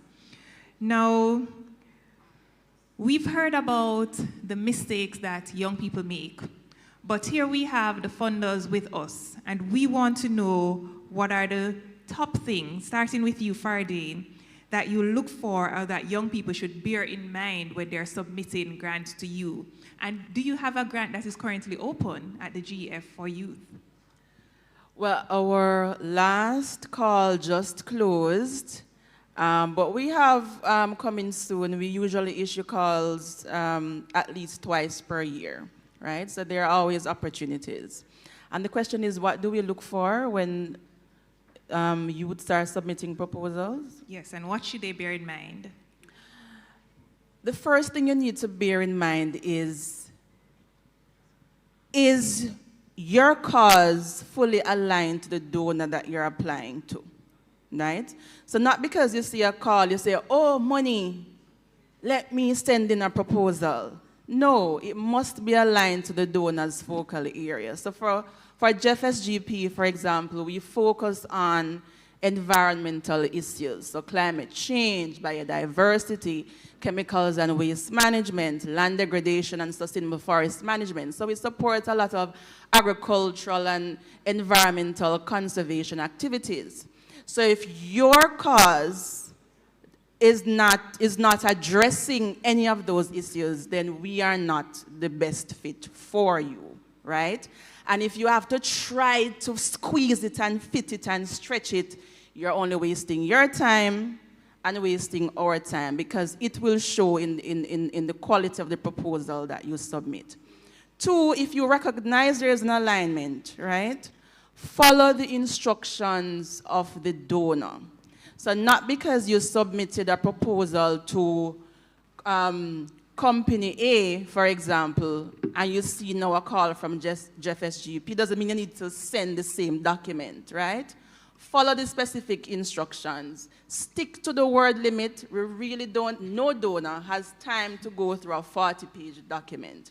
If we say summarize your issue, your issues and your measures in half a page, that's all we are looking for, right? And if you are challenged, if you're unable to comprehensively state your case in a very succinct way, get the help of others who are able to do that. Put it down on paper and have somebody, you know, edit and summarize that for you, right? Because you may have a very good project, but because you're too wordy, and we find that a lot with many youth-led organizations, young people are wordy. It takes us around the world and back, and it's very difficult for us to really ascertain what it is you're trying to tell us. And finally, I will add, ensure that your objectives are clear. Your objectives tell us exactly what it is you want to achieve. And too often we see projects where we're skimming through the pages just to try to understand what it is you're saying. So if you have your objectives clearly defined, then it's going to be easy for us to determine if this is a winning or a good proposal, right? Oh, I did say last thing, but let me add, be truthful. Be as truthful as you can be, because when as donors, when we drill down into those proposals and we call you for clarity, everything must align. And we have had too many cases, including youth-led organizations, where information is presented to us that, you know, that were not fully accurate. So please bear that in mind.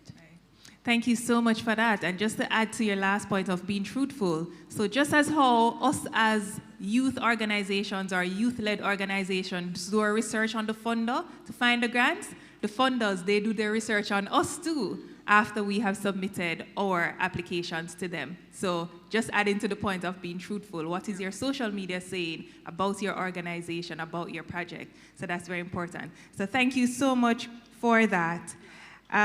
We're winding down, but Tanisha wanted to ask you, just maybe to add on to what Fardane has said, is there anything that she did not mention that you look out for at the Jamaica Youth Business Trust for young persons? What we look for, critically, we need to ensure that there is a viable business idea. Oftentimes, young people get caught up with their own ideas. But the truth of the matter is that you have to look at your idea just to ensure that, ask yourself some question. Look at your value proposition, because that is what is going to set you apart from your competition. Do I have something enough, unique enough, that sets me apart from what is already out there in the market? You also have to look at your target audience because that is whom you'll be marketing to. And it's important in this day and age when it comes on to marketing that you understand these set of persons, because this is where you will be crafting that solution to them. And you have to be able to speak their language and to get their attention in order for you to secure that sale. So you have to ensure that you zoom in on your target audience. You also need to look at your funding that you will need, because it is critical also in terms of your projections as it relates to your revenues, your expenses, all of these things that will require you in terms of running your business. And oftentimes, I see where entrepreneurs, you ask them, how much money do you need to start your business? 500,000. Okay, let us drill down to see if this 500,000 is sufficient for you. And you realize that might run in near $1 million because they have not thought about, okay, this is to get me started. But to keep my business running for the next 3 to 6 months, I need to set aside this amount of money. And that is where the crux of the matter comes in. And that is where now you did not fully plan out all the finances that you need. Also, which would have mentioned, research your donors and ensure, just to reinforce, that you ensure that there's an alignment. It doesn't make any sense that your environment, the donor is speaking, they support persons who are in environmental projects, but you are in retail. It does not make any sense. So you need to ensure you do your research. Everything will not be handed out to you, so you have to really do your research and to see where there is an alignment. And finally, you also need to ensure that you craft a very convincing but yet truthful business proposal, one that will speak to your mission and the impact that your business seeks to make, again, highlighting and aligning it to the priorities of the grant funders, just to ensure you give yourselves the best possible chance to secure the funding. So these are some of the things that you have to be mindful of. And again, there are way much more that the young persons need to take into consideration. Okay, thank you so much for that. Just one little addition to your question. Based on your experience in JYBT, can you tell us what are 2 of the top organizations that provides grant funding for youth organizations? That's a setup question. And let me be very honest with you. It's almost as if you're asking me which bank is the best, in all honesty. And I could not answer that question, and I would not sit here and be that disingenuous to you. But just to say to you that there are many opportunities out there. But I think we would have stated since morning that what is critical for us to look at is to ensure that there are alignment in terms of ensuring that there's priority, the priorities are aligned. So you have to do your research. You have to look at ensuring that what is it that I'm proposing to these grant funders? Does it make sense? Is there a clear opportunity? Because having an idea is one, but you have to make sure, did I validate this idea to say that yes, it now substantiate where there is a market for it. So when I craft my proposal, it gives me the best possible chance for me to secure this funding. So you have to ensure that you have done your homework, manage your expectations, because it is very, very important, because you will hear a lot of no's out there. You also need to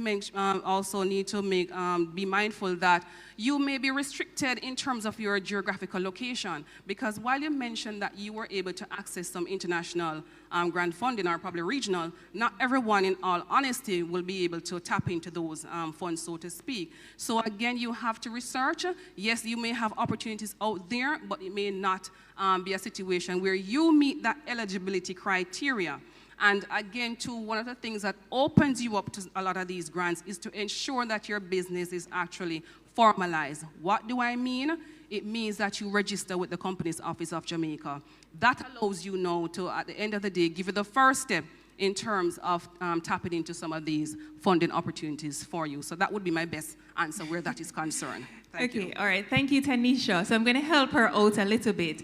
So before, you were told that we actually have a grant database, an ebook that you can download, and it has the top 100 grants for nonprofit organizations and social enterprises globally. So whether you're in Jamaica, and as Tanisha mentioned, it has the countries that are eligible for the grant, the amount of the grant, and the deadline. And so during your lunchtime or after this session, you can go by the booth at Young Women and Men of Purpose. We have the QR code. Once you scan it, you will get access to this database or to this downloadable PDF that has 100 grants that you can actually access. So I think that's helping. Thank you so much. Yes, it does. All right. Okay, so we come to you, Mark, and this, I think, is the final question for you, too.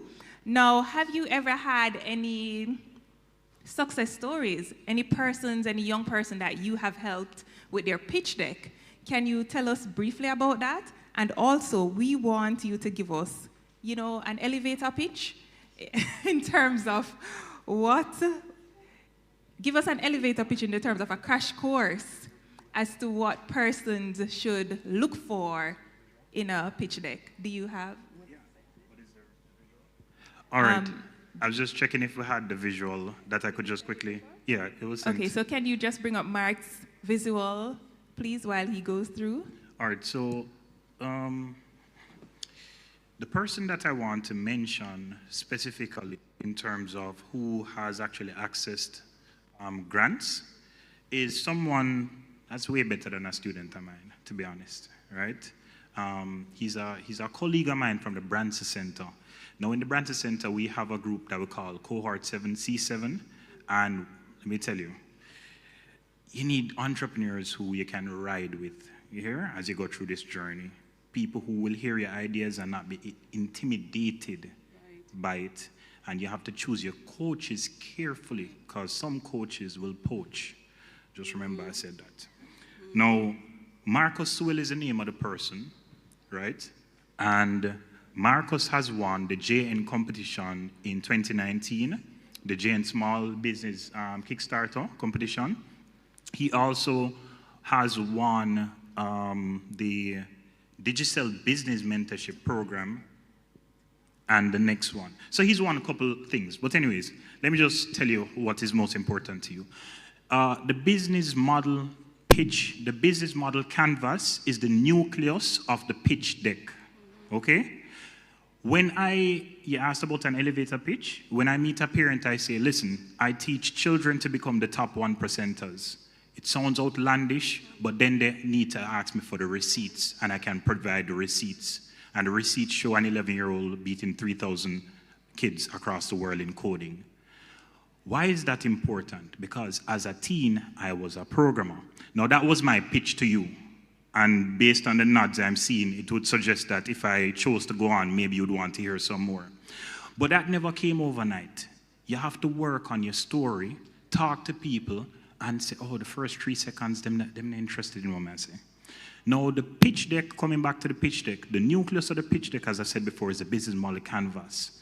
The left side of the business model canvas speaks to all of the elements that you need to create the value proposition. Perfect. So I have 30 seconds to do this now. So over here, what I've done is I've used icons on top of a business model canvas. The first question was how universal it is. This is actually what is taught in business schools across the world now. This is the mini version of your business plan. Your business plan is like the airport. Your business model canvas is like, your pitch deck is like the aircraft, right? And your business model canvas itself is like the engine. That's how I would describe it to you, right? So you have to have key partnerships, handshakes. You have to have key activities, checklists. You have to have key resources. When you're starting out, you might be a one-entrepreneur until you become a, team and all of that. And then sometime your team leave you and you go back to being a one-entrepreneur until, right? So these 3 things over here, plus the cost structure, these are the things that go together first to build your value. I remember what I said about marketing. Marketing is the promised delivery of goods and services that do not return to people who? You said that, all right. On this side now, you have customer relationship, customer segments, and you have revenue streams. Revenue streams are where you're getting your money from. Customer relationships mean to smile with you, right? And channels of distribution here just means how are you going to get your information across? Am I fast? I hope I'm not going too fast, right? By the way, guys, how are you? Am I going too fast? Okay, good. All right. So long and short, what I'm trying to say to you is that this is a reflection of, or a combination of what you have available to you. And as Mr. Leachin taught me personally, and I'm going to say it, right? I was trying to get a budget from him for something at CVM, and he took me one side and said, Mark, Sometimes you have to substitute deep-pocketedness with creativity. And if you follow his Twitter channel now, you see him putting more of those knowledge out. I'm saying that because you have to look first and ask yourself, do I have a friend? We heard from Scotch Boys earlier, and he said he started with his friend, right? So you have to start with people you can trust. You have to put your hat where you, well, my hairline is receding, so. But you have to put your hat where you can reach it. You understand what I mean? And this is it in a nutshell. Now, to clarify, I have 6 Saturdays that I am supporting 4 sessions per Saturday with 10 persons per session. If you want to know more, you know where to find me. I am Mark Scott. AskMarkScott.com. Thank you. All right, thank you so much, Mark. Thank you for breaking down the business model canvas in, 30 seconds, under a minute for us. And I'm sure if you want to learn more about, how you can create your own pitch for your business or your social enterprise or your nonprofit organization, just go to Ask Mark Scott, and he'll be more than happy to help you. So we're winding down. I hope that this panel discussion was useful. Have you learned anything? All right, so we're going to test that in a minute, understand? But before we go to some questions and try to give away a few prizes for persons who, were listening, I just want to say thank you to each of our panelists who are here for sharing their information or information about the grants that you offer and how we can all improve our applications, whether for a grant for a nonprofit or a grant for a business for the persons. So in 30 seconds, what would be your encouragement to the persons in the room to access the grant that you offer from your organization? 30 seconds. Yes. Access. Put the ideas that you have, just put it on paper, download our application form, call us. Call us, run your ideas by us, run your solutions by us, and then we'll be able to guide you as you develop the document. Jeff SGP, we are into nurturing and coaching, and so this is one of the things that we pride ourselves in, because we don't just give grants to organizations. We also transform the way you think, the way you implement, because you're not just representing yourselves, you're representing your community, you're representing Jamaica, you're representing the region. So call us and let us have a conversation. Thank you, Fardeen. For me, 3 things. 1, manage your expectations. 2, look at your mindset. And 3, start researching. Know, gathering your information, and that will know, when you put it together, give you the best opportunity in terms of securing your grants. Thank you. And Mark, your 30 seconds. All right, my 30 seconds quickly. I believe in knowledge. That's what has lifted my family to many, many heights, right? So the first thing I'd say to you is you need to read what is cutting edge in business. You're not going to Harvard Business School, but that don't mean that you can't download the book list and read. So one book I'm going to encourage everybody to read or challenge you to read as a business book is Blue Ocean Strategy. If you're reading that, you realize that all in your friend teeth your idea 1,000,000 times and still never tell the 1,000,001th pivot, right? Blue Ocean Strategy, number 1. Number 2, Prahalad teaches the fortune at the bottom of the pyramid. Write that. Why is that important? An 8-ounce bottle of shampoo selling in America goes over to India, can't sell. They chop it down in sachets. It makes more money per volume because it's more accessible at a price point for the market. And the last thing that I wanted to add is, at the end of the day, do your pitch decks. Thank you. Thank you so much. Can we give a hand to the panelists? So you've heard it from them as the funders. And I've shared with you earlier that my organization, Young Women and Men of Purpose, we have access grants not only in Jamaica, but across the world, over $300,000 for the last 14 years to do projects that create impact in Jamaica. So it means that if we can do it, you can do it too. And we're sharing with you our grants database, which has 100 grants that you can access not only locally, but globally. So please head over to the booth during your lunchtime to download the booklet. And for those online, you can access it in our booth on the itinerary platform. You will see grants database, and all you need to do is to click, download, and you will get access to it. Do we have time for the questions? Or two? Okay, so we are going to be doing some giveaways. We're going to be doing some giveaways, and I have questions for you. The first question is, Fardane from GEF shared the total amount or an estimate of the amount of grant funding that they have given to organizations in Jamaica. How much was it? I saw your hand first. 60 million US dollars. Can you give her a hand so you get a nice plastic bottle? Now, there were three things that, so we'll have it for you, right? There were three things that were mentioned earlier in terms of what you should bear in mind when you're applying for grants for your organization. What are the three things? I saw your hand. Financial plan.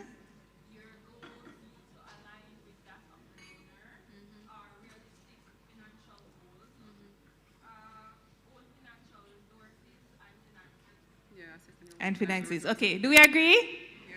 All right, so give her a clap. So you will get a laptop bag, and you can redeem your prizes by the UNDP booth. All right? Okay. All right. What do I need to give them? Okay.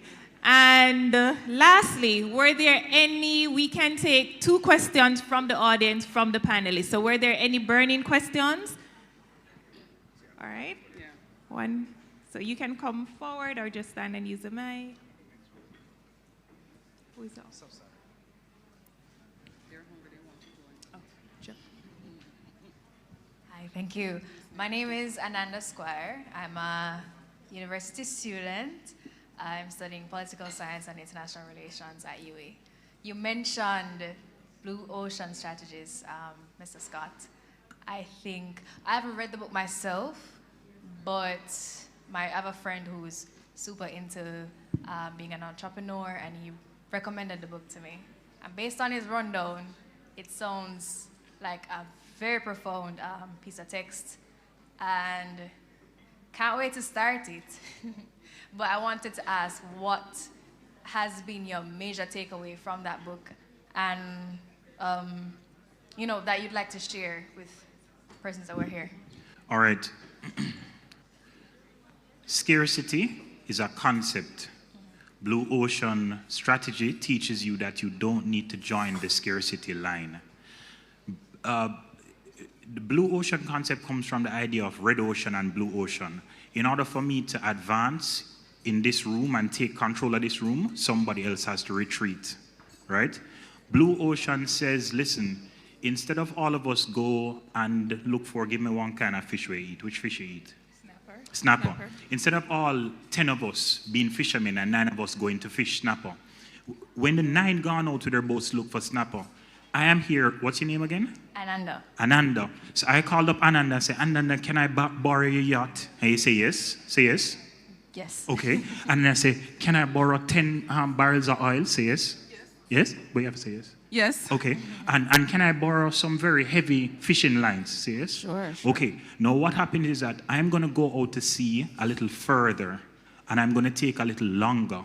But when I come back with some king crab and some this and that, and I come to a fancy place like this, nobody can compete with me on price. So I'm not entering a race to the bottom for who can sell cheapest. I don't play that game. If I can't get my price on anything I'm doing, I just sponsor. It's very simple. All right, thank you. Thank you so much. Thank you very much. All right, well, once again, thank you, everyone, and thank you to our panel. Thank you. Ladies and gentlemen, a round of applause for that very excellently moderated panel. Thank you so much, Lenicia Roden, President of the Young Women and Men of purpose. And of course, you can go ahead and check out their booth. Once you get the opportunity, go ahead and scan that barcode so you can find out more about those grant opportunities online. And of course, our expert panel that guided us through the things you need to know to ensure that you can secure that grant, not just here in Jamaica, but across the world. So with that said, lunch is being served.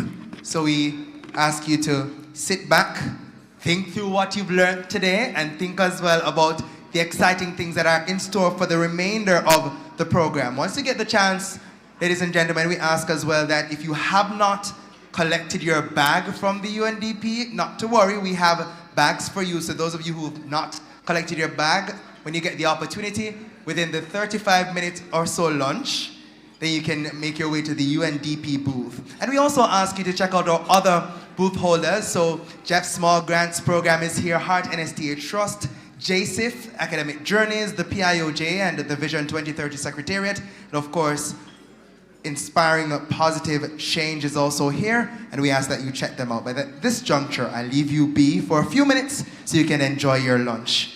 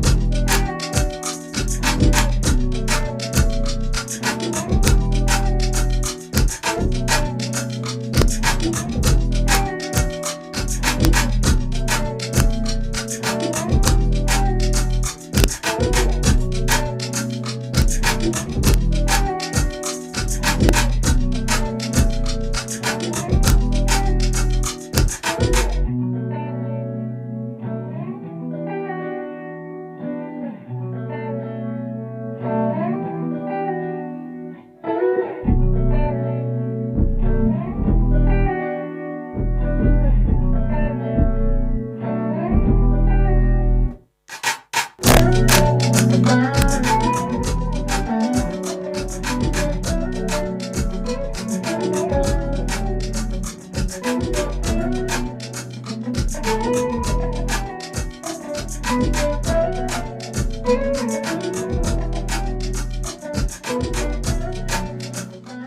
ladies and gentlemen, we also have some unoccupied seats. So we're asking persons, particularly our booth holders, if you are going to be having lunch with us, and we invite you to have lunch with us. There are a few seats unoccupied. We're asking you to take those seats kindly. So we're inviting our booth holders and other representatives. Kindly make your way to any one of the empty seats. There are a number of tables with seats unoccupied, so kindly occupy those seats as we want you to get served so we can head straight into our master class.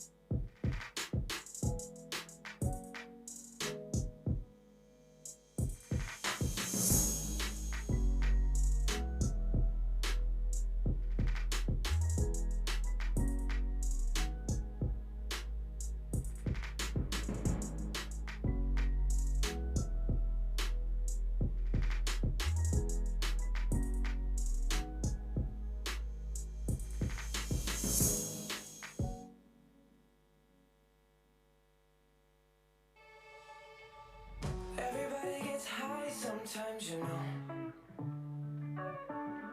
What else can we do when we're feeling low? So take a deep breath and let it go. You shouldn't be drowning on your own. And if you feel you're sinking, I will jump right over into cold, cold water for you. And although time may take us into different places, I will still be patient with you. And I hope you know I won't let go. I'll be your lifeline tonight. I won't let go. I'll be your lifeline tonight. 'Cause we all get lost sometimes, you know. It's how we learn and how we grow. And I wanna lay with you till I'm old. Oh, you shouldn't be fighting on your own. And if you feel you're sinking, I will jump right over into cold, cold water for you. And although time may take us into different places, I will still be patient with you. And I hope you know I won't let go. I won't let go.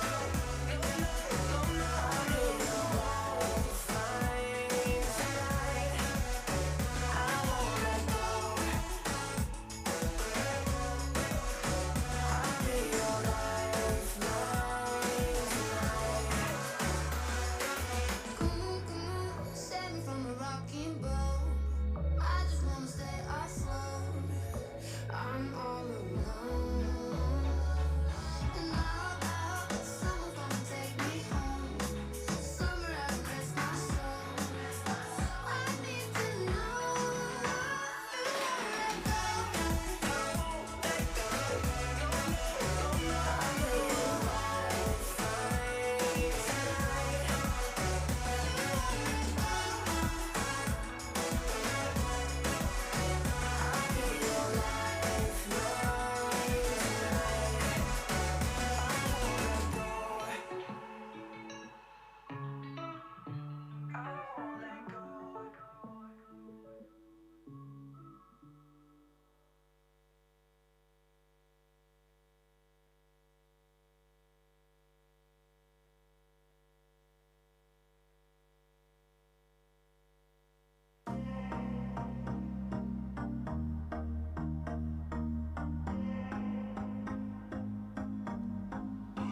I used to believe we were burning on the edge of something beautiful, something beautiful.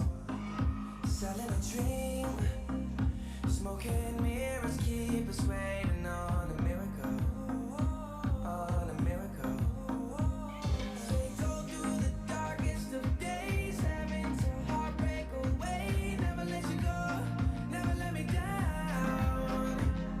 Oh, it's been a hell of a ride, driving the edge of a knife. Never let you go, never let me down. Don't you give up, nah, nah, nah. I won't give up, nah, nah, nah. Let me love you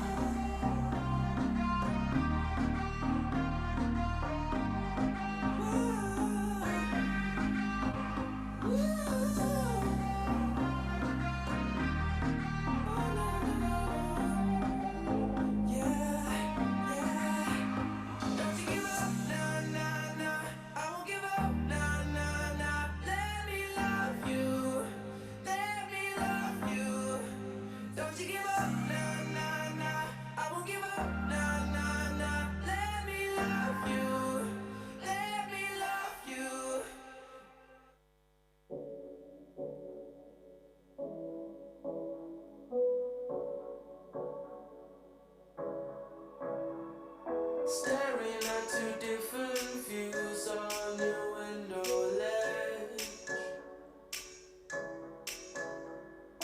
Coffee is gone cold, it's like time froze. There you go, wishing floating down.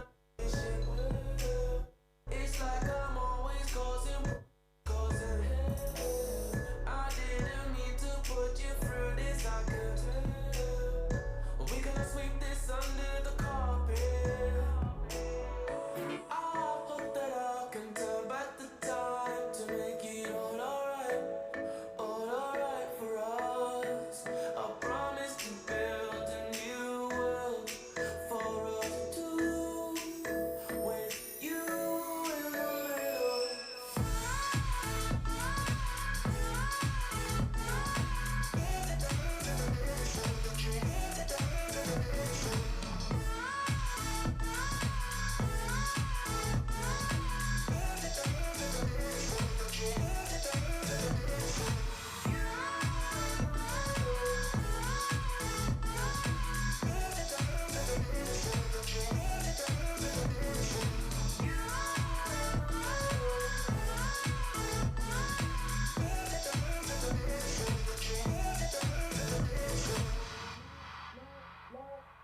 Lying down beside you, what's going through your head?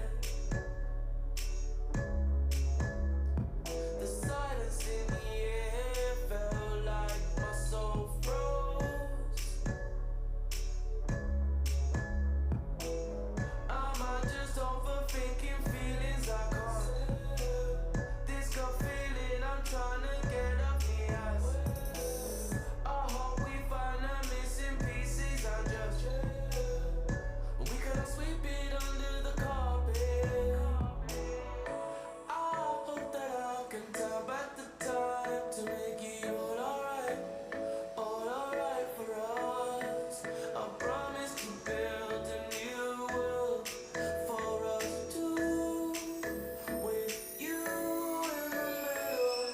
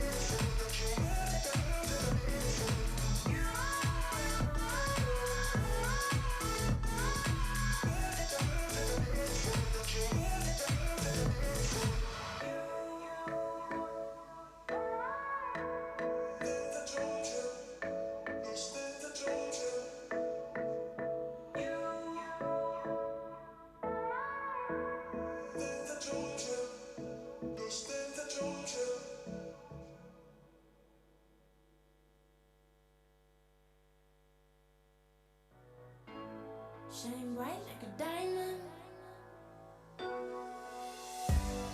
Fine light in the beautiful sea. I chose to be happy. You and I, we're like diamonds in the sky. You're a shooting star, I see, a vision of ecstasy. When you hold me, I'm alive. We're like diamonds in the sky.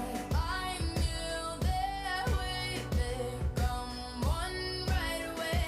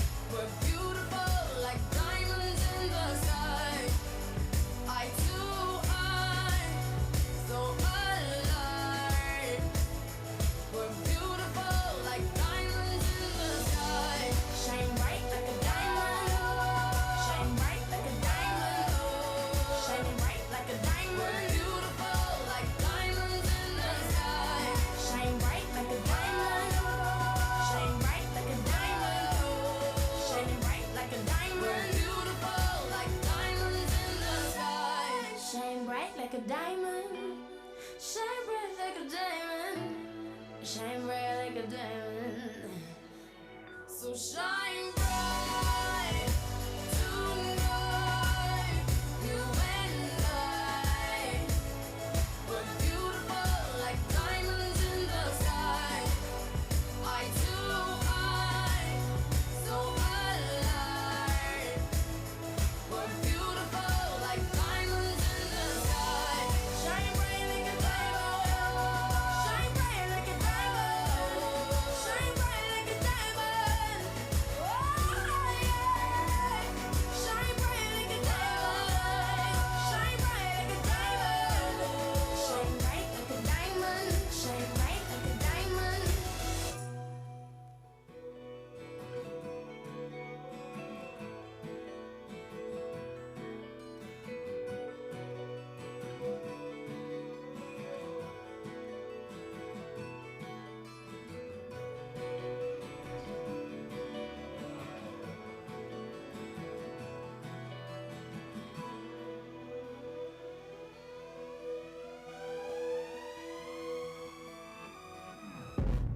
Waking up to ash and dust. I wipe my brow and I sweat my rust. I'm breathing in the chemical.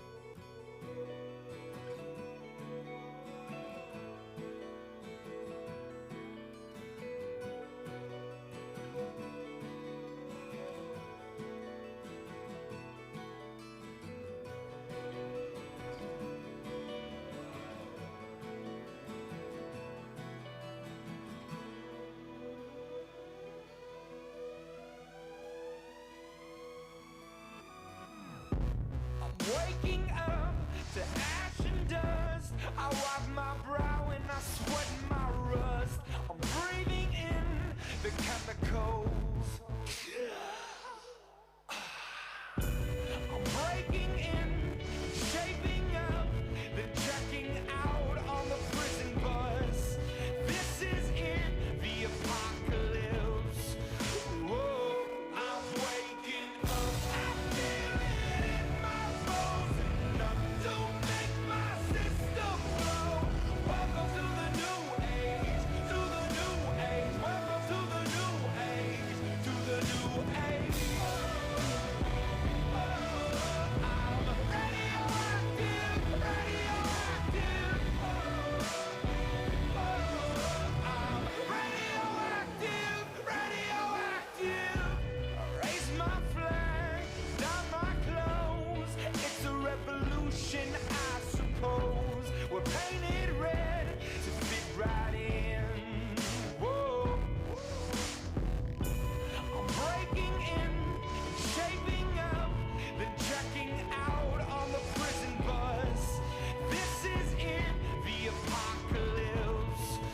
Whoa, I'm waking up. I feel it in my bones, enough to make my system blow. Welcome to the new age, to the new age. Welcome to the new age, to the new age.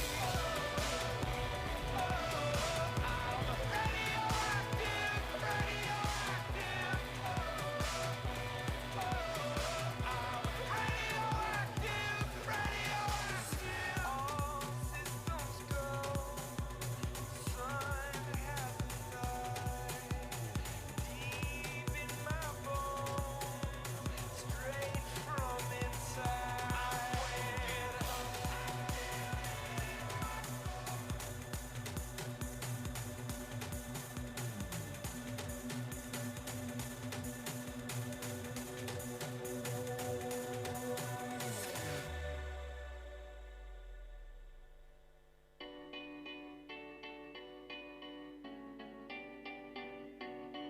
There was a time I used to look into my father's eyes. In a happy home, I was a king, I had a golden throne. Those days are gone, now the memories on the wall. I hear the songs from the places where I was born. Upon a hill across the blue lake, that's where I had my first heartbreak.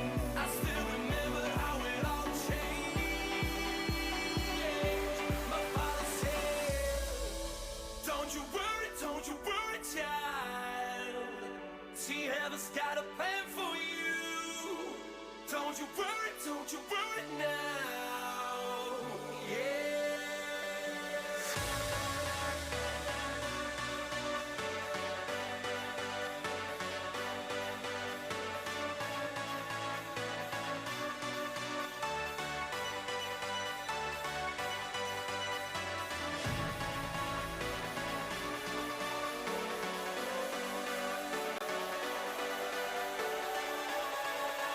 Don't you worry now.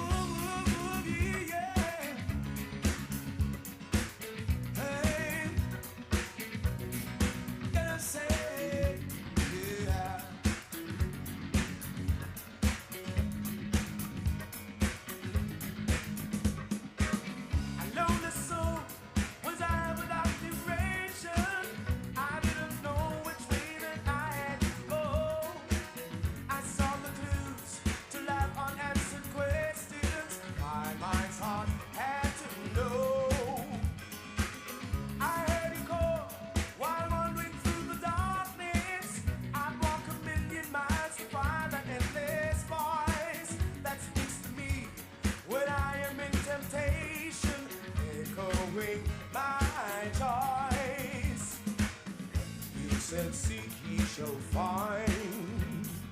I've been with you through all times.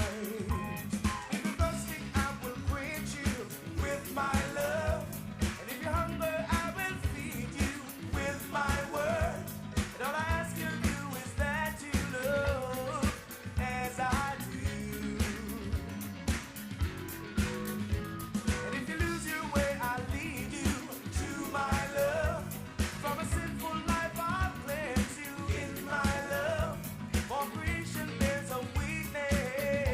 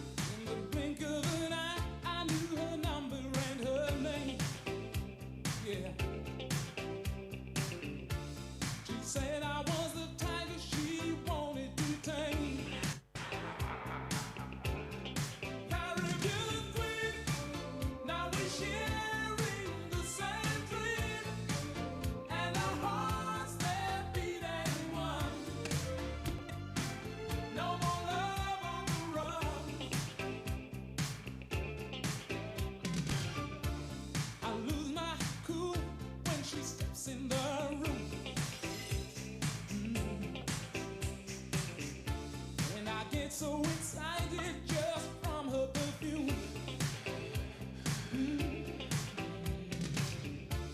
Electric eyes that you can't ignore. And passion burns you like never before.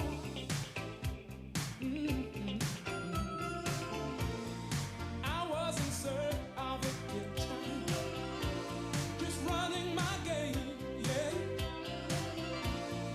Love was the furthest from my mind, yeah.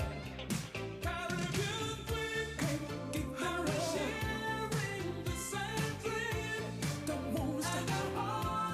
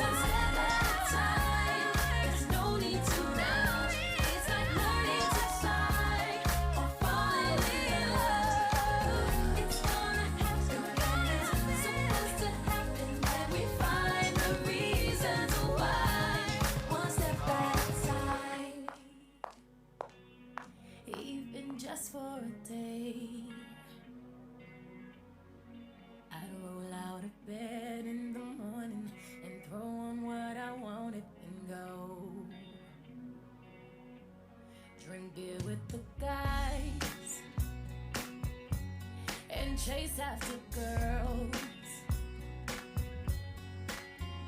I kick it with who I wanted, and I never get confronted for it, 'cause they stick up for me. If I were a boy, I think I could understand how it feels to love a girl. I swear I'd be a better man. I listen to her, 'cause I know how it hurts when you lose the one you wanted, 'cause he's taking you for granted, and everything you had got destroyed. If I were a boy, I would turn off my phone. Ladies and gentlemen, boys and girls, I hope you've been enjoying lunch. Is the lunch good? Is the lunch great? Is it ready, set, great? Excellent, excellent, excellent. Which means that you're now prepped and energized to move into the second section of our program. We're going to be getting into some more master classes. Are you excited about those? No, sound excited. Are you excited about the remaining master classes to come? All right, I'm just going to assume that the nice little cheesecake from the team here at Jamaica Pegasus full up in a mouth, so that's why they can't talk to me. But for those of you online, thank you so much for staying with us. And I know if you're not here online, if you stepped away, not to worry. I know you might have gotten your own lovely delicacies online and you're going to come to join us again. But if you stayed with us, we appreciate you being online, and we are about to get things started. Now, of course, some housekeeping matters for those here. The master classes that will go on in short order, here's how they're going to be organized. So the first masterclass, or masterclass 1, which is registered, running, and current, learn the ins and outs of getting your organization formalized and compliant. And of course, we're going to be sharing with you tips and resources to navigate the challenges and opportunities. So that masterclass will be in this room. So those of you assigned to that masterclass, and remember, of course, you registered on itinerary, which means you'll know which masterclass you're assigned to. So that masterclass will take place in here. For masterclass 2, which is grow your clients' digital footprint and goodwill using social media, artificial intelligence, and other game-changing tools. And of course, we're going to be talking about the latest trends and opportunities and some case studies. That one will be in room 2, which is just beyond where JSIF is currently located. All right, so that's masterclass number 2. And masterclass number 3, which is jobs and enterprises of the future. Get yourself, your networks, and your clients ready for the future of work, shaped by the emerging digital economy and climate change. So all trending topics we're looking at this afternoon. That will take place in room 3. And of course, that's beyond the Vision 2030/PIOJ booth, that room right there, that's where you'll be heading to. So we're gonna get to those in a moment. But a reminder to you as well that if you have not already done so, if you've not collected your items, that's your bag from the team at UNDP, now is the time to do so. And also, if you have not, for some reason, registered online, and that's probably for those who are online, probably just joining us, because all of you in the room, you must have already registered, but we ask that you go ahead to the ReadySetGreatJA.com website, register. And we want you to continue sharing all that's happening today. I know a number of you have been online sharing the information, so we ask that you use the hashtag ReadySetGreatUNDP, hashtag EndYouthPoverty now, and hashtag EndPoverty. So most of you are getting your dessert now, but we have some extra sweetness coming your way. Ladies and gentlemen, we have a performer coming who is one that personally, it brings me joy to see her here. She rose to stardom in 2006 as a star in the Digital Rising Stars competition. And ladies and gentlemen, it is my absolute pleasure to welcome to the stage, in a moment, a superstar. You know who me talk? Who know who me talk? Who don't know who me talk? Who says so? Hold on now. Nikisha Barnes? Nikisha Barnes. Let me ask this young one did born in the 2006? No. Are you serious? They said they weren't born in 2006. Oh my gosh. So,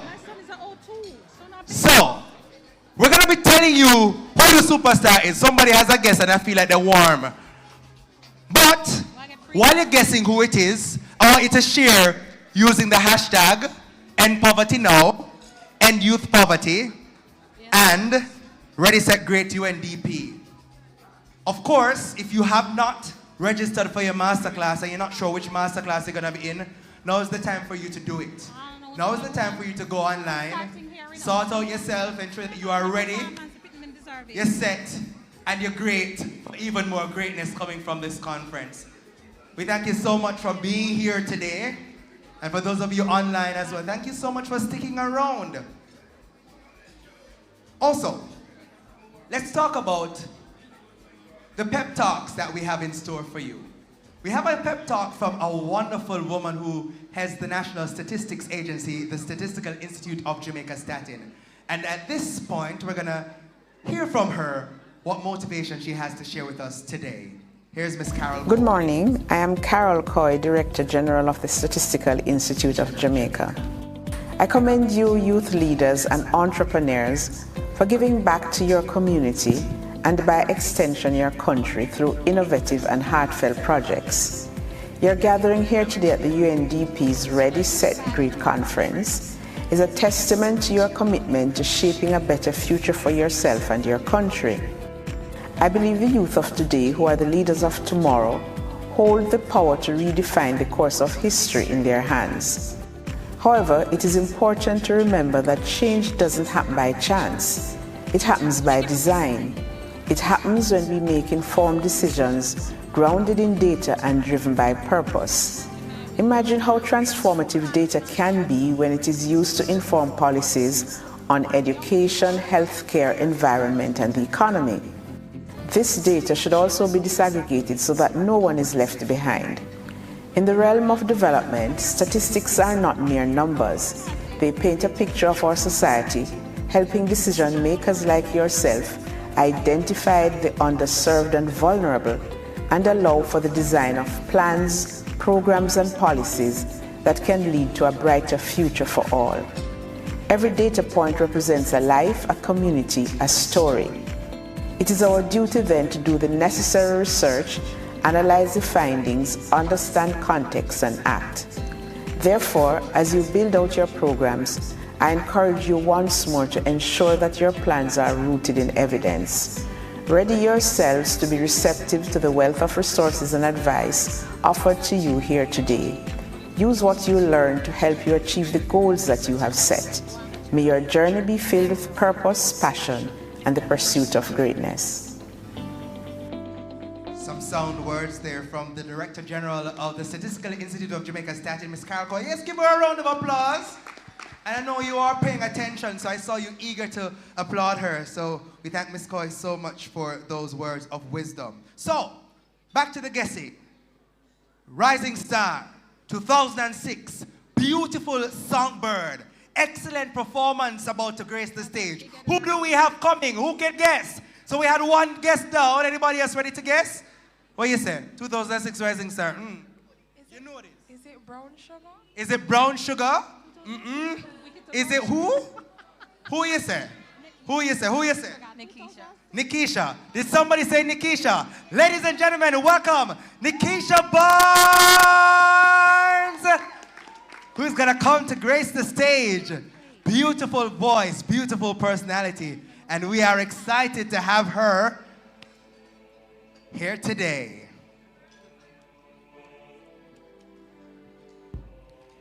Life is like a big merry-go-round. We're up and then down. We're going in circles trying to get to where you are. You never know where the road leads. Not everybody's gonna believe you. And even though they're wrong, don't prove them right. Sing, I'd rather stand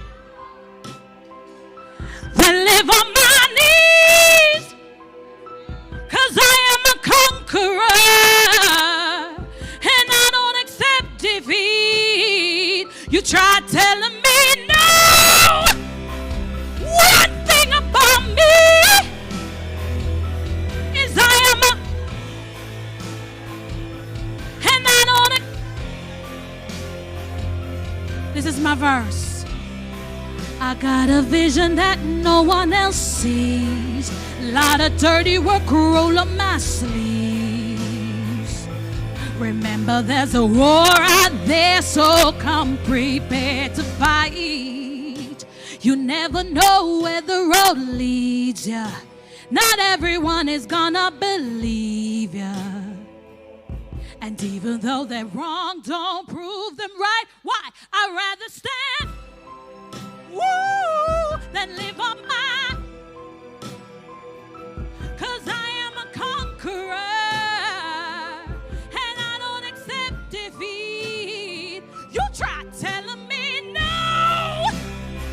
See, one thing about is I am a conqueror. I am a. Oh, see, we all make mistakes. You might fall on your face. Don't ever give up. Can I say that one more time and sing it loud? See, we all, we might fall on my face. This is my part. Don't ever give up. I'd rather stand, woo, than live on my. Why? 'Cause and I don't accept. You try telling me. See, one thing about. See, I am a.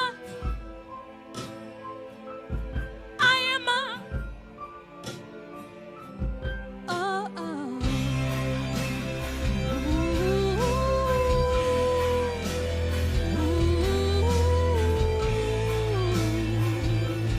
I am a conqueror. And I can tell a little bit about me. Turn that music down a little bit. I come from a place, a space where them say a girl like me has no business being right here. I'm unafraid to tell you I come from Arnett Gardens. I'm what they call a righteous, vulnerable population member. Them even give me a label. And that's why I chose this song for right now. Because in spite of what they've said on my life, I've chosen to be a conqueror. I've chosen to walk a path that some people say doesn't suit me well. But I swear to you, you can't allow the enemy's lies to become truth. I'm a conqueror.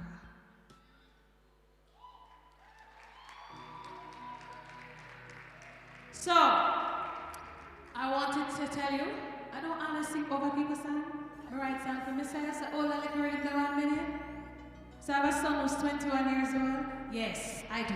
Yes, I do. I'm 21, I'm 43. Keep it together. Yes. But as a young one, sometimes we forget that your voices need to be included. And sometimes as big people who have adult amnesia, our go like we forget what it was like being 17, 18, 19, and transitioning into the world of adulthood. And knowing that if you are calling on your life, sometimes fear is there. And we as big people have to speak success into your life. And this was me as a mommy speaking success into the life of my son, who comes from Arnett Garden. Them tell him say I'm gonna be a gunman. But them tell him say I'm not gonna go away. They tell him say I lie to my tell by you.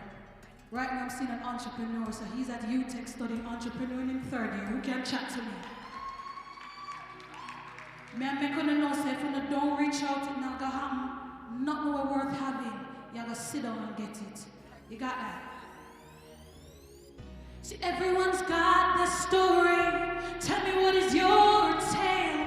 Do you want to see your name light up the atmosphere? And do you want that more than anything? You gotta work on it night and day. And don't give up, don't give in. Pick up your courage and reach out.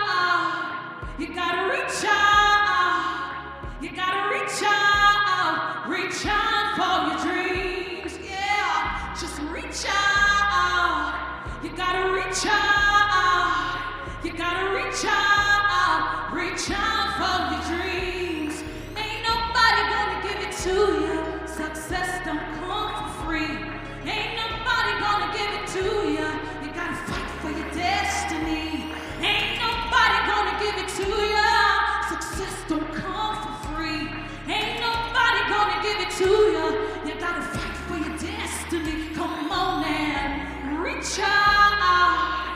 Just reach out, just reach out for your dreams. And nobody in that room and never get nothing if them to reach out. Because if you come from where we come from, you know, so you have to fight for everything where you want. And you know, so you have to go into some rooms and some spaces where people tell you you don't belong and stand up in their confidence. And you have to own it like it's yours. And Bob Marley said, what have to do? You have to get up, stand up for your right to shine. Get up, stand up for your right to shine. You've got to reach out. Just reach out. Just reach out. Reach out for your dreams. Just reach out. And if reaching out means you're going to study and you gotta dance, study and you gotta dance. And if reaching out means you have to tell your little boyfriend to talk to you later, come have to study, come remember you and you taking on my future. And if reaching out means that I'm going to look good in the schooling, that I might see. Because sometimes education is the only way to break the chain. Talk truth? Now as big people we're going like we know the life rough, talk truth? And as young people I know that your culture is different. You're facing a lot of things on social media that I didn't face growing up. And therefore it's a lot more for you. You think about your image a lot more. And you're very attuned to the likes and the followers. But understand this, that not make you. You are bigger than the likes and the followers. And I'm glad you're here now to recognize that you are going to change and transform, not just Jamaica, but the world. So this song has been holding me down.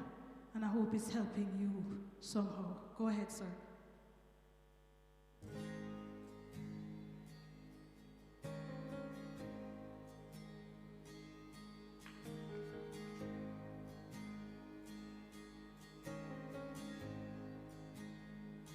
I love you, Lord, for your mercies never failed me. And all my days I've been held in your hands. See, from the moment that until I lay my head, I have lived in the. You better sing like you know what's happening right now. See, all my.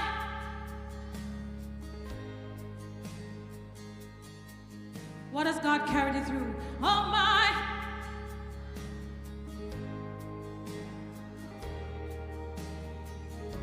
With every breath that I am able, oh I will. Now this is a part where I have to ask my son for some excuse. See, I love your voice. It has led me through the fire. See, in darkest nights, you will. I know you as my father. I know you as my friend. And I have lived in the. I want you to lift up the roof, let them know so with day, man. Come on. See, all my life. What has he brought you through? See, all my so good with every. Oh, I will sing of the. This is a part that all the members of my household know. Say, my time this. Come on, you're good. Hey, play that loud. Your goodness is.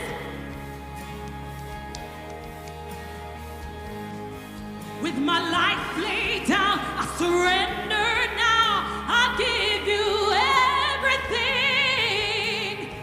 'Cause you're. Bring that down a little bit. Let me talk to my family right now. I come from a place where I used to eat sugar dumpling for Sunday dinner. Can you imagine now?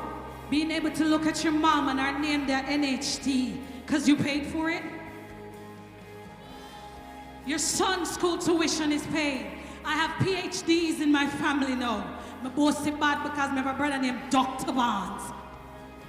And we used to sleep on the veranda on the floor, and now I own 3 homes.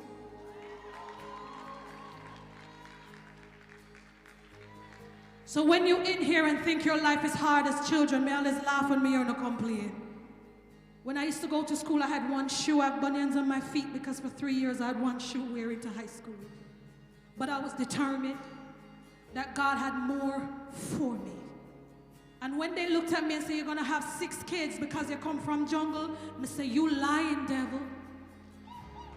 You lying enemy. You lying, I have Dubai on my future. We are talking about, play the song. See your goodness is running after. It's running. Right now my niece is in 6th form and I'm paying for it. I don't even feel a pain. My little nephew's a star footballer at Charlie Smith High School. And he went there and he couldn't read, and now he's in 9th grade, the brightest grade in the school. What's talking to me? That's the goodness of God. I remember standing in my mom's kitchen. That's a lady that didn't even finish high school. She left in 7th grade. And to be able to look at my mom now and say, you own this. That's breaking generational curses. I'm asking you in this room to do that for your family. This uniform is not a joke. This uniform is for you to transform your family. To do some things in your family that the enemy said could not be done. Because greater is he that's in me. Don't worry, I've been baptized for almost 15 years. Don't watch your mark up on the piercings. Me, I love tattoo. It's who God calls you to be. Don't let nobody stop you from living in the blessings God has for you. Because all my life, all my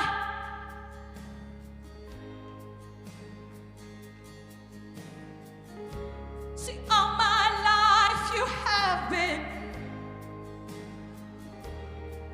You're looking right now at the director of the HIV program in Jamaica with a master's degree in public health. How dare I defy the enemy? It's the goodness of God. Come on, sing. Your goodness is running after me. Hug up yourself. Your goodness is running after. It's running after me. With my life laid down, I surrender now. I'll give you everything. 'Cause you're good. Running after me. I declare that in this room, bring down the music. Because if I don't do it, I can't leave here. In this room are the future leaders of this world. In this room are lawyers, doctors, and some business women and men who are going to transform the landscape over the next 5-10 years.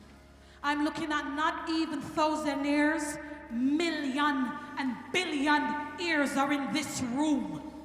I'm looking at how you're going to put your families in places that the enemy said you couldn't go. And you're starting here. God bless you. God keep you. God make his face shine upon you. And God brings you peace.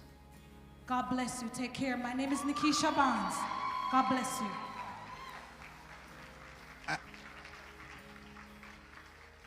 I don't know about you, but I was just so moved by that performance. Ladies and gentlemen, Nikisha Barnes. Nikisha Barnes. Nikisha Barnes, thank you so much for not just ministering to us, but sharing your own story and telling us how even in this space, no matter where we are now, there is greatness for us to undertake as we go forward. And what a fitting way, boys and girls, for us to move into our masterclass sessions as we now make our way into seeing how we can build on the momentum and build those palaces and those mansions and the 3 and the 4 houses that we want to own, right? Because we are ready set. We are ready set. So, ladies and gentlemen, we're going to head into our master classes now. And our master class in this room, session 1, registered, running, and current, learn the ins and outs of getting your organization formalized and compliant. And that one will be moderated by Dr. Stephen Johnson, lecturer at Salises at the University of the West Indies Mona campus. And of course, the trailblazers assisting him, Denicia Roden, and we'll also have Janine Shepard. We'll also have resource panelist Jacqueline Allen, who is the Development and Registration Manager at the Department of Cooperatives and Friendly Societies, and Yolande Rowe, Fender Data Protection Officer at the company's Office of Jamaica. So those of you in that session remain here. We ask, however, those of you who are in the exciting session looking at growing your client's digital footprint and goodwill using social media, and that one will be led by Shamar Wedderburn, and you see him there waving in the blue jacket, going in the room right beside the JSIF sign. And of course, in that session, ladies and gentlemen, is Kalila Reynolds, CEO of Kalila Reynolds Media, and also Michael Morgan, a prompt engineer and strategist. So you definitely, for those of you who are assigned to that session, want to make your way so we can get that started. And the session in room 3 is Jobs and Enterprises of the Future. Get yourself, your networks, and your clients ready for the future of work. And that session will be moderated by one of our panelists, one of her co-hosts, Christina Williams, president of the Human Rights Council at the Norman Manley Law School, and our youth trailblazers who will be engaged in this one, Adrian Watson, Ecotech entrepreneur, and Matthew Stone, CEO of Stone Technologies Limited. So for those of you assigned to session 1, if you are here, you are in the right place. If you are assigned to any other session, make your way to your session, please. For those of you online as well, by now you know how to do it, so you are gonna look for your various breakout rooms and go ahead and click on the request, enter your breakout session, and we will get those started in a moment. So we ask kindly that you make your way to your master classes. Only those in session 1 should be in this very room at this time. And for those of us who might have missed what's assigned, so session 1 is registered, running, and current. Learn the ins and outs of getting your organization formalized. That's session 1. If you are assigned to that workshop, that masterclass, you ought to be in here. For masterclass 2, grow your client's digital footprint and goodwill with Kalila Reynolds, Shamar Wedderburn. That's in room 2, and that is the room. You use the JSIF sign as your marker. You're going to go through that door there. And our final session, masterclass 3, is Jobs and Enterprises of the Future, and that is in room 3, which you will mark by the Positive Organization pull-up banner, as well as the PIOJ's booth. You're going to go on into that room. So kindly make your way as I invite our youth trailblazers who will be moderating these sessions to get into place, and we head straight into sharing the gems for these sessions.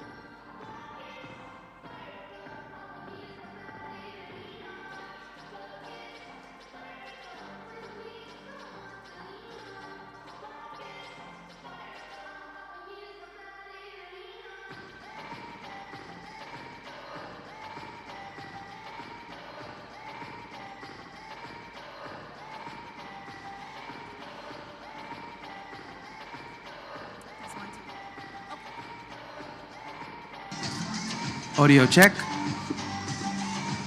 For persons for job readiness and jobs for the future, we're in room 3.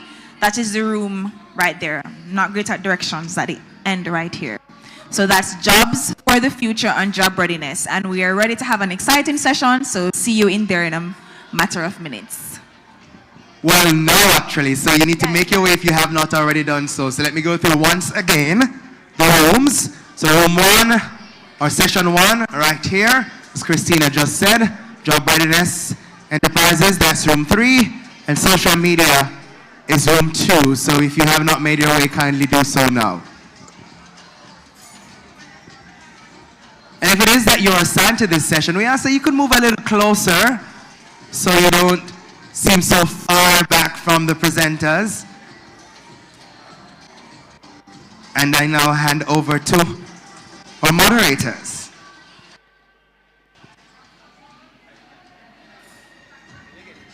I think we can share. Yeah, we have to. Yeah. We can share. Audio.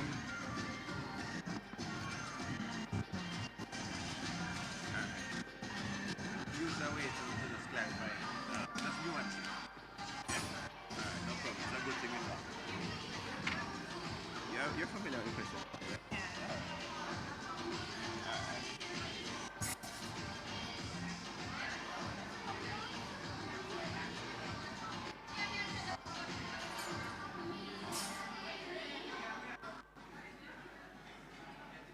Do I have to wait for a prompt?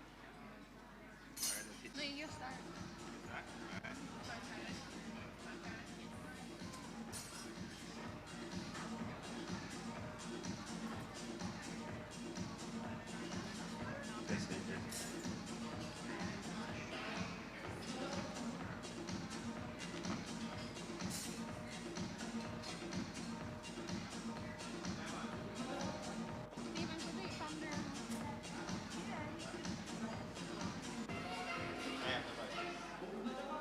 You can also.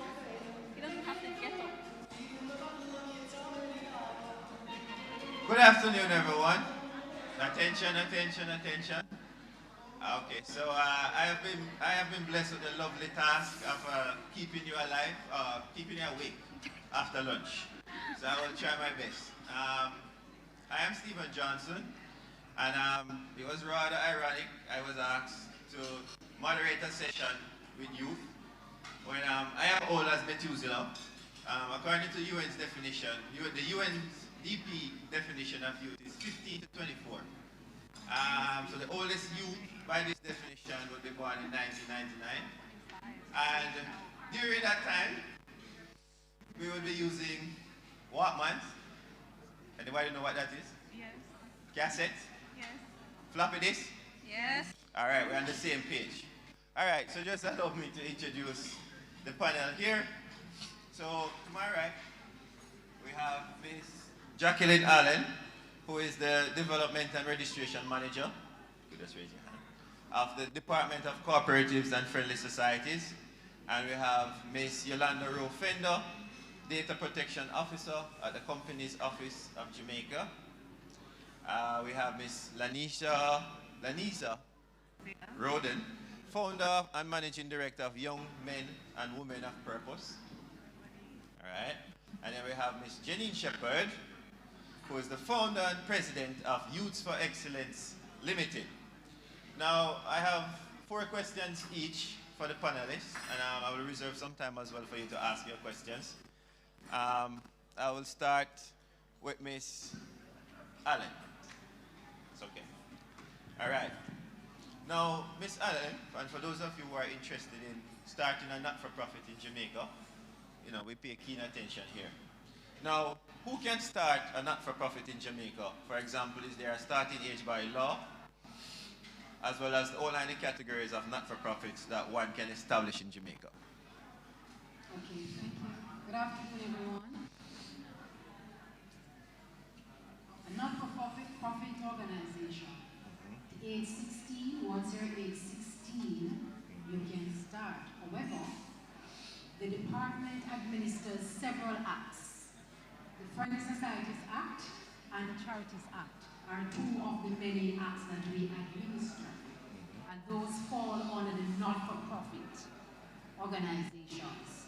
So if you're interested in community-based organization, on the Friendly Societies Act, we have the benevolent societies, which are developed for community-based organizations. And we have the Charities Act, which is not-for-profit also.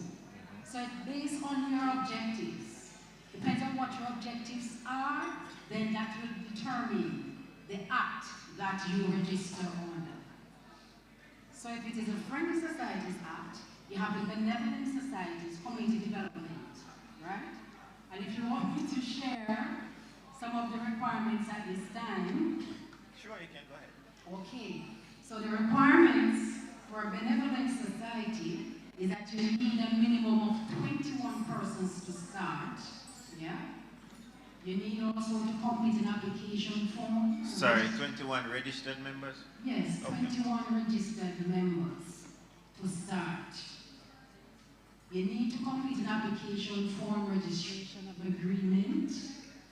You need also to undertake pre-registration training. This is done in Friendly Societies Principles and Practices. So it's training prior to registering. This is one of the requirements. You need to pay a $2,000 processing fee. You also need to provide us with proof of your registered office location. You need to complete a statement of affairs. And the process will take about 50 days for you to get your package. So once you've submitted all the required documents, and they are processed, and once the registrar is satisfied with all those documents submitted, then you receive your registration package. How long does it take? How long? Yeah, I said about 50 days. Right. Thank you very much. Ms. Rofendel.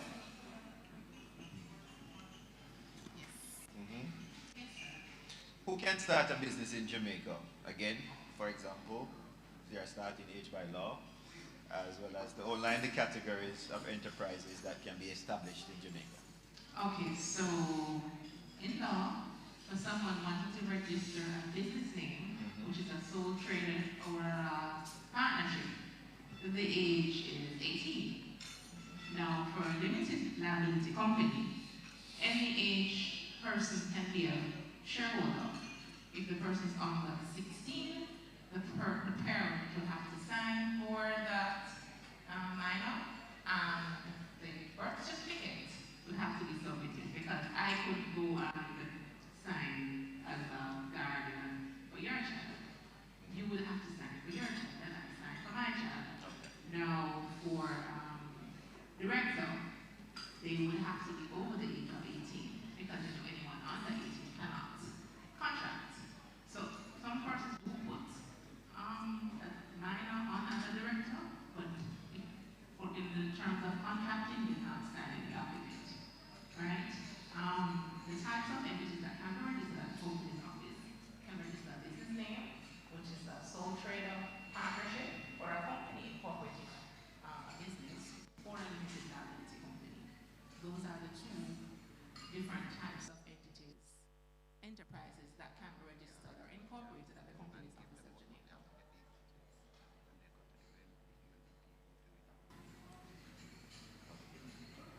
All right, thank you very much. Lanicia? Yes. You're on the floor. What are the common misconceptions held by young people seeking to start an NGO? So there are a few of them. I'll just highlight four. One of them is the ease of starting an NGO. So there are a lot of persons who they want to do good, and they may think that, oh, I just want to set up an NGO and to start it. But then there are several things that you have to take into consideration when starting an NGO, especially if you want to start one that will be sustainable and create impact. You have to look at, the structure of it, who will work in it, where would you get volunteers. That leads me to the second point, which is to have a sustainable nonprofit, you can't just depend on volunteers. I learned that lesson when I started. I just wanted to give back. So I had my job and I was just giving back. But as we grew and as we started to make impact, got grant funding to do several projects, you realize that if you want to make more impact, you actually need persons who have the time, who are competent in order to grow and sustain the organization. And always think sustainability. Again, we learned this years after. But if you think about sustainability from the beginning, then it will help you in terms of how you will work to grow your organization and it will make a big difference. One more question.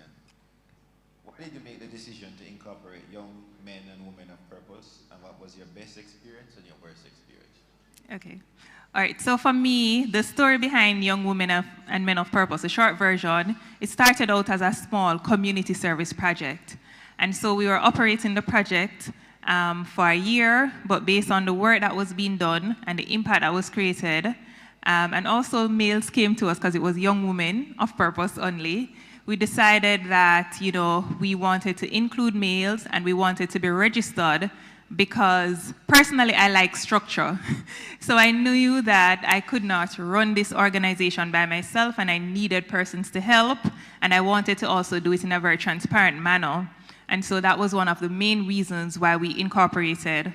The other thing that we learned along the way was that to get grant funding and to partner with government agencies, corporate companies, they're always asking about whether or not you're registered. And so if you are thinking of starting a nonprofit or even a business, if you want to get certain contracts or, you know, certain partnerships, then they will ask about your registration, both locally and also internationally. In terms of some of the nuances, so we were registered back in 2010, so this was long before the Charities Act and the updated Companies Office regulation. I had to do everything by myself. Back then, I had to go to different offices downtown to get it stamped, so I had to do everything. I didn't have any help. The recommendation was to get a lawyer, but of course I couldn't afford a lawyer.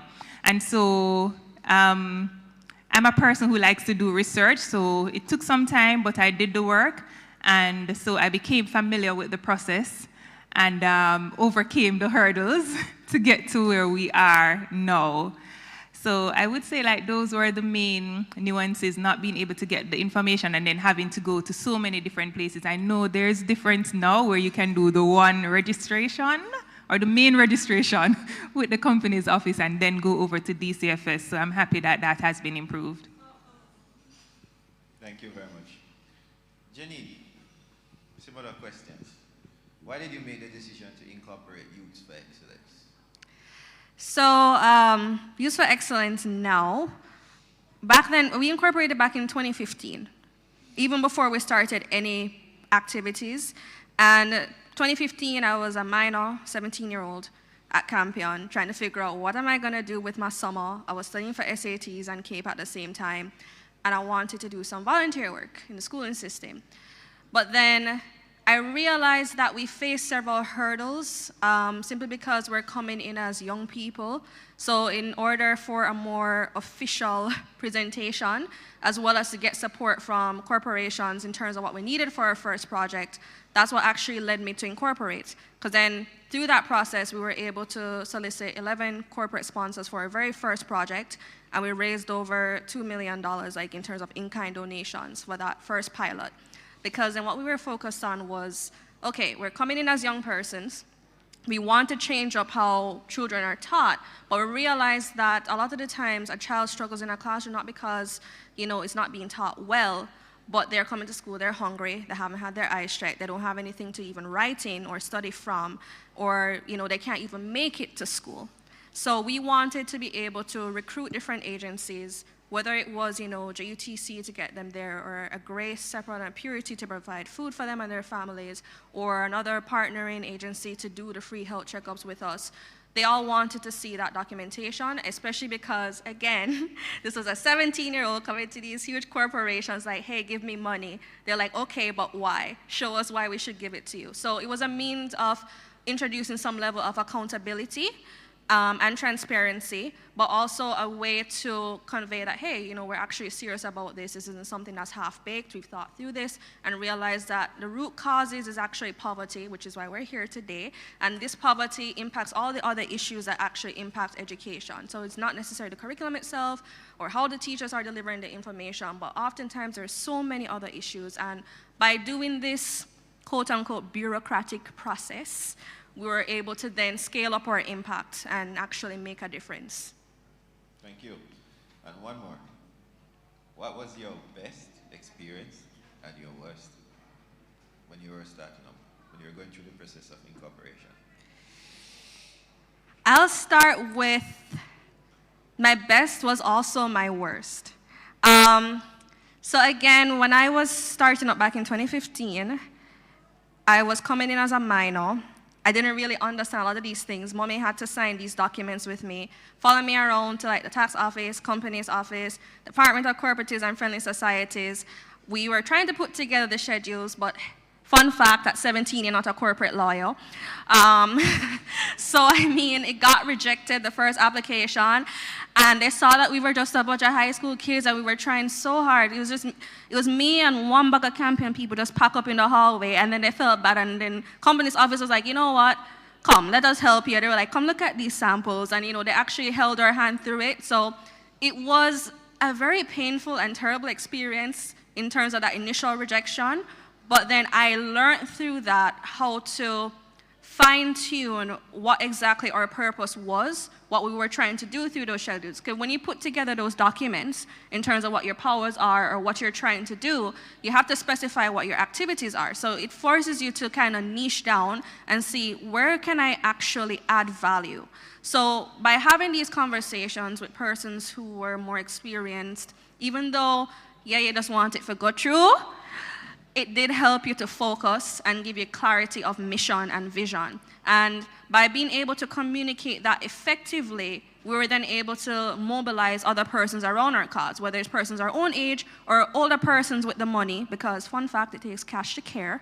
So these were all very valuable insights. So I would say that was that was definitely the worst part in terms of, getting together everything. And, as Lanicia touched on, can't really afford a corporate lawyer. So those were very terrible things to go through. And then obviously getting the bank account, getting like all the other things that you need to just operate. That was quite stressful. Still is. Thank you. Back to Ms. Jacqueline Allen. Ms. Allen. Thank you. Pardon? No, sorry, go ahead. Sure. Well, they have here in less than 1 minute, but I'm going to ask you, take your time to outline the steps, the key steps to setting up a not-for-profit. Okay, I did mention it for the Friendly Society or the benevolent societies. I'll now do the charity. Poor child, sorry. Okay, for you to register a charity is another not-for-profit organization. And this is established for public benefit. So if you want to establish a charity, it must be established. The public must be benefiting from whatever you set up to do, okay? So I'll outline the steps. You need a minimum of 2 persons. I know the process can be a little tedious and frustrating. I was mentioned by my friend here. Firstly, if you're registering, if you're going incorporated, you have to go to the Companies Office of Jamaica to first get it incorporated and then apply to us for charitable status. Sure? Right. That's step 1. That is step 1. Yeah. So you to submit an application form with the accompanying documents, like it's a $5,000 non-refundable fee that you pay. You submit a plan of charitable activities, operational policies and procedures. You, what is it now? Financial statements. If you're registered for over a year, you submit a financial statement. If you're registered within the year, a project proposal. So the amount that you plan to spend during the year, proposed income. That process should take 30 days. After it is a fit and proper questionnaire for each director. So each director is an 8-page document that each director is supposed to complete, along with recent passport size photographs. And they must be certified by a JP or an attorney at law. After we have reviewed to ensure that you have all the required documents in office, they are submitted to TAJ, Tax Administration Jamaica, for further review. They are the ones who determine whether you get an objection or a no objection. So once they review your articles, your objects and powers, and they are satisfied that it's in keeping with the Charities Act, then you will get, they will notify us at the department that you either get no objection or objection, and we will prepare the certificate for you. And the certificate expires within 2 years. Okay, so you have to go through the steps again? Yep. Or just apply for renewal? Oh, after 2 years, you apply for renewal. Right. Thank you. You're welcome. Mrs. Rufindo. Yes. Similar. Outline the key steps to establishing or setting up a limited liability company. Okay, so for limited, I'm going to do limited liability as well as the sole proprietorship or partnership. Sure. Okay? All right, so for the limited liability company, you need to complete, there are 3 forms now. Before it used to be 2, but since the amendment of the Companies Act, there are now 3 forms that are required to be completed. The articles of incorporation, which is the Form 1A for the company that is limited by shares, or the Form 1B for a company that's limited by guarantee, which is the ones that are going to be applying for charity status or not. So the Form 1B is for companies not for profit, and the 1A for profitable entities. The BRF, which is the business registration form, and all entities that are being registered at the company's office are required to use the business registration form. And then there's also the new form, the beneficial ownership return form, the BORA for the company limited by shares, and the BORB for the company limited by guarantee. And so all directors, shareholders, members are required to submit identification when they're submitting the documents for incorporation. The cost for incorporation is $27,500. Now, sometimes you may be in a hurry and you can't wait for the 5 days for incorporation. There is a small fee for express. Next day express is $3,000, and same day express is $6,000. Additional $3,000 and additional $6,000 for same day or next day express. Because sometimes in a rush. No, for did I say IDs for all director shareholders? No. For incorporation, you need a minimum of 2 persons. A director, a shareholder, and a secretary. So if it's going to be 1 director shareholder, they need an additional person who is going to be the company secretary. Now for the sole partnership, company limited, a company that's operating that needs to register business name, because sometimes there are entities that want to, they're already a company, they want to run another line of business, or they want to have a trade name, then they register a corporate sole partnership. The BRF form is required by all entities registering. The sole partnership, they need IDs for all the partners, all the proprietors. Proof of home address, which is the driver's license, the voter's ID, or a utility bill, ready to receive something that's in their name. Or there is a voluntary declaration form that can be downloaded from our website, or the Justice of the Peace can simply write a letter. If the business requires license, let's say a hairdresser will need to operate using a salon license or a hairdresser's license from the parish council, that has to be submitted. Anything that you need a license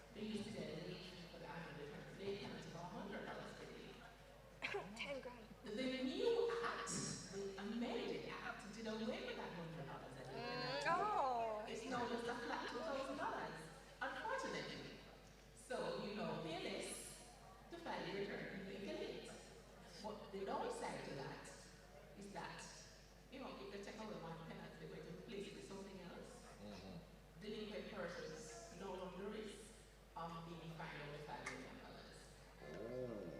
Yes, so we now make it easier for you, cheaper for you to file your returns, but now you come with more penalties. Alright, so sometimes I know you forget and you think it is $100, it is $15,000. Oh, 100 grand. You file, but That you reached still me, have though. because you have more than one. That did reach me. Because you have many. No. So no, and the better it won't happen to you again. No, listen. I went to college, right? And like I said, I started when I was a minor. Never know nothing about no annual return filing or nothing like that. When I come back, I get a bill for 100 grand about late fees and fines. Yeah. No, it's the same. So when we registered back then, when we registered with the company's office, we didn't know that you needed to file. So until we got a call to say, oh, they're coming to, we were in Mandeville at the time, we're coming to Mandeville, they'll have a waiver so you can pay less than, but we had a big bill too because we didn't know. Exactly. And we would have registered from 2010, so that was 5 years off.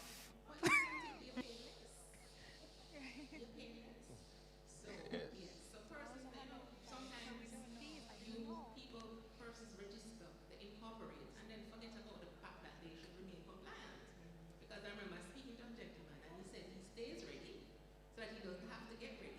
Because at any moment you may need to get something from a bank and you know you need to go file your annual returns. Wait for the 5 days to get it approved before you can get that letter of standing. Right? And then also when changes are made, they move the registered office. We can't find them. So sometimes persons are operating and they're removed from the register just because we couldn't find them. So it's not just to remain compliant, but to file the relevant changes with the company's office. Change your directors, you change your shareholders, change your secretary, you move from where you are. Those documents also have to be filed with us. Sure, thank you. Quick question. Is there a one-stop location where we can find all this information? On our website, www.orcjamaica.com. One more time? www.orcjamaica.com. And you can also go on our social media pages. Thank you. IG, Twitter, anywhere else. Please again. X. And for the beneficial ownership information, BO Hub. BO Hub. BOHubJamaica.com. Thank you. Sorry. Sorry, the one-stop shop that you mentioned, are you speaking specifically to COJ Well, no, or that for I asked, everything? Is it there a one-stop shop for all of the No, we are working on it. You're Working on So I it. can go to one To make it window easy. and the application And goes to the everything is respective done there, agencies. yes. We are Okay. working on that. Hopefully soon. We're COJ, TAJ, and DCFS. It'll be under So one umbrella. We're now Yeah. back to Miss Roden. You're on the floor again. What is your advice for young people? Your advice for how young people can fulfill their legal obligations as registered entities? So the first is to understand obligations. So today's a good day to get a better understanding of what is required so that you don't fall into, the traps that myself and Janine fell into because we did not know. Because there's a saying, I don't remember it right. Right, it's not an excuse if you don't know. So that's the first thing to understand. So if you are deciding to register your organization, ensure that you do your research on the websites of the different agencies. And I just want to add that it's not just 2 agencies, it's 3. The tax office should be added, right, as another agency that you need to be aware of. And well, maybe Jaipur too, if you want to trademark something. So that would be one. Once you understand the obligation, ensure that you take action because it will cost you not to take action. So set reminders in your phones or if in your emails, in your calendars yearly when you're supposed to do your annual returns with each of the agencies because it will be different. If you don't understand it yourself, then get help. And I'm not telling you definitely to go out and get a corporate lawyer because I know that's something that we couldn't afford. But get help from persons who've done it before. I've helped several persons start their nonprofits, do the registration and so forth. So I'm open to helping any young person who wants to start their nonprofit or social enterprises. And I'm sure there are other persons, who are willing to give advice and to help. And you can also call these agencies. If you call them and you're respectful and you let them know you don't understand. I've had that several times. I call to say, I'm not you know, I don't understand this, what should I do? And there are some persons who are very kind and who will offer help. So, some. Sorry, Jenny, anything to add? It's the same question for you. Basically, I agree with what Lanicia said. I think understanding what the obligations are is the first thing, but then also creating a budget for compliance alone, just like maintaining the company, because you set aside a budget just for filing your annual returns or paying certain like outstanding fees or stuff like that you need to do, or you won't need to pay an auditor or an accountant or somebody to look over your documents. So creating that schedule and also meeting person in the offices, right? As you speak about the different agencies, when I think about DCFS, I think about my compliance officer, Tristan Thompson. She has been so helpful. I WhatsApp her, I call her, I bawled out the phone, like, Tristan, I don't know what to do. She's like, Jenny, relax. And she's like, this is what you need to put together. And I got on to company's office and I bawled some more. And they're like, okay, let's see what we can do here. Because I'm looking at all of these fees as a young person, like, where am I forget it from, right? But I mean, for the most part, they're very understanding because, I mean, they know that this is what we're going through. So I think having that schedule, like Anicia said, but then also creating a budget specifically just for maintaining the company. That's a huge thing because you create budgets all the time for your projects or, you know, for these things that you want to invest in the company itself, but you often forget to set aside a budget just to maintain the existence of the company. And that was where I went wrong. And it was a very costly mistake. So please use me as an example and don't do that. All right, thank you. Can I just add one quick thing? So Janine mentioned financing, and it's very important, whatever money you spend for your organization, ensure that you're keeping the receipts. A lot of receipts will fade, so scan it, use a scanner up on your phone, or if you have a scanner, and just ensure that you create a folder and a file for your receipts. Especially if you're looking for grant funding, it is a requirement to do your reports, your financial reports for your funders. And then when you're doing your returns, as you've heard, you will have to do your financial statements. And this is what you're going to use to do that. So that's important. Sorry, just one more thing on that. Get yourself an accountability partner, just in terms of to stay on top of the stuff that you need to put together. And by accountability partner, I mean like get yourself a board of directors, because they're not on your board, they're monitoring you. They're gonna be like, wait, aren't you supposed to submit like this report to us every quarter? What's going on? Did you file this? Did you file that?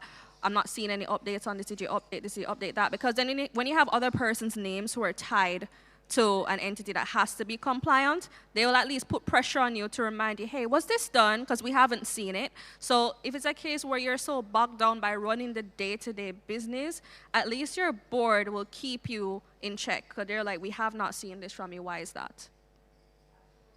All right, thank you. What's the difference in the type of enterprise, and why should I choose one over the other? I think I'd discussed that already. Remember, it's pertaining to your objectives. Right. So based on what your objectives are, you'll decide whether it's a charity or it's a benevolent society or a friendly society. Your objectives determine the act that you're registered under. So once it's for public benefit, it's a charity that you're looking at. And once it's for community development, you're looking at a benevolent society. That, remember, that requires 21 minimum persons to start. A charity requires 2 persons minimum. You have at least a director and a company secretary, at least 2. But 1 person must reside overseas if it's more than 2. I'm sorry. If the persons are overseas, you must have a person residing in Jamaica locally. 1 person must reside in Jamaica. But I want to encourage you, really. The regulations were recently enforced, and it's no longer objects and powers, ladies. And all of you are thinking of registering a charity. It's no longer just objects and powers that you need. There are some new clauses in the regulations that you need to include in your articles of incorporation. I hope COJ will try to assist you somewhat. But if you go on our website, the information is there. I want to implore you, to encourage you to go on our website, not just to go straight to Companies Office of Jamaica. I'm not sure if they're nice as we are. As she's telling us. She's going to have the final say. Okay, so remember that's the first stop. And once you go there and you're not advised and you include only your objects and powers, at some point in time, you'll have to go back to Companies Office to do amendment of your articles to include these new clauses. And there is a cost. It's not free, and it's not a minimal fee. It's a lot of money, right, Miss Yolanda? Right. So please bear these in mind. Another thing that is very important, the word foundation. I know it's a beautiful word. I don't know why. Majority of these organizations, they include foundation in their name. So I'm encouraging you to desist from using the word. Or if you're considering registering a charity, please do not use the word foundation. At some point in time, you will have to do an amendment to do a name change at Companies Office. So please do not use the word foundation in your name. Thank you very much. And You're welcome. the final question from the moderator to Mrs. Rofendo. Oh, somebody said why? Oh, I'm sorry. Oh, it's a part of the regulations. That's in the regulations. And unless it is self-funded, it can be used. So once you submit an application to us with the name foundation, and it's not self-funded, meaning you are, the families, if you look in the regulation, it is there, it is stated there. Once it is self-funded, but on the application form, there's a provision there that asks for sources of fund. And once you mention donation, contribution, fundraising, all of that, then it's not self-funded. And you're going to be asked to change, to do a name change, just to remove the word foundation. Okay? Going to cost you money. So please bear that in mind. I encourage you again. It's www.dcfs.gov.jm. Please visit our website or call us. As my friend here says, we are very helpful. We try to be as helpful as possible. So please call us before you attempt to register a charity. Okay. Thank you very much. And You're final welcome. question from the moderator to Mrs. Rofendo from the Companies Office of Jamaica. What's the difference in the type of enterprise and why should I choose one over the other? Okay, well, one is sole proprietorship. It's you doing business as, in trading, in doing whatever it is that you want to do. So, it therefore means that you are at risk. Your assets are at risk. In the event I come into your store and I slip and I fall, I am going to be suing you because you are the entity. Now, if you want protection, then you go the way of a company. You go the way of a company, you're also looking at succession. You pass your shares on to your peers. For a company, you can't do that for a business name. The entity dies with you. Limited, as I said before, you're protected. Someone wants to sue you, they're going to be suing the company instead of you if you have a company. So it depends on what it is that you're doing, how much money you have at the time, because the difference between $2,500 and $27,500 is $25,000. So it depends on how much you have at the time, what it is that you want to do, what your future plans are for growth. Some persons just start from a business name, and sometimes before the year is out, they decide that they need to do a company for whatever reason. There are some entities that you have to straight off the bat go the way of a company. Persons who are doing loans under the microfinance legislations, they have to go the way of a company. Banks and if you're doing private security, you're required to go the way of a company. So there are things that persons should familiarize themselves with the relevant acts, the Companies Act, the Business Registration of Business Names Act, because as Leticia said, ignorance of the law is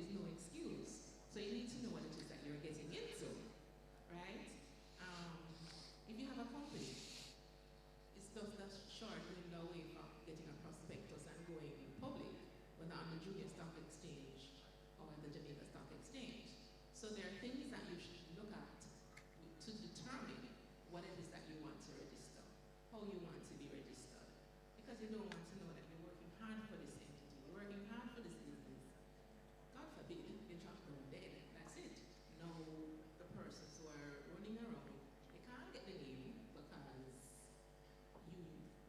you died with the name. And now one of the benefits for registering any at all, you're able to open business bank accounts. You're able to get grants because persons giving you money want to know that you have a registered entity. You are able to provide goodwill. So secure your goodwill. You have this name operating in. You're not registering it. You didn't register it. And you know, regular people in Jamaica, see something good going on for you, they look and say, oh, that is not registered, it sounds nice, and they run and go register it. It's a first come, first serve. Whomever came to us first will get that name. So you have to be able to protect the business, the goodwill that you have garnered, created in your business. Thank you. Janine? And for charity. For charity. Yeah, like why you're registered. Okay. And then yes, so it will depend on what you register as. But if you're registering a company, whether you do a non-profit, because if it's a non-profit, it's really not for profit, and then you register accordingly. I've seen persons register a business name doing non-profit work, but it doesn't benefit them, does it? No. Okay, you still have to be paying taxes if you do a business name, as opposed to a company limited, I guarantee.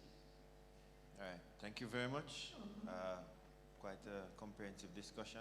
We'll just take one question from the audience. One, real quick. Anybody? Any questions? All right, quite a comprehensive discussion there. All right, thank you very much to our panelists. Could you give them a round of applause, please? Thank you. Great. Thank you very much. Thank you very much to the audience for staying. We're going to now move to the next section. Thank you.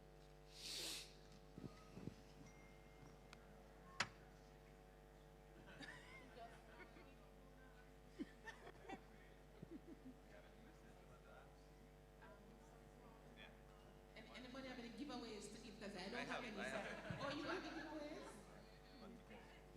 So, ask a question real quick. What are the two different types of entities that you can register at the Companies Office of Jamaica? Boy! His hand went up first. The guy in the white shirt. Which one, that one? Yeah. I think he's the same. What's that one?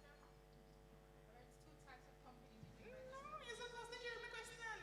I believe both of them would have been sole proprietorship and partnership. Business.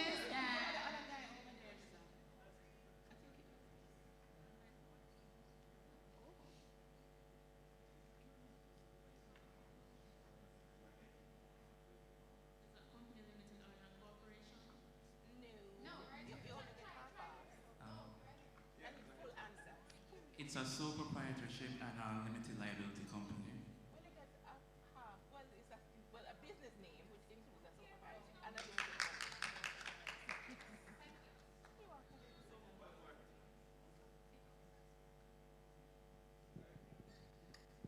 Okay. Can you name me three requirements, three supporting documents to be submitted with a charity's application? Three documents to be submitted when applying for a charity.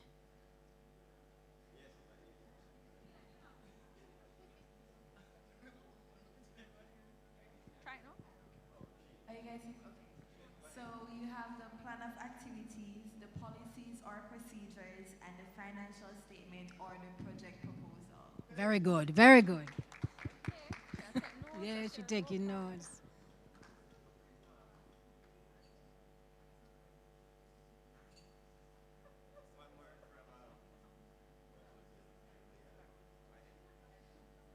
Me? Oh. Okay.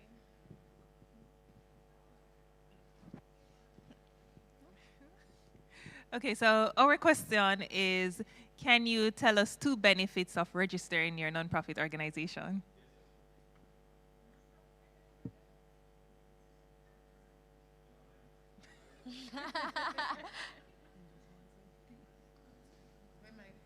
Access to loan and grants and tax write-off.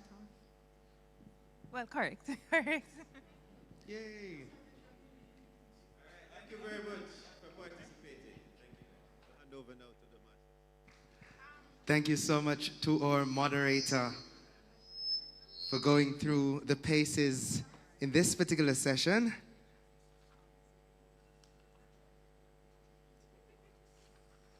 Dr. Stephen Johnson, who is a lecturer at Salises, thank you so much for pushing through and engaging in this very important discussion about what you need to know to ensure that you get things up and running. And we thank our panelists for going through. So we are winding down, boys and girls, ladies and gentlemen, for those of you online.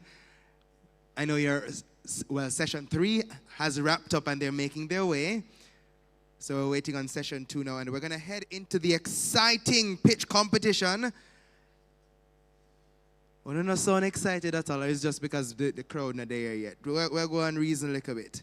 So a couple of you have forged teams from a number of universities across the island, and we're going to be seeing pitches on display. Which pitch will be deemed the best? You have a say, you here in the room and you online, you have a say in helping to determine who or which pitch will be chosen. However, the judges have the task of deciding which pitch will be the winning pitch.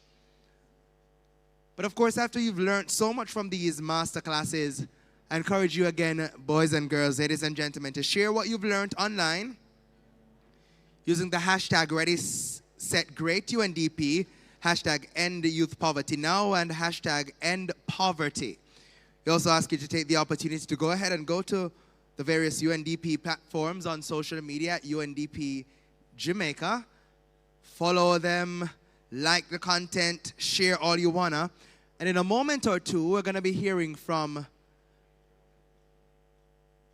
a gentleman who will share with us some elements that you'll be able to share on social media highlighting your favorite sustainable development goals. So we're going to go to that in a moment. But as I said earlier, we're going to be going into the pitch competition. Our teams have already been chosen, and there are 4 teams that will vie for the coveted title. Are we ready, ladies and gentlemen, for the pitch competition?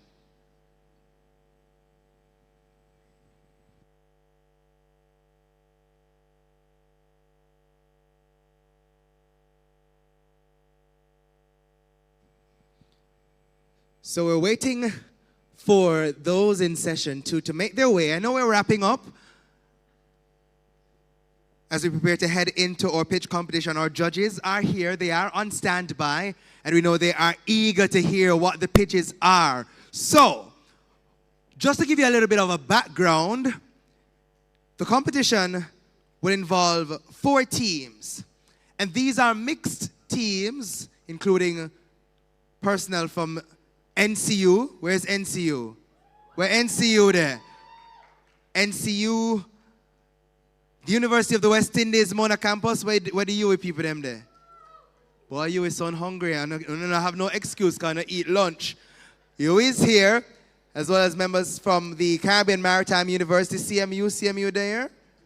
CMU is somewhere, and the Norman Manley Law School. So these are mixed teams. And what will happen is that they will put to us a 5-minute pitch, and you in the audience will have the opportunity to vote and determine which pitch, in your view, is the best.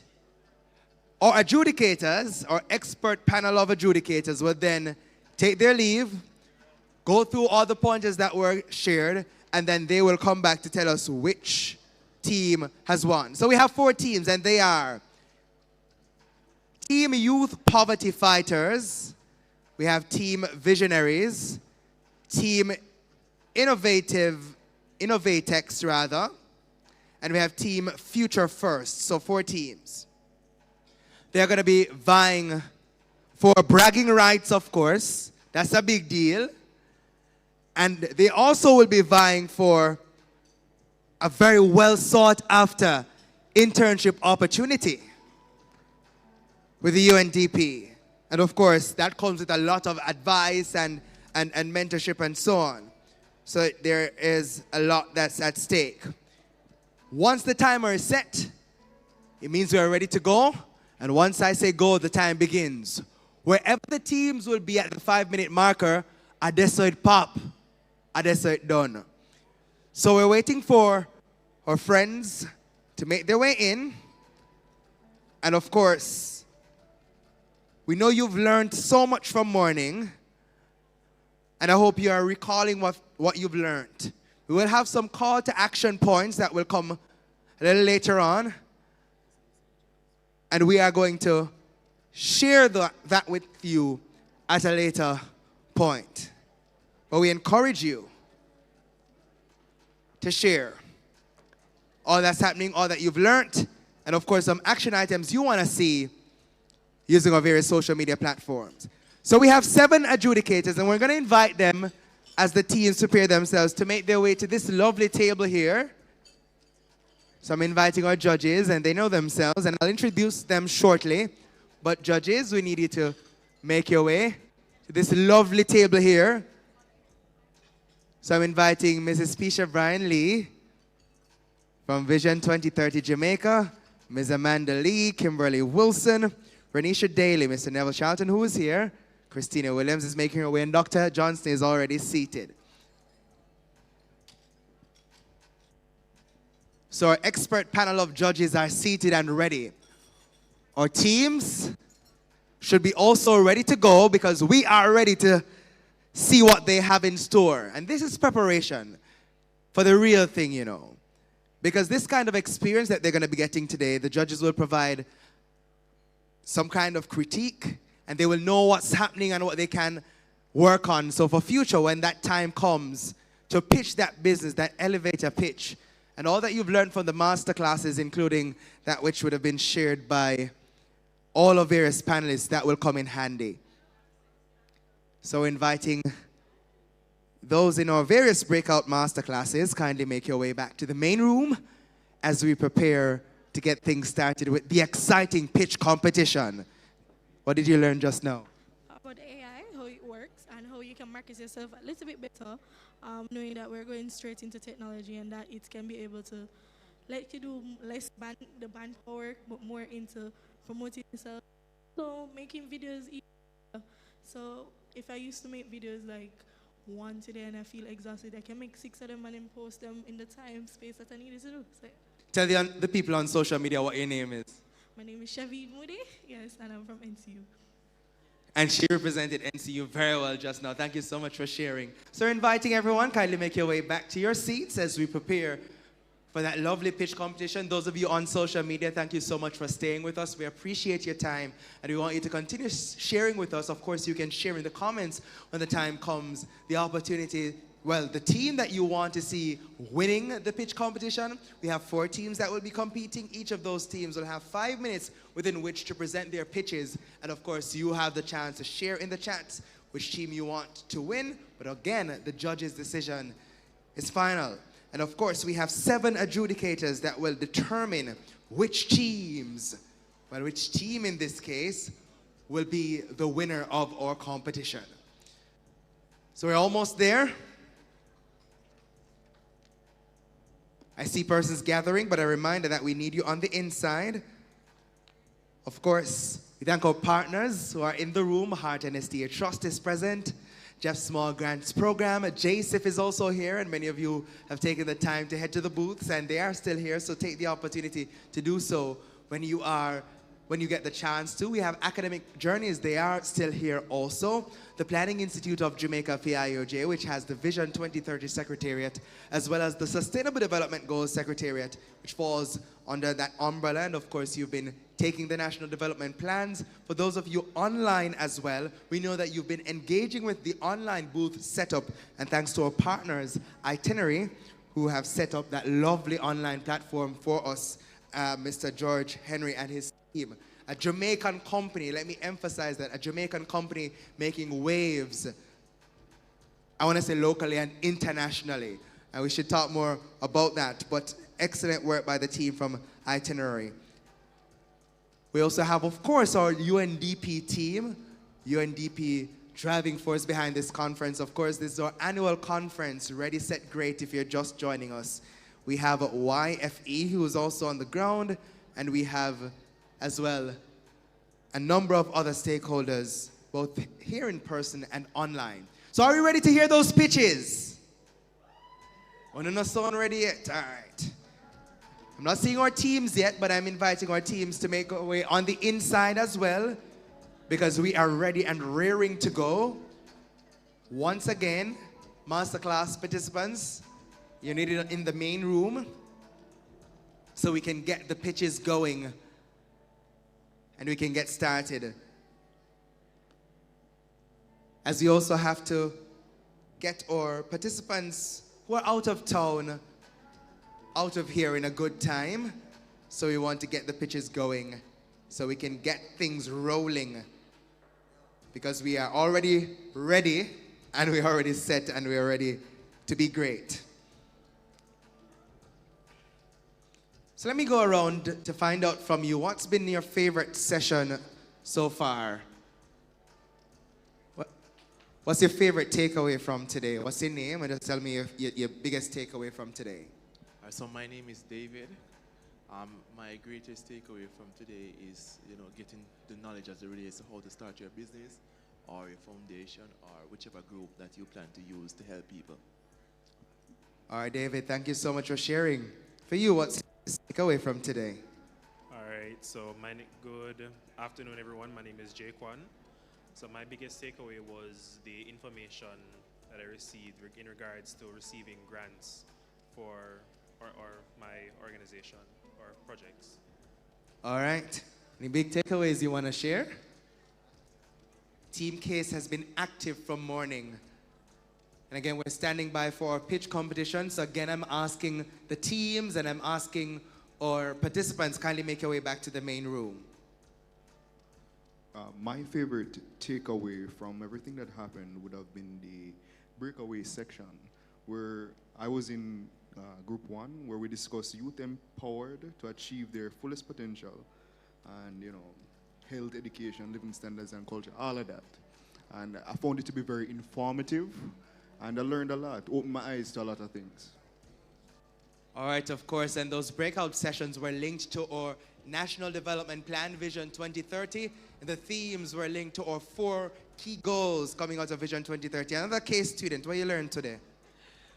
Wow, it was a lot, but from the breakout session where I was with the lovely Miss Reynolds and the gentleman, I can't remember his name right now, but they were talking about generative AI and how it can help us with our business to generate content, ideas, and stuff like that.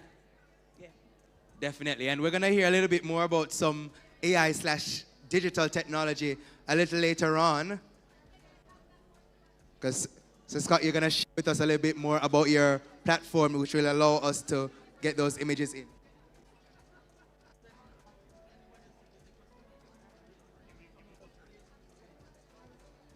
So we'll talk a little bit more about that. But I'm inviting once again persons to kindly take your seats. Make your way to your seats so we can get the pitches going.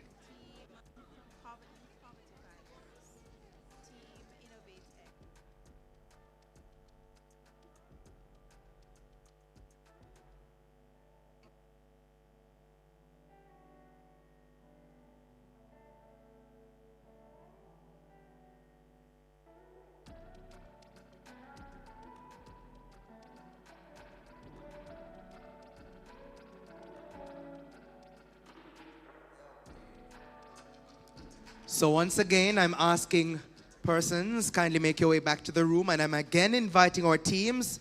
We have 4 teams, and as I said earlier, we're welcoming Team Youth Poverty Fighters, Team Visionaries, Team Innovate X, and Team Future First. So teams, you are needed immediately so we can get the pitches started. Kindly make your way to the forward of the room so you can sort out some technicals, and then we'll get things going.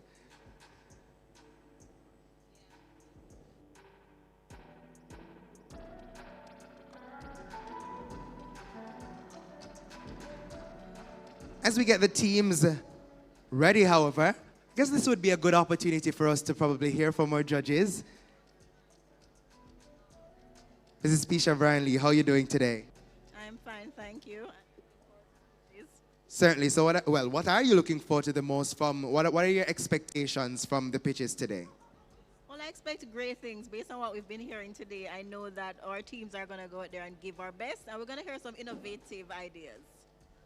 All right, so innovative ideas. Hi, so what are your expectations today? I expect the teams to come with innovative ideas that solve real problems. So not a fictitious problem, but something that can actually work. So that's what I'm looking forward to. So workable solutions, solving real problems, not just hot air. Everything you just said, but I will add measurement. Whatever they're coming with should be measurable. Smart. So specific, measurable, attainable, realistic, time-bound. You're sounding very monitoring and evaluation, which is my function, but I'm really looking forward to hearing the voice of the youth because we tend to develop a lot of programs without their inputs. I'm really looking forward to their solutions. Absolutely, and we come with perspective based on our own experiences, a value added, I would say. What are you looking forward to? I'm definitely looking for the impact that the different projects will be having. Impact, and impact is powerful, impact is critical. I think with all of those things, some vibes as well would be good. Vibes indeed, and vibes going to help you, because, sometimes people online is the vibes that going to help you win. And of course, our persons online and here in the room will be able to vote to help decide which team will win. So we have 4 teams. They are Team Youth Poverty Fighters, Team Visionaries, Team Innovate X, and Team Future First. They are getting some technicals sorted. Once they are through, we will be ready to go. Again, they will have 5 minutes within which to convince the judges and all of us in this room that their pitch is the best. Are you ready to hear from the teams? Are you ready to hear from the teams? So, they are getting ready. We are standing by for some great ideas, some great pitches. Are you ready? We say ready, set, great. Let me hear you say ready, set, great. Ready, set, great. That's right. So we're standing by for some more greatness. By the time we're done, it's going to be greater. And then it's going to be the greatest we've ever seen. So we're standing by to hear the pitches from our 4 teams. 5 minutes within which to convince us. Once the time stops, the 5-minute mark is up. That is where we will end things. And then that is what the judges will have to judge you on. So I would ask you to be mindful of the time. Again, our teams have been constituted by mixed groups of students from the various universities. And I'm sure Jutz is happy to hear that because we have UWI, NCU, Norman Manley Law School, and the Caribbean Maritime University all on the various teams represented. So I see the Jutz president nodding his head and him saying, yes, I'm happy about that. So we are getting ready. In the room, on the itinerary platform rather, let me see who is here.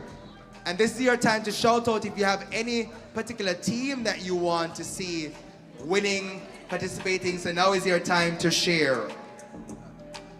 Let me make my way back to the itinerary platform. And also let me remind you of our various hashtags. Ready, set, great, UNDP. You don't want to forget that. Hashtag end poverty and hashtag end youth poverty now. I want us to also take the opportunity, ladies and gentlemen, to give a special shout out to our interpreters. Please, I want you to give them a big round of applause. They have been doing an exceptional job to ensure that all the members joining us, particularly from the deaf community, they can be engaged and participating. So I want you to give them a big round of applause, ladies and gentlemen. Thank you so much for your hard work, team. So, we're on a standby. Are we ready to hear from the teams? Are we ready? Are we ready? Are we ready for some pitches? So, our teams will be kicked off with our first pitchers, and that is Team Youth Poverty Fighters. Are you ready for them? Are you ready for Team Youth Poverty Fighters? Ladies and gentlemen, I ask you to help me invite them. Team Youth Poverty Fighters! 5 minutes to make their pitch. Once they start, the clock will begin and it will be in their hands. Five minutes on the clock. Are we ready?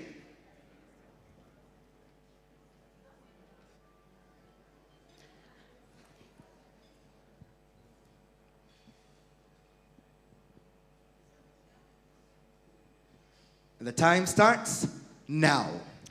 Guys, so you know I'm in this Caribbean research into poverty class, right? Right. And I've been learning a lot of new things, like poverty in Jamaica is a big thing, especially youth poverty. In Jamaica, like few Jamaica?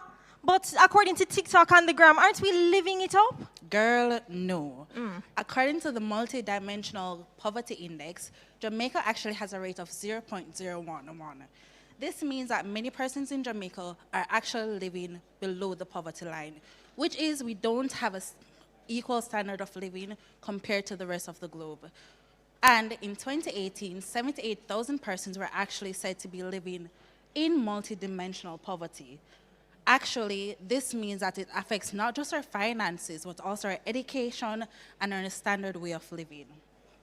In 2019, youths between age 15 and 24 have a poverty rate of 19.7%, an increase from 13.7 in 2019, and young adults between 25 and 34 actually have a poverty rate of 14.9, an increase from 8.9 in 2019. So youth poverty is a big deal, and it's a huge problem. Do we have a solution for that? Oh my God, I love this question. Think about it. Having the opportunity to access jobs, scholarships, and masterclasses in one space, in the palm of your hands, well, I have news for you. Opportunify is the best platform for you. This app will address two main youth poverty issues: lack of access to jobs and education. Akin to Fiverr and LinkedIn, this versatile app not only allows users to connect with employers and access jobs both local and abroad, but also aims to create lifelong training for youths through various pre-recorded masterclasses such as resume building and financial literacy. Oh, and we're not done yet. This app will also provide easy access to various scholarships and provide masterclasses on how to apply for them and tips on interviews. The target audience for this application is ages 13 to 34, with ages 13 to 15 having exclusive access to masterclasses and scholarships. How does this app work? Users should create a professional profile, and of course we'll create tutorials on how to create these profiles. All data collected will be protected to ensure user privacy, and then boom, youth have access to a plethora of opportunities.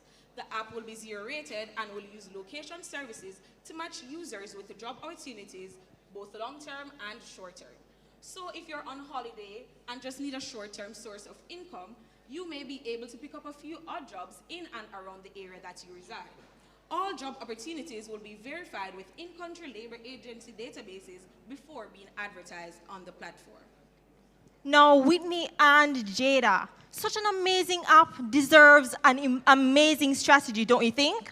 Now we have a detailed rollout. We start with our developmental stage, which includes market research. We'll be doing budget development with a starting budget of 5 million JMD. We will have stakeholder engagement, and our potential stakeholders are the UNDP, Heart and STA Trust, the Ministry of Education, the Ministry of Labor and Social Security, and many more. Then we'll go on to development of our prototype and pilot testing. Secondly, we will have our marketing phase, which will include engagement initiatives and marketing campaign launch. And then for the most exciting part, our app rollout. This will include our platform launch and our community collaboration, which will ensure that we collaborate with communities in which our target audience is situated. And finally, to ensure that we are always hearing from our users, we will have user feedback. And this will ensure that we are constantly monitoring and evaluating our app whilst we have a feedback loop and user support and scale up of the project always. Now, with Opportunify, we want you to have the potential to unlock your skills through masterclasses, internships, job opportunities, all in one space. And it's in the slogan, which says, connecting youths to opportunities. We have been Team Youth Poverty Fighters, and we are Jada Francis, Jada Powell, and Whitney Wason. Thanks for listening. With a few seconds to spare, ladies and gentlemen, Team Youth Poverty Fighters with their application Opportunify. You can get job access, scholarships, access masterclasses, tips on application. So you've heard from Team Youth Poverty Fighters. I like the name, yeah? Our next team is Team Visionaries. Are we ready for them? Make them welcome, Team Visionaries, as they come forward to make their pitch. What do they have in store? We are about to find out. So Team Visionaries.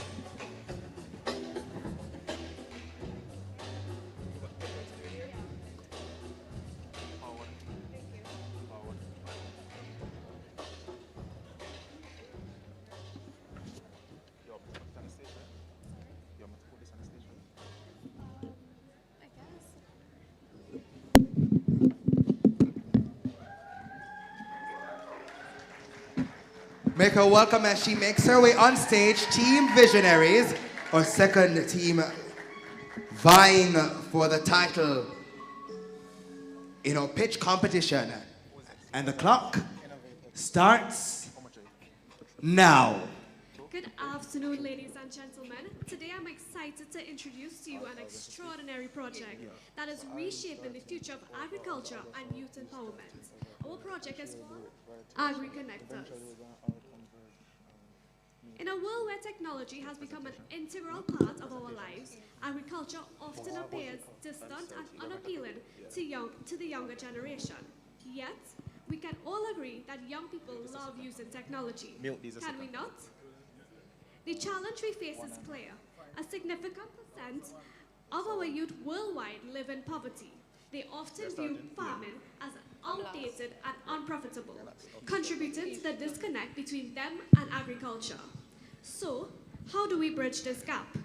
Agri-Connectors envisions a future where agriculture meets technology, transforming it into a captivating blend of innovation, sustainability, and profit.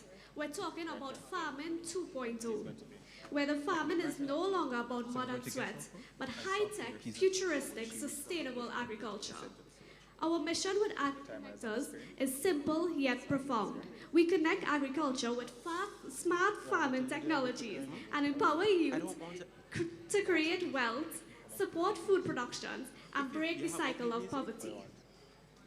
Agri-Connectors encompasses key features such as vertical and rooftop farming, which has been ingeniously fused with rainwater harvesting systems, AI-powered agricultural assistance, and interactive learning modules for capacity development.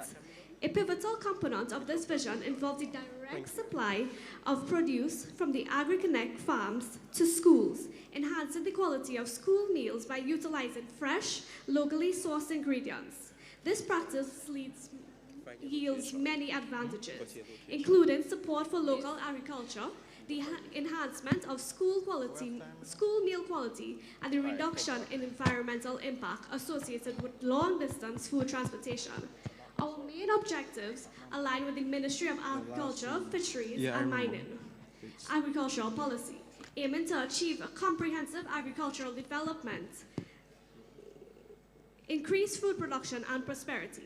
Agri-Connectors doesn't operate in isolation. It complements the Rural Youth Economic Empowerment Program, expanding opportunities for youth and young people in agriculture. A key entry point to Agri-Connectors is through education. By partnering with schools and universities, we can ignite interest in agriculture. But it's not just sparking interest, it's about nurturing it. We build frameworks for continual agricultural education through their academic journey. However, Agri-Connectors doesn't just stop in the classroom. We're also transforming unused spaces and underutilized buildings into vertical farms. In a world of scarce resources, we leverage what we already have to its maximum potential. By repurposing these structures for agriculture, we create a dynamic environment where you can actively engage with farming technologies firsthand. The problem we address is multifaceted. It involves the alarming levels of youth poverty in Latin America and the Caribbean, and challenges presented by rapid and unplanned urbanization. In Jamaica, a pressing issue plagues our youth, the double burden of malnutrition. It's a startling coexistence of underweight and obesity among 13 to 15-year-olds. This crisis emerged from the policies in the 1970s that led to reduced access to nutrition services. Soaring food prices hit poor households hard, causing food insecurity. Poverty exacerbates this, as nutritious options like fresh produce are costlier than processed foods. For lower-income youth, accessing healthy food is extremely challenging. In urban communities, limited grocery stores force reliance on convenience stores with fewer nutritious options. Our solution to smart farming, a revolutionary approach that leverages technology, data-driven solutions, and sustainability to boost productivity and food security while minimizing environmental impact. At the heart of our smart farming approach is an AI-powered chatbot. It provides real-time weather forecasts, identifies pests and disease, and recommends crop variety and offers up-to-date market information. Thank you for your attention today. AgriConnectors is a testament to what is possible when we can combine innovation, spirit of youth, with the power of technology and a shared Time, that's it. Thank you so much. We appreciate you sharing with us. Team Visionaries and their platform AgriConnectors, looking at agriculture meeting technology, farming 2.0. And we thank you so much for sharing on behalf of your team, AgriConnectors. So we've heard Opportunify, and someone in our chat online actually shared to say that they are in love with Opportunify. Niall Anderson on our itinerary shared that he loves Opportunify. And of course, we see Annalisa Taylor in the chat as well, Maria Greenland, and we thank you so much for sharing. Keep sharing your thoughts. Someone is saying as well that Shadeen, very good app idea. I would have loved if they had included tutorials to help individuals with passing the interview and actually landing the job. And that's for Opportunify. So someone giving some suggestions there. So it's now time for our next pitch. Let's hear from Team Innovate X. Where are you, Team Innovate X? Are you ready? Team Innovate X is ready. Ladies and gentlemen, put your hands together for Team Innovate X. What are they gonna come with? Let's see.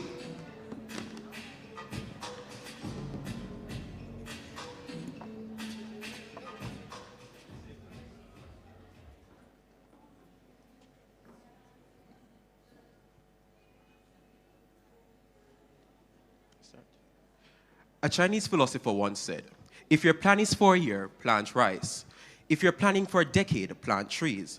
But if your plan is for a century, educate children. With that in mind, Team Innovate X presents the Skills Craft Hub. The Skills Craft Hub is an educational hub that focuses on the development of skills free of cost for youths in our society. The hub caters to youths between the ages of 15 to 25 and offers something we like to call MSc, mentorship, sponsorship, and certification.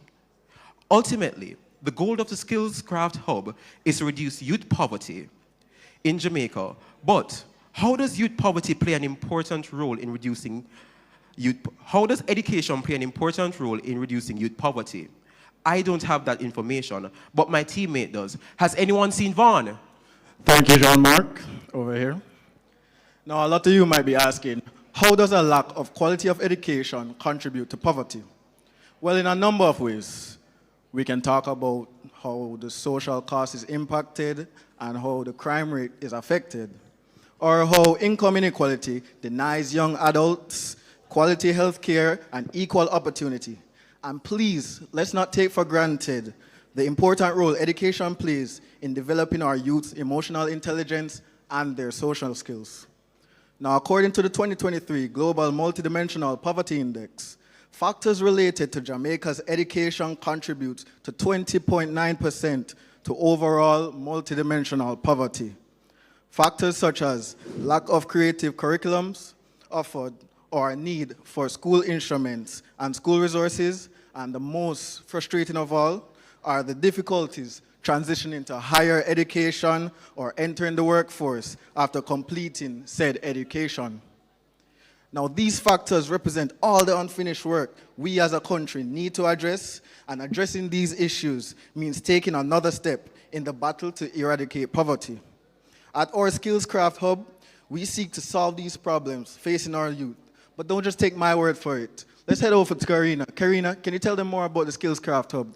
Thank you, Vaughn. Now, with our target group of ages 15 to 25, our Skills Craft Hub has some originality, such as the fact that events will be hosted at this hub to boost sales for the youth. The hub will cater to persons who are interested in art, painting, drawing, fashion design, graphic design, and many more. Our aim is to be a non-profit organization within 3 to 5 years, whereas 100% of the proceeds go to these individuals, with funding generated from investors and other organizations. However, as a startup, funds will be allocated on a 70-30 basis, with 70% going towards these individuals and 30% going towards the Skills Hub itself to purchase items that the youths may need.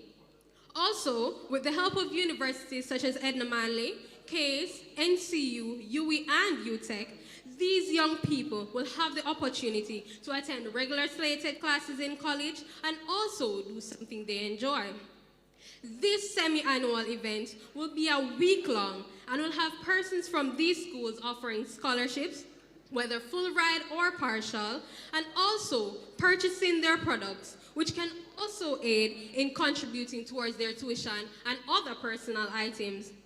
It will also include masterclass and information sessions, which will provide youths with additional resources and opportunities to transition into the workforce and assist with proper academic transition. Having been already exposed to the industry through this hub, this will allow these persons to navigate easier through the working world, being that they would have already had a platform. Not only will this benefit the young people, but also the organizations associated with the individuals, knowing that they would have invested in potential, and that potential has grown and demonstrated the stance of the company and the beliefs it upholds. Through PSP, promotion, sponsorship, and partnership, our Skills Craft Hub can be made a reality. If your plan is for a year, plant rice. And if you're planning for a decade, plant trees. But if your plan is for a century, educate children. A century is surely enough time to meet and surpass the goals of Vision 2030. Don't you think?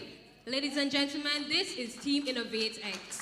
With less than 16 seconds to spare, ladies and gentlemen, Team Innovate X with a Skills Craft Hub. This one particularly targeting the orange economy. Those of you who are creatives, you can make money too. The orange economy is a big business, so they are targeting you. Which brings us to our final pitch, ladies and gentlemen.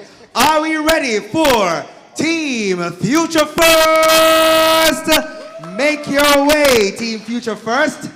And of course, I'm not forgetting those of you in the comment, Niall said that he likes the style of Team Skills Craft Hub. That's Team Innovate X. Strategic positioning in the room. So we invite our Team Future First to make their pitch.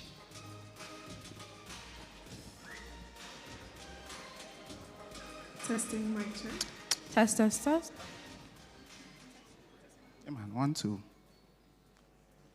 In a day and age full of content girlies, influencers, and everything STEM and tech related, we definitely need to future-proof our students for the 21st century. And that is why it is so apt that my team, Team Future First, is ensuring that we're giving students the capabilities and the needs, but to really connect them so that they can be future-proof for the 21st century. Our solution is focusing on STEM.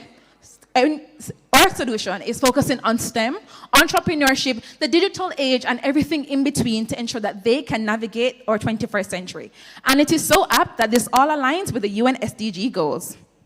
Now, brainstorming with my team members, it displayed the reality that our urban schools and our rural schools face two contrasting situations, whereas in the urban school situations, the problems that might persist include Wi-Fi strength, as opposed to the rural schools where we have no Wi-Fi at all. And that showed us that limited opportunities does affect rural individuals who are involved in special needs, and also economically challenged youth. Now, the World Bank in 2013 shows us that 85% of college graduates in Jamaica eventually migrate. And the most affected communities include the special needs community, where 84% of the disabled in Jamaica are unemployed, while 19.7% of our youth are impoverished. All of that happens while the working class youth from the urban areas is more than 50% here in Jamaica. All of these stats can be supported by UNICEF, UNHDR, and Statin, respectively. That shows us that as a country, we are in danger of one or two things, I would say. Either our youth will be left behind because we don't have the necessary skills to equip our youth with the economic advances, or it will contribute to the brain drain. At Team Future First, we are advocating for equal opportunity for rural areas. Now we've explored all of the issue, and now what we want to do is present our solution. It is a social impact program that seeks to expose marginalized youth to opportunities, mentorship, as well as connecting them to individuals working in these spaces. Now we do have some specific target areas that we would want to focus on. However, it is not limited to the list that is posted here. So, of course, we have also identified two groups or category that we would be focusing on. That's third to fifth formers. They are our focus mainly because that is a formative time in life where students are kind of forced to make life-altering decisions. And so we would want to give that sort of influence to make sure that they are making decisions that are as informed as possible.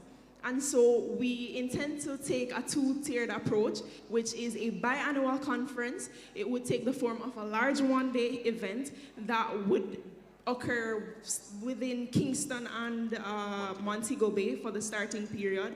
It would allow the students to be exposed or engage with individuals in the areas that we would have mentioned before. But of course, we wouldn't want to leave the students high and dry with just one-day motivation.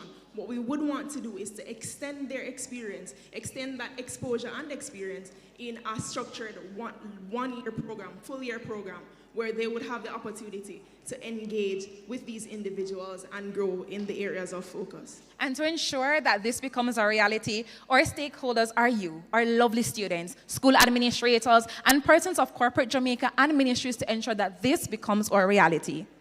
Our estimated costs to cover Our estimated cost to cover the venue is in the sum of US $4,500 to $7,000. It will cover venue in Kingston and Montego Bay, food and catering, media production, gifts for speakers, internship, transportation, and staff. Our closing summary: connecting kids with their capabilities is dedicated to giving marginalized youths the opportunities, skills, and tools needed to unlock potential in key areas of focus.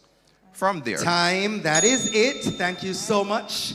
Team Connecting Kids with their capabilities. This one targeting education, a very critical component of national development, especially in a time where we are post-pandemic. Of course, we saw in the heights of the pandemic, more than 120,000 students were not in any kind of classroom at all, be it virtual or physical, so we know we have some deficits. Of course, the research shows us that the groups of students that did not gain access to education during this period have already put themselves in a position to not earn millions of dollars. So, a very important strategy there. Give it up again for Team Future First and their innovation. We also heard from Team Innovate X, Team Visionaries, and Team Youth Poverty Fighters. And at this time, our lovely pool of adjudicators, they are going to take their leave to ensure that they finalize those decisions. And again, we thank our judges. They are Pisha Brian Lee from the Vision 2030 Secretariat, Dr. Stephen Johnson from Silices, and give them a round of applause as they go and make their decision.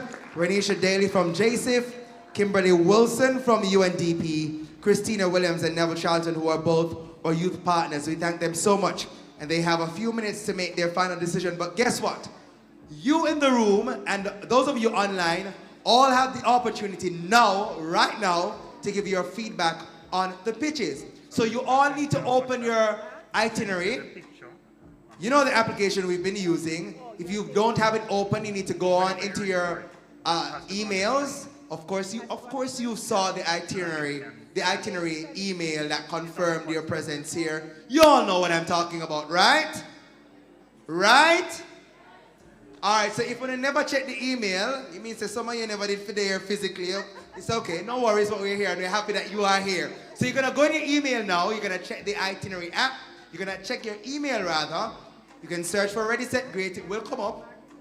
You can also search for itinerary, it will also come up. Those of you online already, you are in the right place. So don't move, I'm gonna give you your instructions shortly. But for those of you in the room, you need to be on this platform right now to be able to vote. So go on to your email, pull up that email with the Ready, Set, Great links, and in there you will have an email that has your unique badge link as well as a link that should take you to the room. Once you get there, a pop-up will be engaged shortly. I'm giving everybody a minute to get on. A pop-up will come up, or you can go to the left of your screen. You will see feedback. You only have the ability to choose one team. So you can't say, Lord, team, innovate, X did nice, me gonna give them a point. But boy, me did like agri-connector, so me give them a point till you only have one dege vote. We clear? So one vote, one choice. Are we there? How many of us are there? Are we in the application? Are we seeing so far? Nobody? I need to see clear raised hands. Please, if you are there, raise your hand for me. So I'm seeing 3 hands. 4. So we're not there. I see people logging in. So we'll soon have a few more persons in the room. So go ahead. All right, so more and more persons are there. 30 seconds. All right, more hands. So 30 seconds. Those of you online as well, the instructions are also for you. It's just that those of us in the room have to play a little catch up. You are already there, but we're catching up with you who are already on the platform. So give us about 20 seconds. We're coming. How many of us in the room on now? Let me see the hands. Let me see the hands. Let me see the hands, clear hands. I need to see the hands distinctly. There we go. Are more persons on? Some of us still searching through our emails. Just search Ready, Set, Great now, and you'll find it. Believe me. 10 seconds. So in 10 seconds, we're going to deploy the vote. Let me see what's happening in the chat here. Or people online are already there. And the instructions are clear as well, so you can go to the feedback section once we deploy the pop-up. If you're not seeing the pop-up, then go ahead to the feedback section and you'll get the opportunity. So are we ready? In the room, are we ready? Are we ready? All right, that sounds like it. So we're going to deploy. You ready to go? So let's deploy our survey.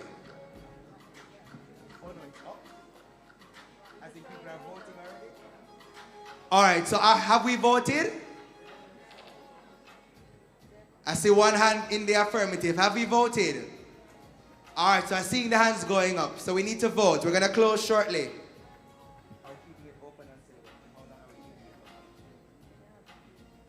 All right, so we're going to keep the voting open for a little bit. For those of us who are not there yet, for those who are still searching in the email, I tell you, Ready, Set, Great, and you'll find it. But of course, we see some comments online coming from our friends there. Shadeen said, awesome, as it relates to Whitney Waysome responding to some of the applications or suggestions, rather, as to what could be in the application in one of the pitches.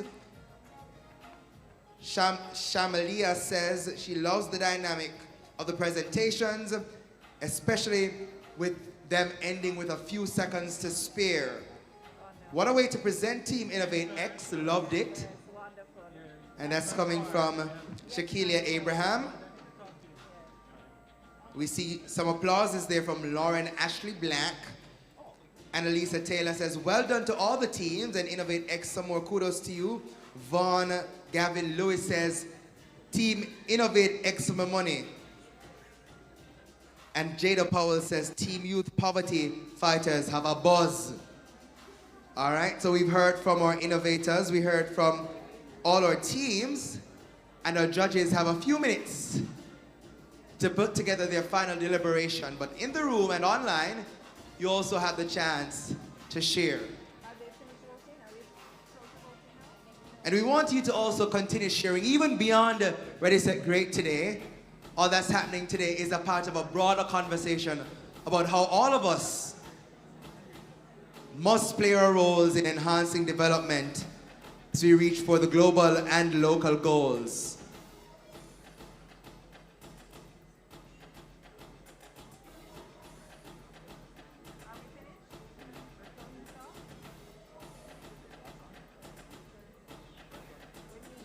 In the meantime, so I have 4 giveaways. I have 4 giveaways. You see how you get excited about the giveaways? You say yes?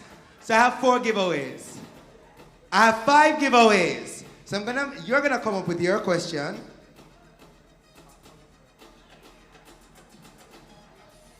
So we have a raffle situation going.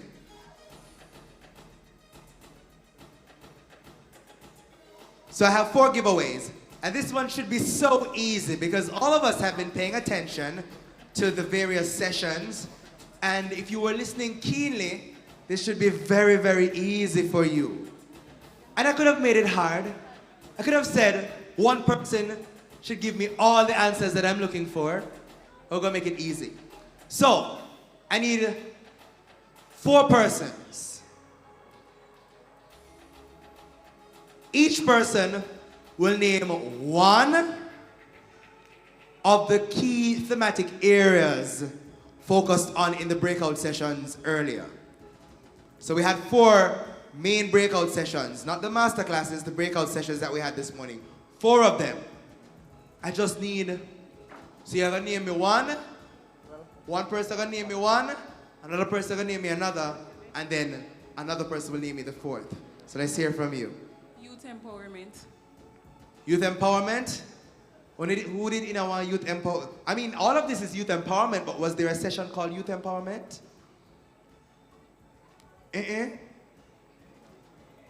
Okay, so I see a hand here, so let me come to this hand. I'm gonna come back to this hand. Breakout room 1, you reach your fullest potential. I'm inclined to say judges. Let me look at do we accept judges? I'm looking at Samantha. Samantha, did you hear that response? Do we accept? No, we not accept. We not accept. Okay. Youth empowered to achieve their fullest potential. We have a winner!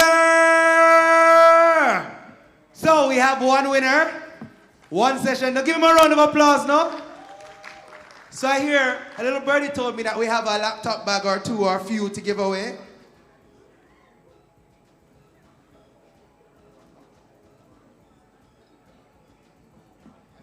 So, but I want to show them what they're vying for.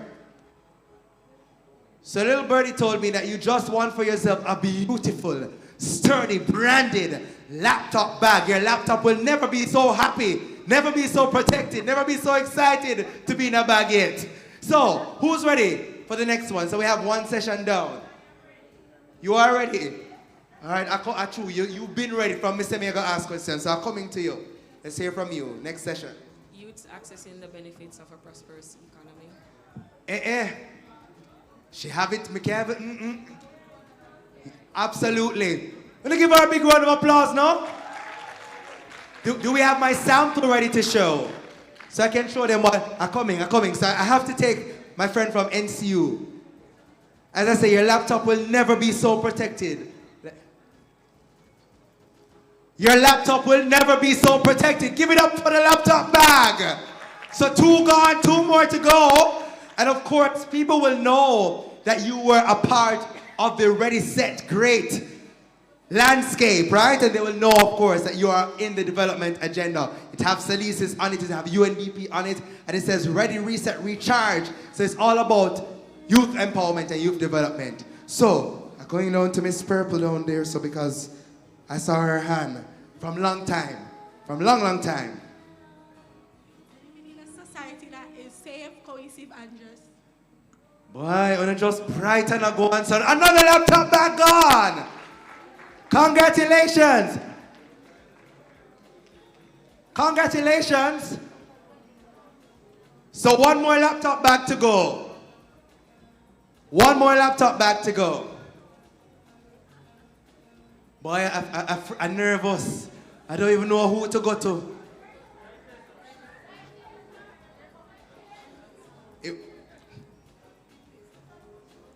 Oh, you know what? I can keep it. Right, so I'm nervous. I don't know who to go to. No man, that table is too bright. Carry on, this is who I must go to now. So many hands raised. I should have put down your hand. Put down your hand. We're going to start fresh. We have 1 more to go. Por favor. Dejen los manos. Put on the hand them. Put on the hand them. I don't know here. All right. So we're going to go again.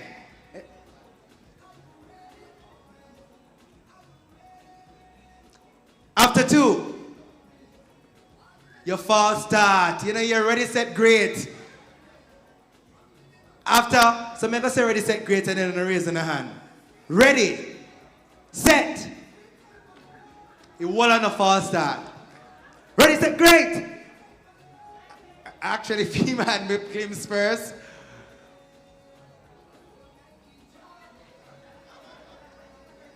And I'm gonna go with my expert adjudicator, Carrie Ann.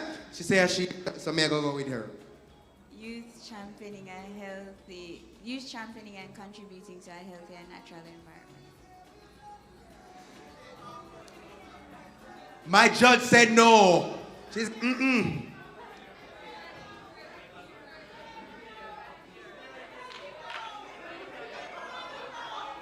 I'm looking at my judge. Uno not go beat me today. So my judge says, let's go to you. Jamaica has a healthy, natural environment. So let me come to the NCU table. NCU, what have to say? So it's you contributing and championing a healthy, natural environment. So are we gonna be technical? No. All right, so you get a bag. You get a bag. Congratulations. A lovely bag. As I say, your laptop will never be so happy. It's the best bag your laptop ever going on. Congratulations.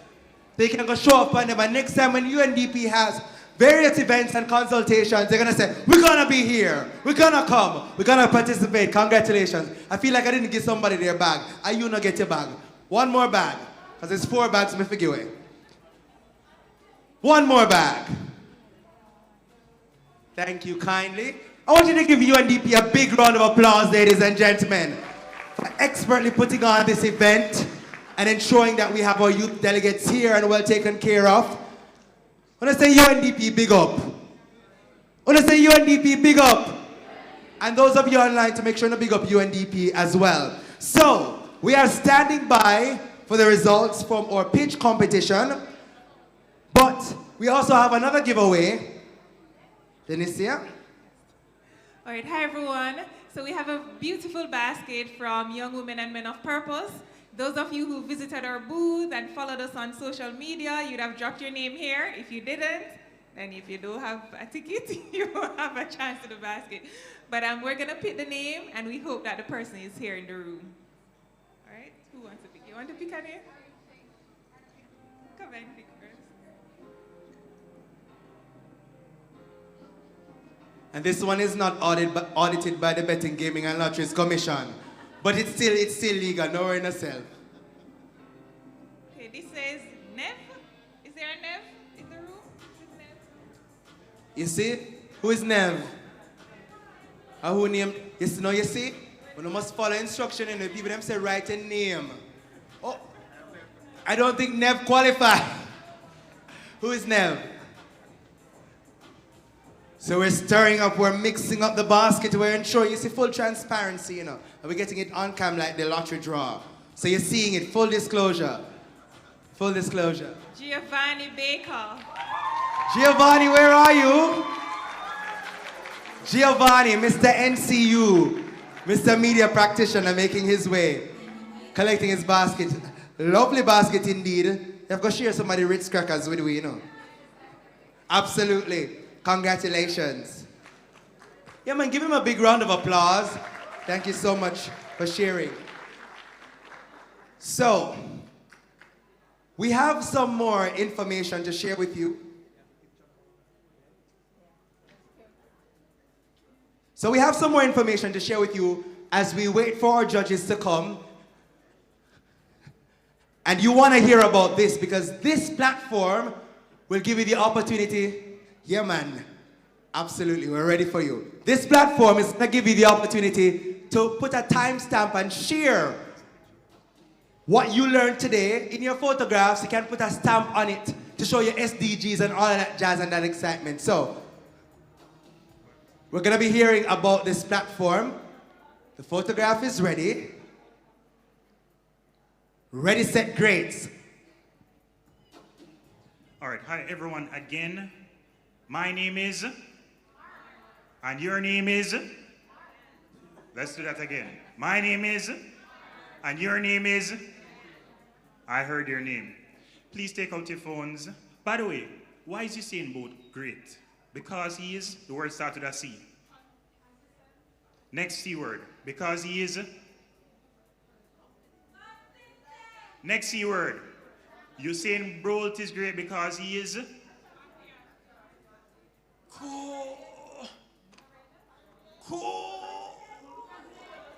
Coachable? Jeez and peace. Wow, that was hard. So I'm trying to say to you guys, please be coachable, take out your phones, scan this code. First thing you're going to notice is when you scan the code, it's going to tell you, hey, you are not connected to the internet. And you're going to be like, where am I? You are where you need to be without the internet. The second thing you do after you scan it and it connects you without the internet, then the next thing you're going to do is type in this long number here, which is really the numerical version of what should have been human numbers, but you don't know what programmer, so I do a thing, so I have to introduce you to little programming. So in your web browser, you type in 192.168.77.5. It doesn't make sense you write this instruction down on a piece of paper because when I turn off the device, you will not be connected to it. The purpose of the device, I am from Waterhouse. I'm a past head boy at Jamaica College. I'm a past guild student, but education was my vehicle. What I decided to do after teaching students to top the world, my 5- and 6-year-old that I taught, Dominic, he became 11, he beat 3,000 people across the world. I can say unequivocally, I teach world beaters. Now to teach more world beaters, I can't take up the University of the West Indies and carry it everywhere, don't it? And all of my kids, them can't come, well, people fly from Italy to our camps too, but everybody can't fly or drive come to you to my camps. So what I had to do was to create a device that I wasn't being charged a ridiculous amount of money like what the telecoms were doing to take my technology in my classroom. Currently, our tech is actually you know, I like a hint from now, because we don't really care anymore. Who want copy and paste, just copy and paste, right? So we'll do it. We're looking on making a difference in aviation and medicine with the same device, right? That's where we're going. Now, once you connect to the device, how does it relate to you? Once you do connect and it says you don't have no internet, you open your web browser and you type in that. That's why you're seeing both is. That is the word. When you go there, what I want you to do now is click the part that says selfie spot. Right? Anybody see the selfie spot part yet? Can I hear the yeses over here? Can I hear the no's over here? No. Not really hearing much no's, so let's continue with the yeses have it. So you're gonna, oh, the no's don't have it. You got onto the signal, you scanned it, and it never got on. Can somebody who got onto the signal, can I see a hand? Can somebody who got onto the signal come beside somebody who didn't get onto the signal so that they can see that the signal works and they can see what the experience is?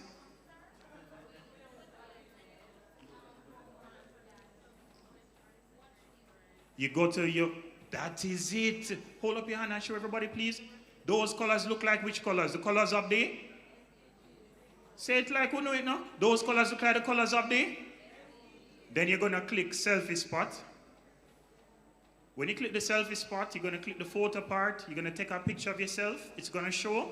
And then you're going to keep sliding to select which SDG goal is your goal. Then you download it to your phone. Simple 1, 2, 3. If you want to do something else and you want network, you click the little chat part and you and a couple of people talk. Or if you want to watch some videos, you click the learn about SDGs and you watch the videos. Now guess what? Neither Digicel nor Flow just took money off your phone for you to have this digital experience, right? Isn't that a great thing? And that is the type of innovation that is, it's all a new innovation. This is at least 6 years old. So imagine what we have coming out next year. I hope you guys enjoy the presentation, and I hope you actually use the branding online back with the same Ready, Set, Great tags. And I will look forward to handing back the mic to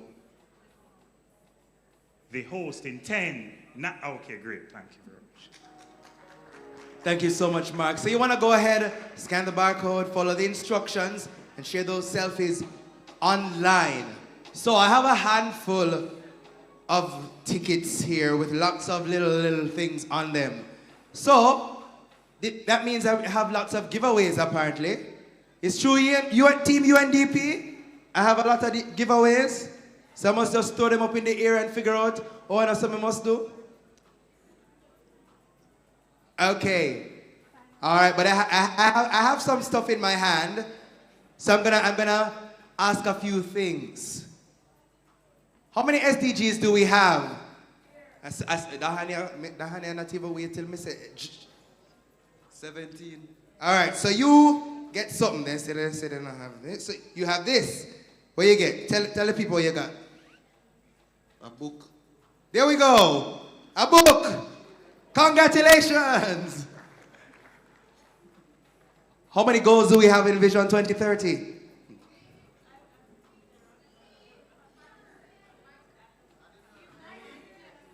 In the quick. 4. 4. Feel like I need to mix it up. Here you go. What you get? A water bottle. All right. Give him a clap, no, give him a round of applause. What does JSIF stand for?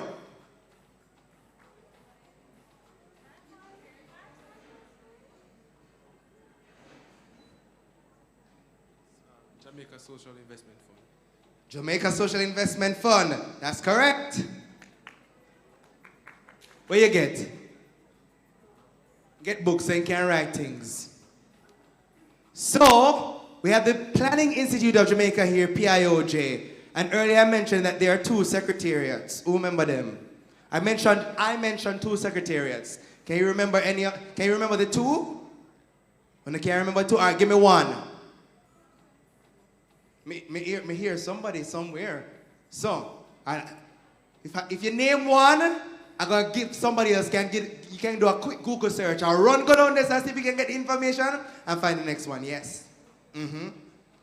Guys, this one is so easy. So earlier in my talking, I mentioned 2 secretariats.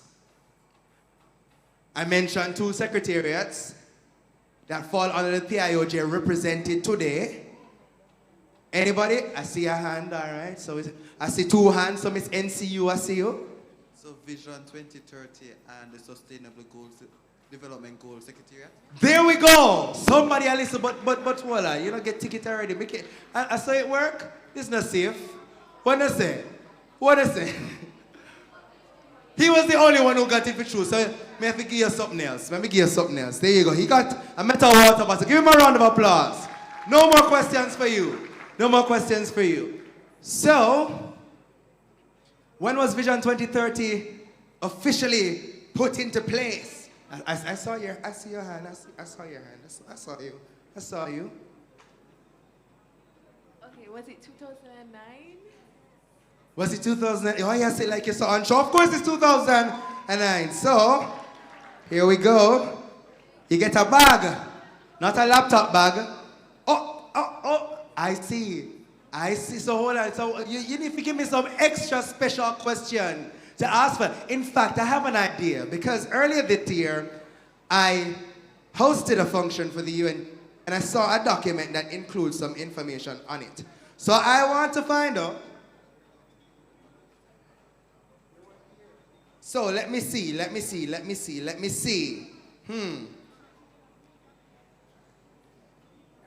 So, what day are we commemorating today? I soon go back to the UNDP question. I see you, Miss Cakes. I saw you. I see you.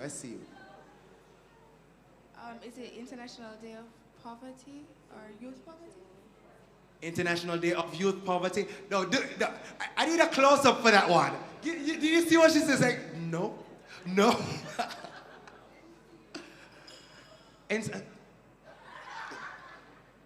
International Day for the Eradication of Youth Poverty. Say it again for those at the back. Say it again. Sorry, after you go, they go pitch so much. Jada, you're nervous again. Of course, it is the. Say it. Me not give you the prize if you don't say it again.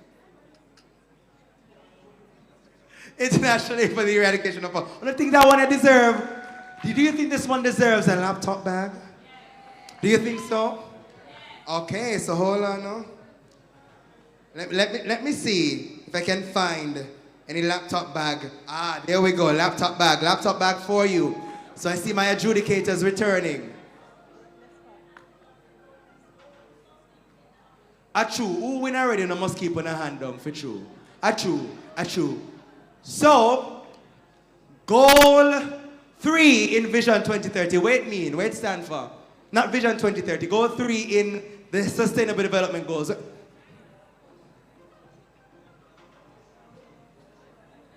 Who you see? Me see on a back, but me not sure. And my judges are returning, so it looks like they are ready.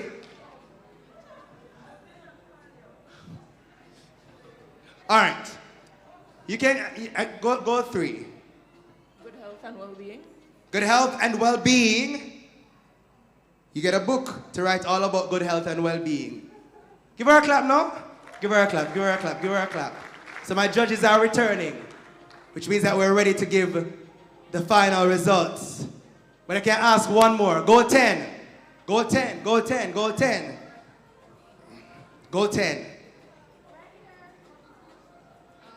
Reduced inequalities. Reduced inequalities. Are you certain? Are you sure? Are you very sure? Absolutely you are. Here you go. You won for yourself a metal water bottle. Congratulations. Give yourselves a round of applause, please. So we're now at that point, ladies and gentlemen, where our judges are ready.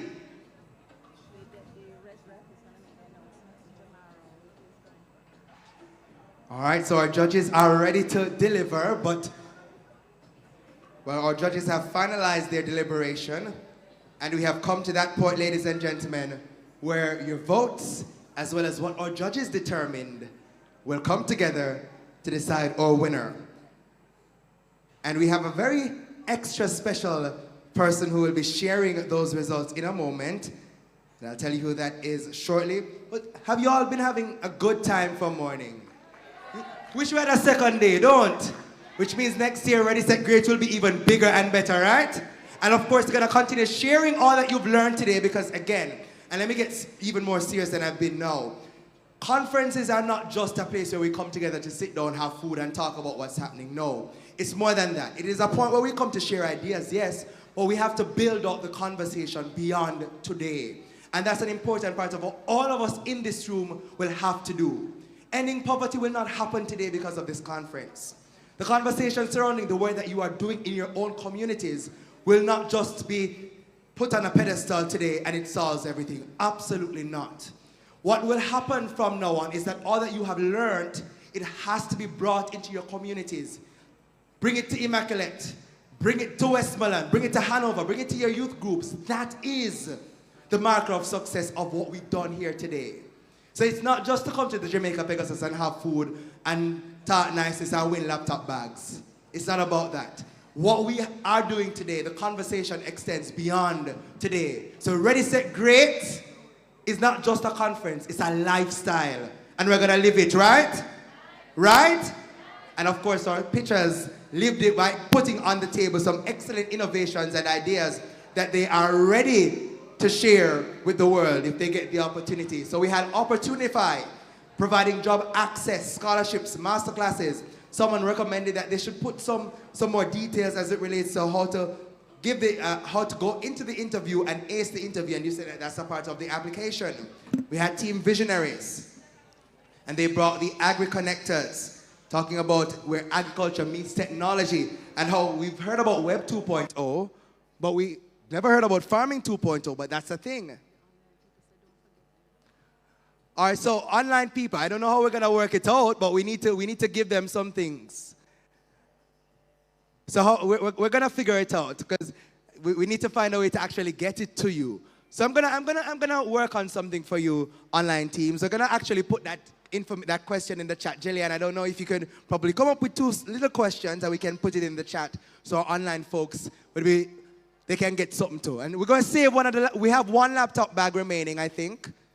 We have 3, so we can save 2 for online participants. All right?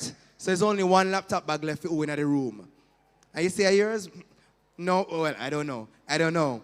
So we had Agri-Connectors, and we spoke about Farming 2.0, artificial intelligence, and all of that coming into play.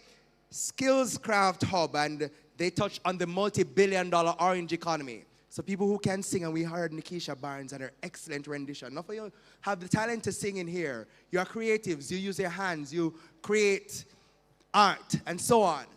The orange economy, and they've come up with a platform to help you be able to tap into that orange economy further. And of course, we had the team Future First looking at educational innovation, reaching those who need to be reached, filling those gaps. So, with that, we're on standby for our major announcement. But I also want you to, ladies and gentlemen, give my youth co-hosts a big round of applause. The team of Christina, Neville, Shamar, Janine, Lesenia. Not me spoiling your name, I'm so sorry. Lenicia. And they're going to come up a little later on, shortly, to give some feedback and some closing remarks. But ladies and gentlemen, it is my absolute pleasure at this time to ask you to help me say welcome to our resident representative, Denise Antonio. Make her welcome, please. So good to see you. How are you? I am good. How are you doing? Great, I'm great. And you have the results. Yes, I do, but you know, I have to say some things before Absolutely. We want you to say something. So good afternoon to all of you. I'm so sorry I didn't get a chance to come and spend the day with you all. Well, maybe I should say the bad news first. I'm actually leaving Jamaica, and so I needed to make some rounds with the government. So I'm so sorry, but I believe that you all had an absolutely wonderful time. And I just want to really thank you all for coming. I think this is our first hybrid setting that we've had. We've had it very much virtual in the past because of COVID, and then many other things came along. So as we continue to join forces for a call to action on youth poverty, anchored on the 4 goals of Vision 2030, which I'm sure you already know, we have advocated for the implementation of a multidimensional poverty index to facilitate a greater precision in the deployment of poverty eradication programs. You have attended a number of classes, number of session, master classes. Something Boys was here to show you guys the Scotch Boys, who's all in Target and doing great things. And I hope you really benefited from that opportunity. To the Development Challenge competitors, thank you for setting time aside to really do this work. I know it takes a lot of time, and taking the time to compete so that we can benefit from your ideas. Each of you are winners in this. So while we will call, 2 groups, all of you are winners because you came with very good ideas and probably can benefit the work that we do. Your bold and creative ideas have given us a lot of food for thought, and I can bet you some of these will actually end up in some of the work that we do at UNDP and probably other UN agencies. To our judges, I want to be able to thank you for your time and your effort in making sure that we do this process very transparently. Before I announce the winners, let me say thank you to all of you. You're winners, like I said, as far as I'm concerned, and for taking the time to do this challenge. So without further ado, I'm going to announce the winners. Do you want them to come up? Okay. So I'm going to announce the winners. For the second place, the team is going to come with your gifts later. So they're going to think of something very dynamic for you all to have. And that team is Team Visionary. So where are you? Hey, wonderful.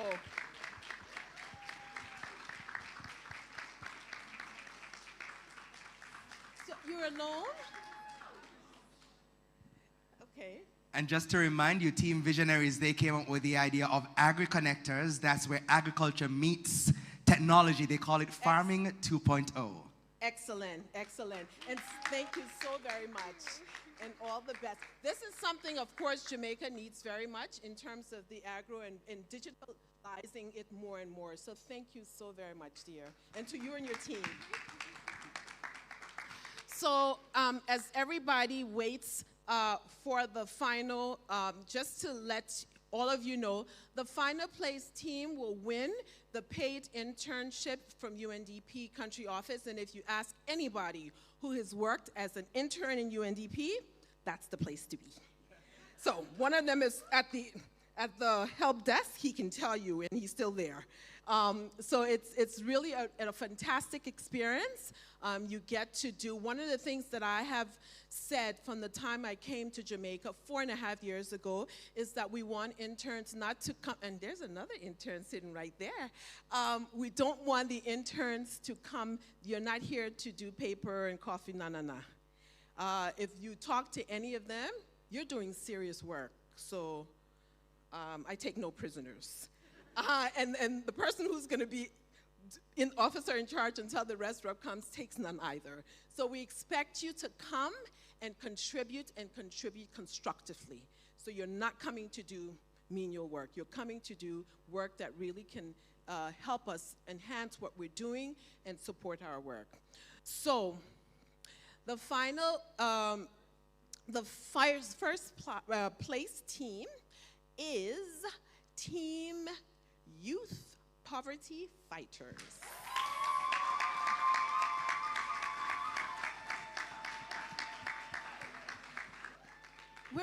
Oh, get up, girls. What you doing?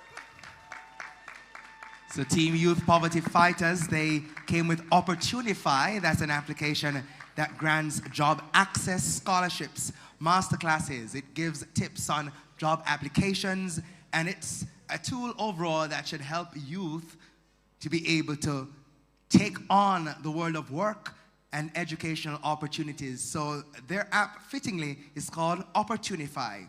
And congratulations to the team. So now, guys, please don't be biased, but you see girls rock, right? And so I really want to thank all of you from the depths of my heart. These are my final words that I will be saying because I leave Jamaica tomorrow. I really urge all of you to connect with each other. And I think that's one of the purposes for us bringing you all together. It's just not something you'll come today and spend your time and then you move on. You all are, I won't say the future, you are the now. If you don't change Jamaica, Jamaica's not going to be changed. I'm being really honest. We who are past a certain age can't do it. You are the ones that really need to take that charge in your communities, in your schools, everywhere you go, and make a difference. And if you don't make a difference, yes, you can go to anywhere else in the world, but it's not like being home. And Jamaica is your home, and you want to make it the best that you can be. And so please, my plea to you is use this opportunity to connect with each other. Use this opportunity to see how you can champion and make a difference in your country. We have to do it because nobody else will do it for us. And if you think the West is going to do it for you, they're not going to do it. You have to take the charge and find whatever networks. I am, of course, the promoter of the Africa region. Find that network that you can share ideas together and do something for your, for your community, for your country, and then for the world. So please don't use this as an opportunity to just sit here for the day and then you go away and you forget. It's an opportunity for you to do that and for you to continue to work for the call to action so that we can actually have Jamaica as the place of choice. And it's seriously to live, work, and like the Chief Justice says, retire. So you want to have Jamaica the place that you can do all of that. And so there's no place like home, so please use this opportunity. Thank you very much for taking time out of your very busy schedule. I know you could be doing everything else, but taking time to spend it with UNDP. I want to thank the UNDP team for putting this together. I hope you all had a wonderful time. I hope it was a good experience for you, and I hope this is one of many more to come. Thank you very, very much. Okay, so Denise, go on stage. Go on the stage right here, right here. I'm not embarrassing you. Go right there, right there. So we privately acknowledge Denise, but Denise is moving on to her new assignment. So she leaves Jamaica tomorrow. She has been with us for 4.5 years. And so it would be remiss of me to not publicly thank her. And I'm going to ask you to help me to thank her with a round of applause.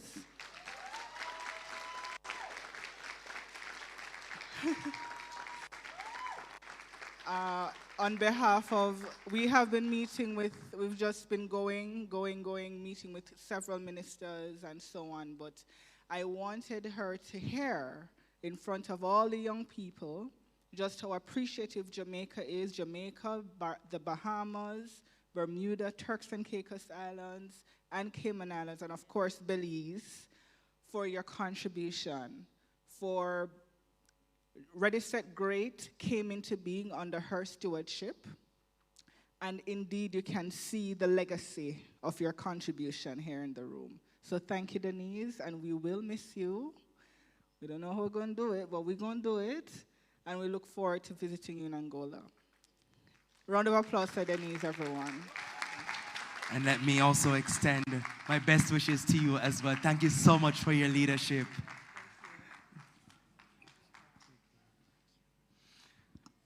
So with that, ladies and gentlemen, a bittersweet moment there, but we wish her all the very best. But we now move to the next bit of our program, which is also very critical. We need to hear from you. Evaluation is critical because your voices will help us to take the next steps, because remember, Ready, Set, Great is not just a day conference. It's about building on that very legacy to ensure that we can make the changes we want to see. So at this juncture, I invite my youth co-hosts to make their way up to help to set those action items and so on. But really with them coming up, ladies and gentlemen, this is where I extend my final words to say thank you so much for being a very kind audience to me throughout the day. Thank you so much for sharing with us. Of course, keep those hashtags going. And thank you all for being online throughout the entire day. I see some names there commenting and so on. So I'm Javon Keys, and I'm handing over to my lovely youth host, co-host. I'm saying youth host as if I'm not youth as well. So my co-host, who will be doing the final action items and wrapping up today's event. But thank you so much for being such a kind audience. Thank you so much, Javon. Please give him a round of applause. You have been incredible, Javon. Thank you so much.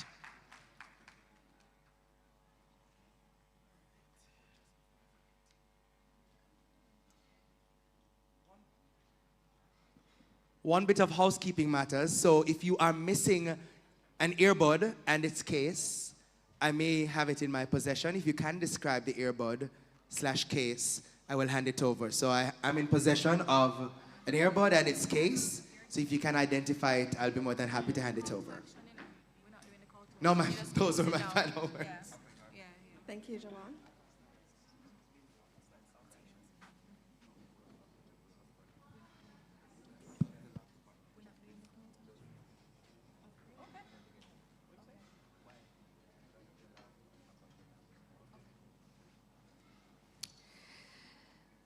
Delegates, we're at the end of a great day.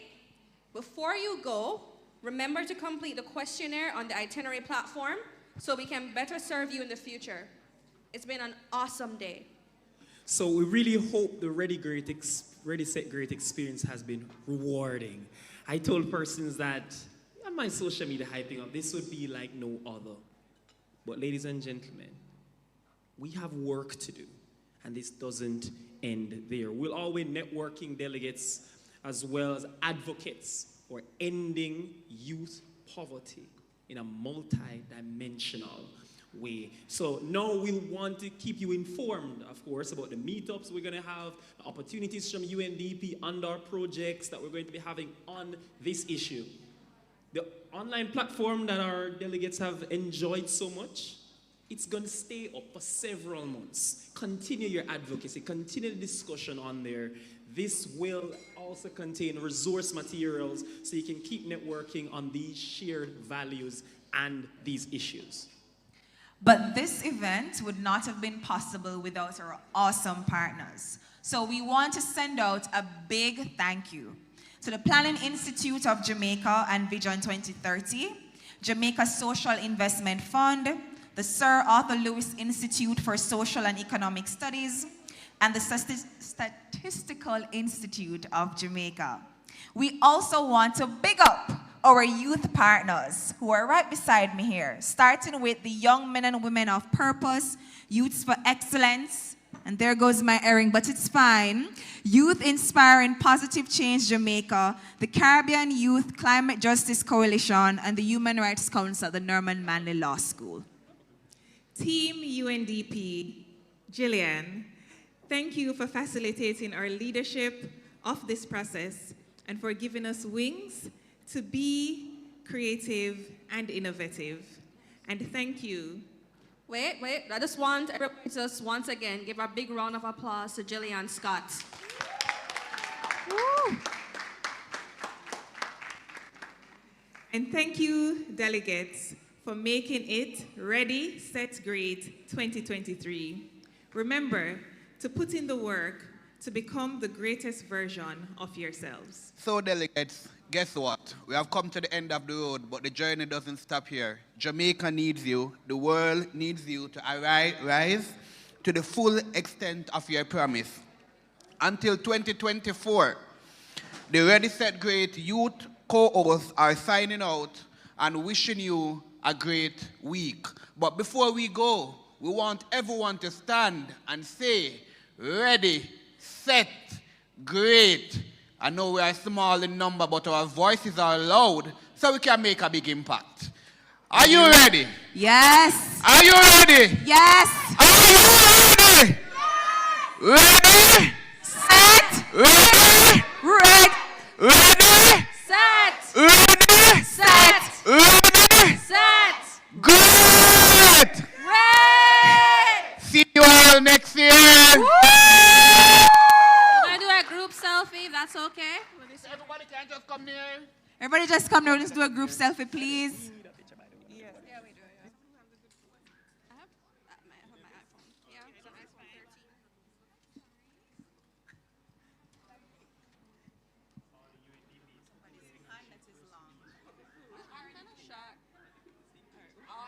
Somebody hand long. Christina, your hand is long.